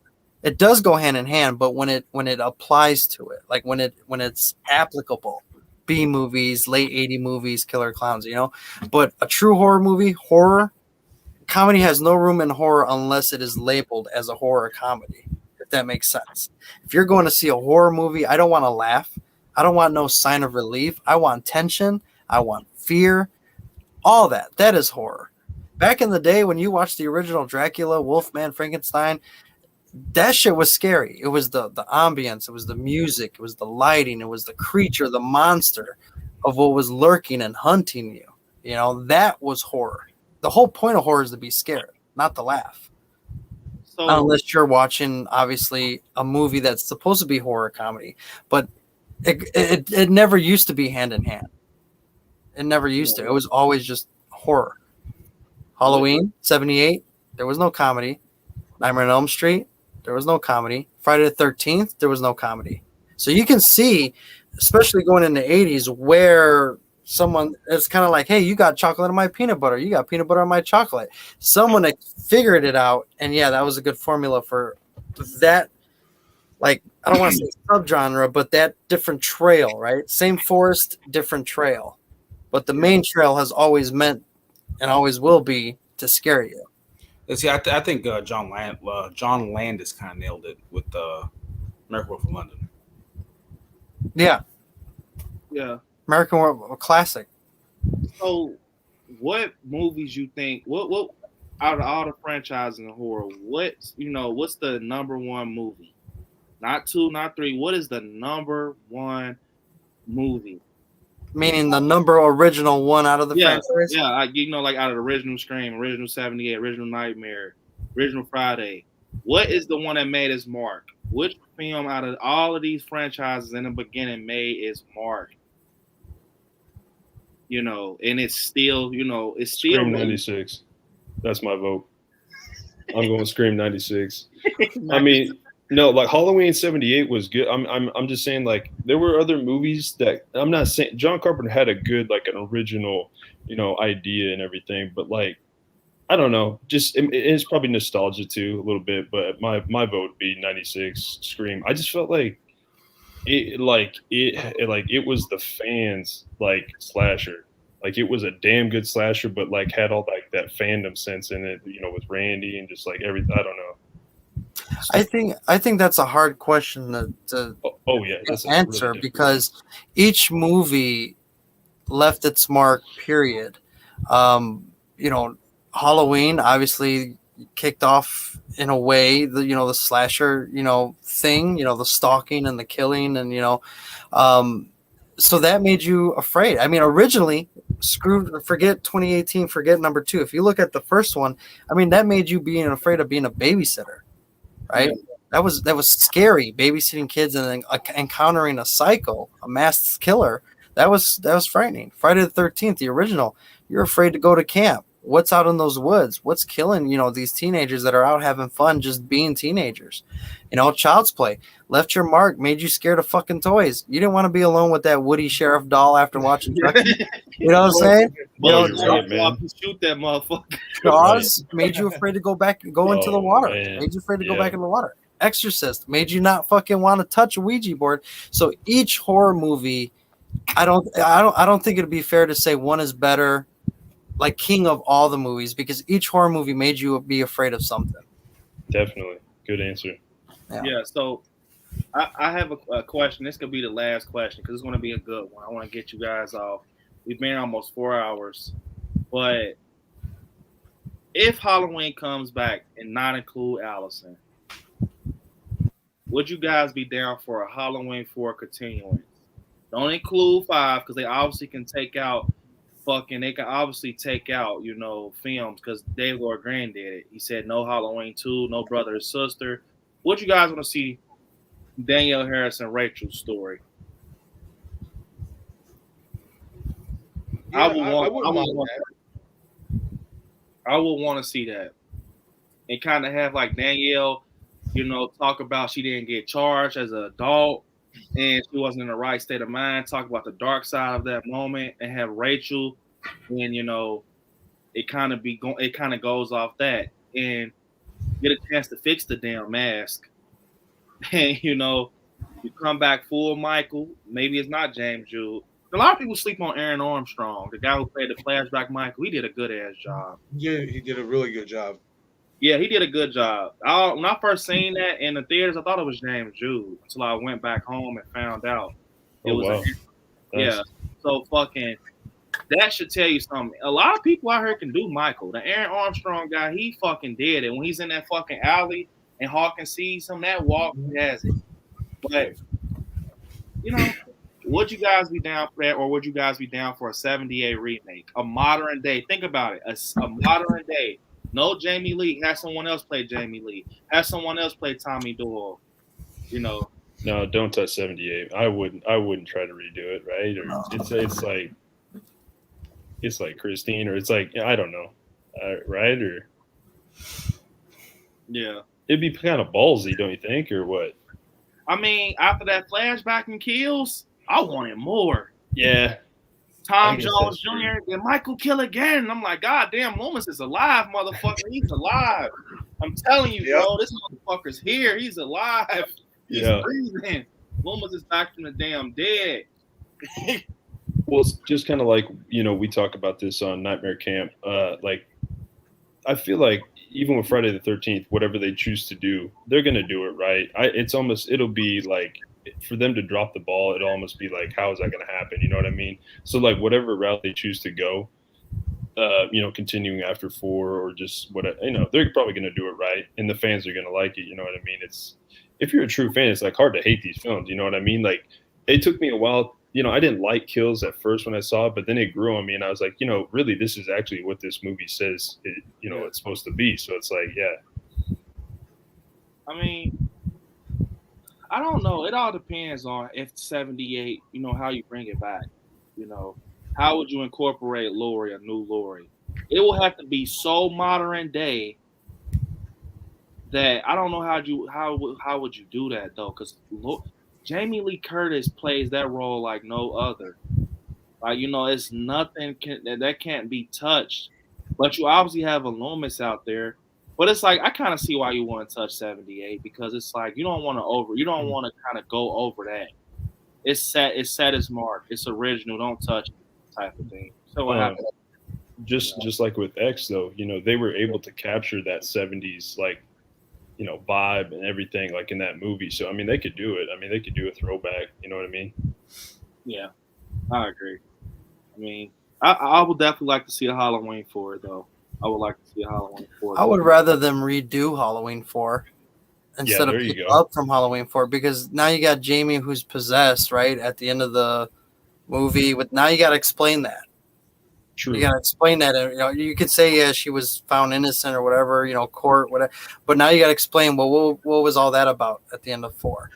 You know what I'm saying? And it kind of leads into you don't want to corner yourself with doing things like that unless you're going to remake part 4. And then you have an older Danielle Harris, obviously a Jamie, you have an older one. Then Michael comes back.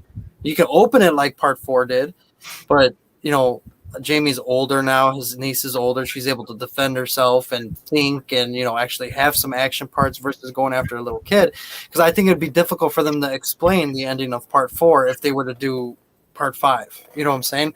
Yeah. Honestly, I'd rather if you're going to do anything, I would remake probably part 2 and 4 in the same one. You know what I'm saying? Like kind of give like that flashback of what happened to Michael going into like Jamie, like what, just I wouldn't touch 5 like right after 4. You know what I'm saying? I would just figure out a way to redo 4 all over again and fix that whole like possessed killing stepmom or whatever type thing.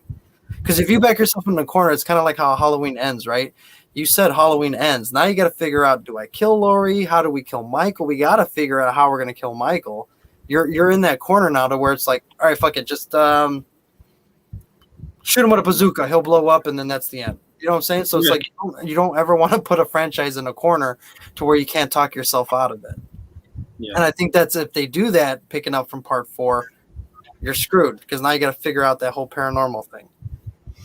Yeah. How would you feel about picking up from after H2O? With John? Or actually Resurrection with John Tate and possibly Dr. Loomis's son, because we know this is something they wanted to do, like creators wanted to do before. I mean, that would be interesting. It'll be a different type of feel, though. But it would definitely be interesting, almost like the youth type of thing. I don't know, like it shows you like family bloodline type of thing. But I think it will be interesting for sure. It'll be like interesting, and that's why I said, man, I think it's the reason why David Gordon Green picked the film, the team from '78, because it was the easiest way to do it. Right.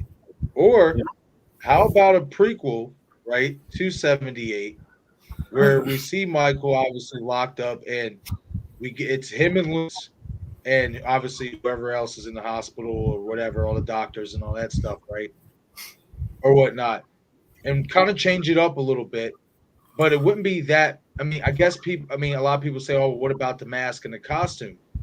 I mean, it would take away from it a little bit not having that. But also keep in mind, the first kill Michael Myers did outside of killing his sister, he killed the mechanic who he took his jumpsuit, and he did it without a mask. You know what I mean? So that proves that evil is still there, regardless whether he has the mask on or whether he doesn't. How about we get a prequel to, obviously, we showcase the years that Dr. Loomis has been observing Michael, studying him, and then obviously he comes to his conclusion. But one Halloween night inside the asylum, shit just goes batshit crazy, which could lead to Michael escaping. Because remember, we didn't. I mean, obviously, they had them. They were outside in 1978 in the rain, but they weren't supposed to be outside. How did they get outside? Maybe you could explore the events that happened before they got outside and Michael escaped, and then we could use this as a prequel, showcase Michael and Loomis, their relationship, and the events during Halloween night, in 1978 or whatever, in the asylum. He goes haywire, and then obviously Loomis is on his way there to possibly transfer him or whatnot to another maximum security prison, and then Michael makes his escape, and then boom.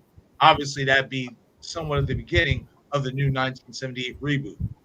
Yeah, and then to kind of end the prequel, you get Michael like walking into Haddonfield, and maybe you don't even see a face. You just see a guy, right? With coveralls, and he goes into a hardware store and he grabs the mask, and then it ends. Right. That would be fucking crazy. I'm not gonna lie. I was like, oh shit, bro. Like, God, then you will be interested in the '78 because it's like, oh, fuck, Yeah. It'll be different. I'm not gonna lie. I can see somebody. It would definitely be different. What's the time gap after ends? Like, how long do you think until they'll make another film? They decide. 6 years. Yeah, I would say. I mean, don't you think that's probably a good idea? Yeah. Yeah. But I mean, well, that would be definitely be a good idea because while they're still dishing out Chucky movies and TV shows, they went ahead and did the reboot anyway. Yeah. So it's like you kind of. I like the reboot. I thought it was a good telling of Chucky and Andy, becoming friends, and then it goes overboard. But why reboot a franchise when the franchise is still going strong? Did it make sense to me why you would do that? That's like if Scream 6 is going to be coming out, and I'm like, I'm going to reboot Scream, and I'm going to call it Yell. Why? Yeah. Why? The franchise is still going good. Why would you reboot something while the franchise is still going? Million saying if it's a prequel to 78, there will be no killing in the film. He can only have 5 victims by the time Loomis shoots him off the balcony. This is why you can't play with the past like that. I was kind of thinking that. That's not entirely true, though. That's not entirely true because it also depends on how many workers. Look at Halloween 6. Look how many people worked at Smith's Grove that was in that cold. That was easily over 10 people. Yeah. It's not impossible, you know what I mean? You think there's that many people working in, the facility at that point in time, and shit just goes batshit crazy. Yeah, but it's not impossible. Yeah, because I do want to jump on I Shot Him 6 Times because they actually made a comic series about that. There's actually a comic book series of Halloween that you see Michael in the in the sanitarium, and he's actually got there's actually victims and stuff, like some of the patients with them. Some other kids that he kills, and like that. And there's also two there have like there was actually in the comics where Dr. Loomis actually had a love interest, and they were together, and all of a sudden Michael actually killed her in the comic book. So yeah, there's actually is a comic book series out there of the Halloween where Michael's locked up in Smith's Grove. You can even half-ass it. Now I want to read it. Yeah, you can even half-ass it though. Who's this? You can't be for sure Michael killed everybody. I mean, you're at a criminally insane sanatorium. You know what I'm saying? I mean, you could assume Michael killed them, but when you got other lunatics in there, that's like if you had. Can you imagine a prison with Dahmer, Gacy, fucking what is some of the other one? BTK and Eileen Wuornos. If they're all in the same prison with Michael Myers, do you think Michael Myers is the only one that's killed motherfuckers? No. I guarantee you the other serial killers and criminally insane are going to be like, oh, yeah. Some of them may not even be crazy as in like, hey, they're coming to take me away. But some of them are just crazy like, oh, I'm there's a knife. It's just, they're inmates. Or it could be a situation like in 18, because remember we did hear Hawkins say when he was looking at the list, he was like, all these people on this list, minor offenders, basically just didn't do anything wrong. One checked out, Michael Myers. It could be a situation where Michael Myers is in a facility where he is literally the only serial killer and everybody else is just mentally insane around him that didn't commit a murder or whatever. Yeah. Or look at House on Silent Hill, the remake. Remember how all the inmates were just causing havoc? I mean, Michael didn't have to technically kill anybody. Michael could have just been like, I'm out this bitch while they're all causing chaos. You know what I'm saying? That like a distraction. So Halloween 2, though, there's loopholes. Yeah. That would be crazy if they could do a continuous of Halloween 2 also. But okay, Loomis, he dies in Halloween 2. Right? I mean, depend. Yeah. Yeah. Well, if they would have left it at 2, I was gonna say, yeah. If they would have left it at that, we could assume that he died. So it's like, what if you kicked it back up to the point they don't even focus on Laurie no more? They kind of make Laurie Strode be like, oh, you're talking about that Laurie girl? You know how they kind of referred her as a girl, but Michael's out in the ether. He's out there. And you can go see, people underestimate Halloween so fucking much. You can really continue in so many different timelines. It's crazy. I don't know why when you said that Laurie girl, I just pictured that girl from Halloween Kills. Like, don't talk about her; she will fuck you up.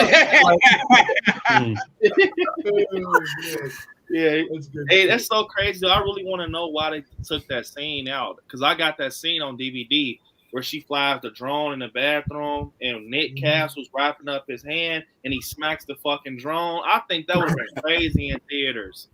Like, and something else I want to touch on before we end is just Halloween ends this next week. This shit is real now. This shit is here. I got my tickets in fucking IMAX October 13th. When I fucking get my popcorn, my icy, my fucking M&Ms, and I sit in that chair and that Miramax comes across the screen, all the theories, all the speculation, all the wondering is out the window. It's out the window. This is it. That blue Miramax pops up, and you see the first scene kick. It's over. It's no going back. This is it. That's how you got to think of it. In 2018 in Kills, it was different. We got another one to focus on afterwards. You could clean up your mess. This is it. So since 1978, All those years, over 40 years, in 2022, you gotta think of it like this. This is it. This is the end. This title is called Halloween Ends. Buckle the fuck up as a Halloween fan. Take it as it is. Whatever goes on is going to happen. And that's why I said I'm going to be so fucking scared watching this movie. Because it's not just a movie at this point. It's fucking history, bro. It's not a Halloween Ends out there. I'm going to be so fucking scared. Every scene is going to have impact. Every kill is going to have impact. Every footstep is going to sound like dinosaur steps. It's just going to be so fucking scary watching for the first time. I don't give a fuck how many times we speculated and heard shit. It's still going to be scary in those seats.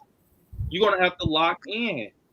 You're going to have to lock the fuck in, bro, because it's like, we talk all this shit about Halloween Ends. We talk all this shit about it.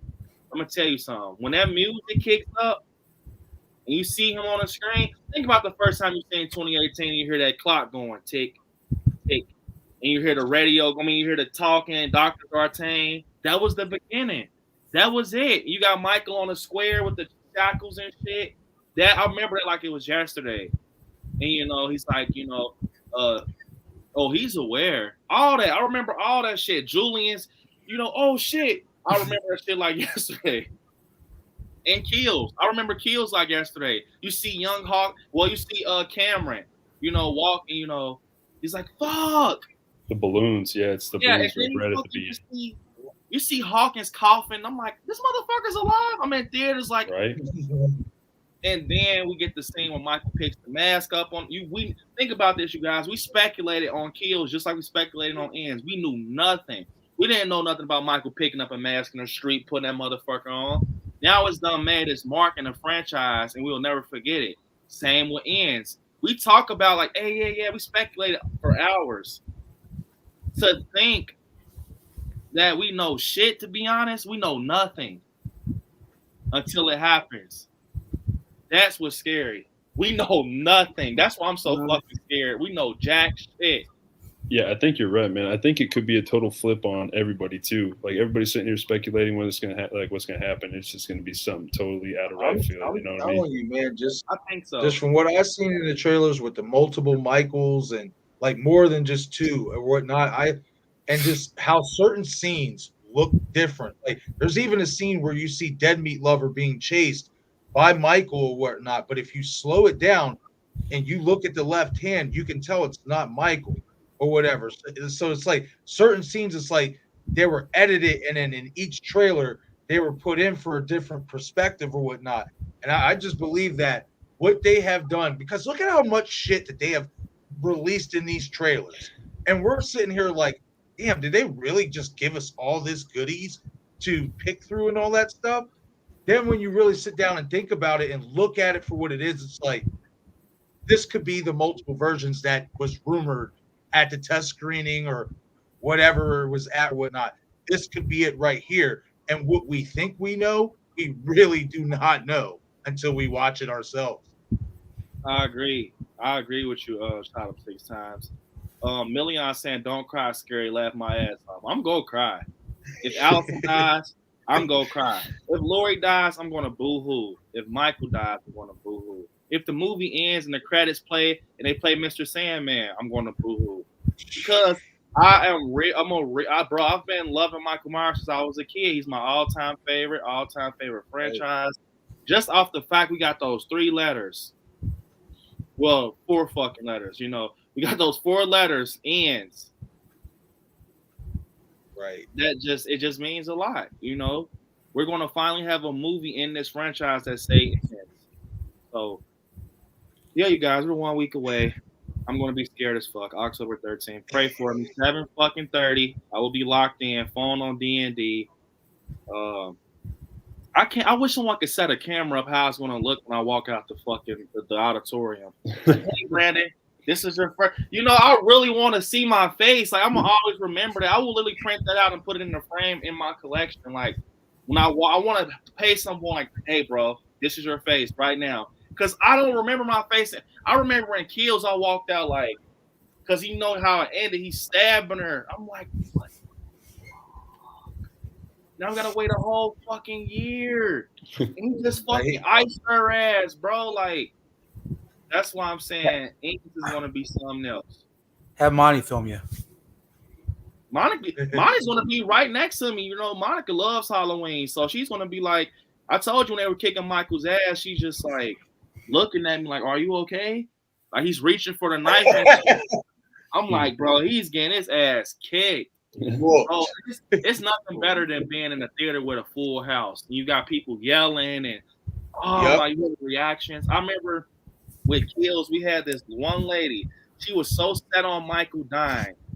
When he's getting his ass kicked, she's like, "Yup, kick his fucking ass, shoot him." Why the hell you had the opportunity to shoot him? Why the fuck won't you shoot him? He's like, "Yup, kick that motherfucker's ass. He's crazy." I'm just looking at Monica, and Michael's like, I'm like, Michael, what's going on? I'm like, really fucking tears in the corner of my eye. I'm like, what the fuck? And you know, we get, you know, Hawkins and Lori talking, and then Karen walks up and stabs him. Like, oh my fucking God.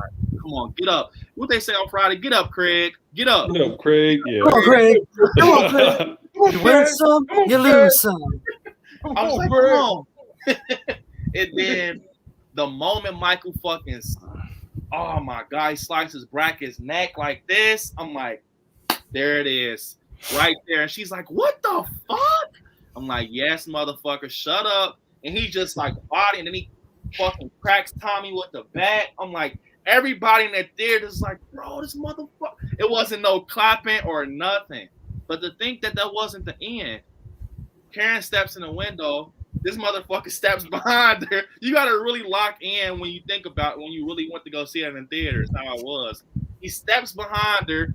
You see her face right here, and he starts fucking stabbing her. And then he just steps over and he steps in the window. And that quick ass theme play like, yep. And I'm like, oh my fuck. And they send your ass out the theater. What the fuck? That's what's crazy when you think about it. We speculate all day, but when reality hits and you think about it like that, that shit is different. It's real different. It is. I remember being in the theater for Halloween 2018. And I was already feeling good about the movie, how it was going and all that. But what let me know, you know, that I was watching a Halloween movie and my full house, everything, best, you know, the best time to be in the theater. When that scene where he throws her over the roof or whatever, off her balcony or whatnot. And, you know, then they cut to the scene of Allison coming in the house, and then it cuts back to Michael and he looks back and Laurie's gone. And I just remember being in the theater when that happened, because obviously you, as a diehard fan, you know what that scene is an homage to or whatnot. And I just remember just me being the only one in the theater at the time, just clapping real loud or whatnot, like, yeah, and shit like that. And everybody else just start clapping behind me or whatnot like that. And that's when I was like, yep, now I know for sure I'm watching a Halloween movie. Yeah. You know, it's just, we're going to make new memories when it ends. You know, we got memories with 2018. Mine, when I knew I was watching one, is when Michael steps out and the kid bumps into him, like, oh shit. And the music kicks up and he looks and he goes and get the hammer. I'm like, oh yeah, this is it right here. Fuck Rob Zombie. Fuck all that shit. This is it. And he gets the hammer and then he gets the lady and fucking stabs her in the neck and pushes her. I'm like, oh yeah. Yeah, see, it was that part when he looks into the window and it goes, da-na-na, and then it's just that still frame shot the whole time he walks around the garage way down the drive, and you're just like, dude, this is homage. When I fucking in Kills, when you see Hawkins running down the street with the gun, and he's like, Michael, stop. I'm like, oh my fucking, they didn't do this. They did not fucking bring back this. And he's just standing there. Do you guys remember that? Like, I think we forget about that shit. Like, he's standing in the alley, the fucking slim stand, and he's shooting like, Michael, stop. And then he's fucking choking him with the same rope that fucking Brackett says, oh, he just stole some rope, a couple of masks. I'm like, they're fucking acting crazy. Like, he's choking him with the rope. And I'm like, they're fucking killing it right now. I remember just having goosebumps in the seat. And it's like you get Loomis. Oh my, bro, I lost my shit. Man, Michael kill again. I'm like, oh yeah, bro. Yeah. I remember watching it, and all of a sudden, because I know that voice all too well. Yeah, Michael, stay where you are. And I'm just like, I'm like, no. I'm like, that shit is too funny, man. I'm like, no. I'm looking at my sister and my mom, and I'm just like, and then he comes on the stream, and I'm just screaming, and I'm just like, no, the fuck they didn't. They brought him back. Oh shit! Like, no. And I'm thinking it's CGI. Yeah, perfect CGI, man. Just Damn. made it even better. Yep. That motherfucker sound like Loomis. I'm not gonna lie though, bro. For real, like even when he has the gun pointed at Michael, I'm like, right, bro. This even the Lonnie scene, bro. I swear they did some shit. Sometimes it's kind of like it's sad that they have to decide what scenes they want to progress with in movies, because that scene where Lonnie sees Michael behind the bush, bro, I would have rather had that an extended cut. Oh yeah, you met Tom Jones Jr. And he actually shouted the channel out. I told you, bro. I told you we're gonna, bro. I knew it, man. I fucking knew it. He got fucking Tom Jones Jr. to shout the channel out and everything. Oh yeah, man. Yeah, he's saying cool, but look, gotta think of it like this, Marcus. That's the closest you're gonna ever get to Donald Pleasance. I know. Closest you will ever get to him. He's played the character. It's cemented. And I'm not gonna lie. That's exactly why I chose this photo. That shot of him pointing the gun, because he just looked exactly like him. Just exactly like him. It's fucking scary. That's why I said, bro, people, I don't care. I love kills. Because I'm tell you why I love it, the feeling. The fucking feeling. And then, bro, I know we're fucking fanning out right now, but when he fucking walks down the fucking stairs with the Halligan tool and the fucking house is on fire and shit, I'm like, bro, this is too much, man. I think people forget how good Kills was in theaters, bro. And he fucking picks the guy up in the fucking air and he's sawing him. Like, you gotta remember, that's the problem. We forget because the movie is old now. Remember that night when you were in the fucking seats. That's the thing. You gotta remember. Remind yourself when you're in the seats, bro. You know, remember what he did to fucking Sandra. He sticks the fluorescent light bulb in her neck. Like, we were going fucking crazy. What he did to Cameron. Yeah. All right, Beast, do you like Kills better than H2O? Oh. Yeah. It's so close. It's not better than H2. It is really good. It has H2O because of Michael. It was his field day. Probably James Hugh Courtney. Yeah. It was his field day, bro. He acted the ass in that. I remember hearing somebody behind me like, bro, what the fuck they do to Michael? I remember hearing somebody behind me saying that. He's like, bro, what? Like, I remember him. I guess he was asking his chick. He was like, bro, what happened to the last one? You could tell he was a Halloween fan, but he was one of those ones that he knew Michael just wore a mask, coveralls. He had a sister. He believed in the sibling timeline, was still in this one. He was that type of fan. But it was so funny hearing him say, like, what the fuck they do to Michael? Wait, what happened in the last one? Like, I'm like, yeah. He's like, bro, what the fuck? Like, it was right at that scene where he's stabbing the guy on the counter and he's like testing out the knives. Yep. He's like, man, what the fuck? I remember hearing that in theaters, bro. I'm like, yeah, he's on different time in this. He was on a mission, bro. He was on a fucking mission. He stuffed Lonnie in the attic.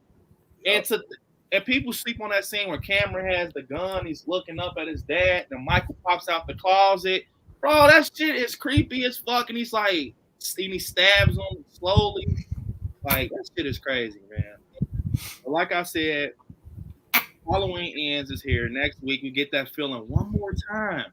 To everybody on the panel, we get that feeling one more time. So take it in while it's here in theaters. I mean, if you can't go to the theater, I'm so sorry. Enjoy it at home, but please go to the theater. Enjoy it one more time because we don't know when we will get it again. This is an amazing timeline. This is our 78. This is our modern day, you know. So just go to the theaters, lock the fuck in, get you some snacks, and watch it for what it is. I got faith in the movie. I think it'll make its mark. I'm excited. I got my fucking tickets for Thursday and Friday. I'm going to see it 2 days in a row. I'm going to watch. I'm going to do exactly what Laurie Strode. Jamie Lee Curtis said, aka Laurie Strode. I'm going to watch it at home, and I'm going to watch it. Well, I'm going to watch it in theaters. I'll watch it at home, and then I'm going to go back to the theaters and I'm going to watch it at home. I got to do it. It's only right. I got to experience it in theaters. One night IMAX, next night regular. I don't give a fuck. I had to experience it in IMAX. I'm fucking ready. I'm ready. I'm fucking ready. That's right, man. I'm ready. So tonight was fun, though, man. It was fun. We derailed. I'm glad I brought you on, Marcus. I have to bring you on. I appreciate it, buddy. Appreciate it. I had to bring you on. I'm like, man, I'm gonna get Marcus on here. Fuck, I'm gonna ask him right now. So I'm gonna have to definitely get you on, because I'm gonna do a stream afterwards and see what people think about it. I'm gonna gather some people. I definitely want to bring you on. Mac Attack, bro. I gotta get you back on. It was fun. It's always cool. And Nightmare and Shape, you guys know, man. We're gonna be back at it, but we gotta. It's the time for Halloween ends. It's gonna go crazy the rest of this week. Next week is gonna be fucking crazy. Leading up to the 14th. It's just going to be ape shit everywhere, Michael Myers. So be prepared for it. To everybody in the chat that stuck it out with us, I appreciate it. We still got 50 people in here. It's so hard to end it right now. So, but unfortunately, I'm going to get these guys out of here. It's 4 hours and 20 minutes. I appreciate everybody, that rocked out with us. We had so much fun. I talked about Ian. Do me a huge favor. Check out my guy Nightmare's YouTube, Nightmare Corner. Check out Shape in the Shadows. Check out my guy Shot Him 6 Times. Child of the Corn. Check all these guys out, and you will not be fucking disappointed. Just check them out, and if you want to, know about Halloween Ends, Scream, all things horror, definitely you will not be disappointed. But this is not the end. We got more Halloween Ends stuff coming as the movie approaches. This is only the beginning. Tomorrow we got the Halloween 1978 watch party, public watch party for you guys who want to be having leading up. Which is going to be cool. But, yeah, you guys, I appreciate it. I hit 4K tonight. Like I said, congrats to you, bro. Real talk. I appreciate it, you guys. I do. Never in life I would have thought that some shit like this will happen, but it's happening. So I'm a rock with it, and I appreciate it. I wouldn't be shit without my supporters. I mean that. I wouldn't be shit without you guys watching me and giving me fuel to keep, expressing my love for horror and Halloween. You guys, make me keep my foot on the gas with this shit. So I love you guys. Get your Halloween Ends tickets. If anybody on the panel has any plugs, do it. I'll send you guys out. So go for it. Oh, I'm gonna say I'm good. Yeah, I'm good. You guys got it. Night. All right, so I'm gonna send us out right. I'll see you guys tomorrow. So for the ones in the chat at the Halloween 78 watch party at 8 p.m. Eastern Standard Time. So what I want you guys to do is watch some horror movies, stay scary out there, buy your damn Halloween Ends tickets, because I'm telling you, I feel in my heart it's going to be worth it. I try to bring you guys down memory lane moments to go to kind of get you hyped.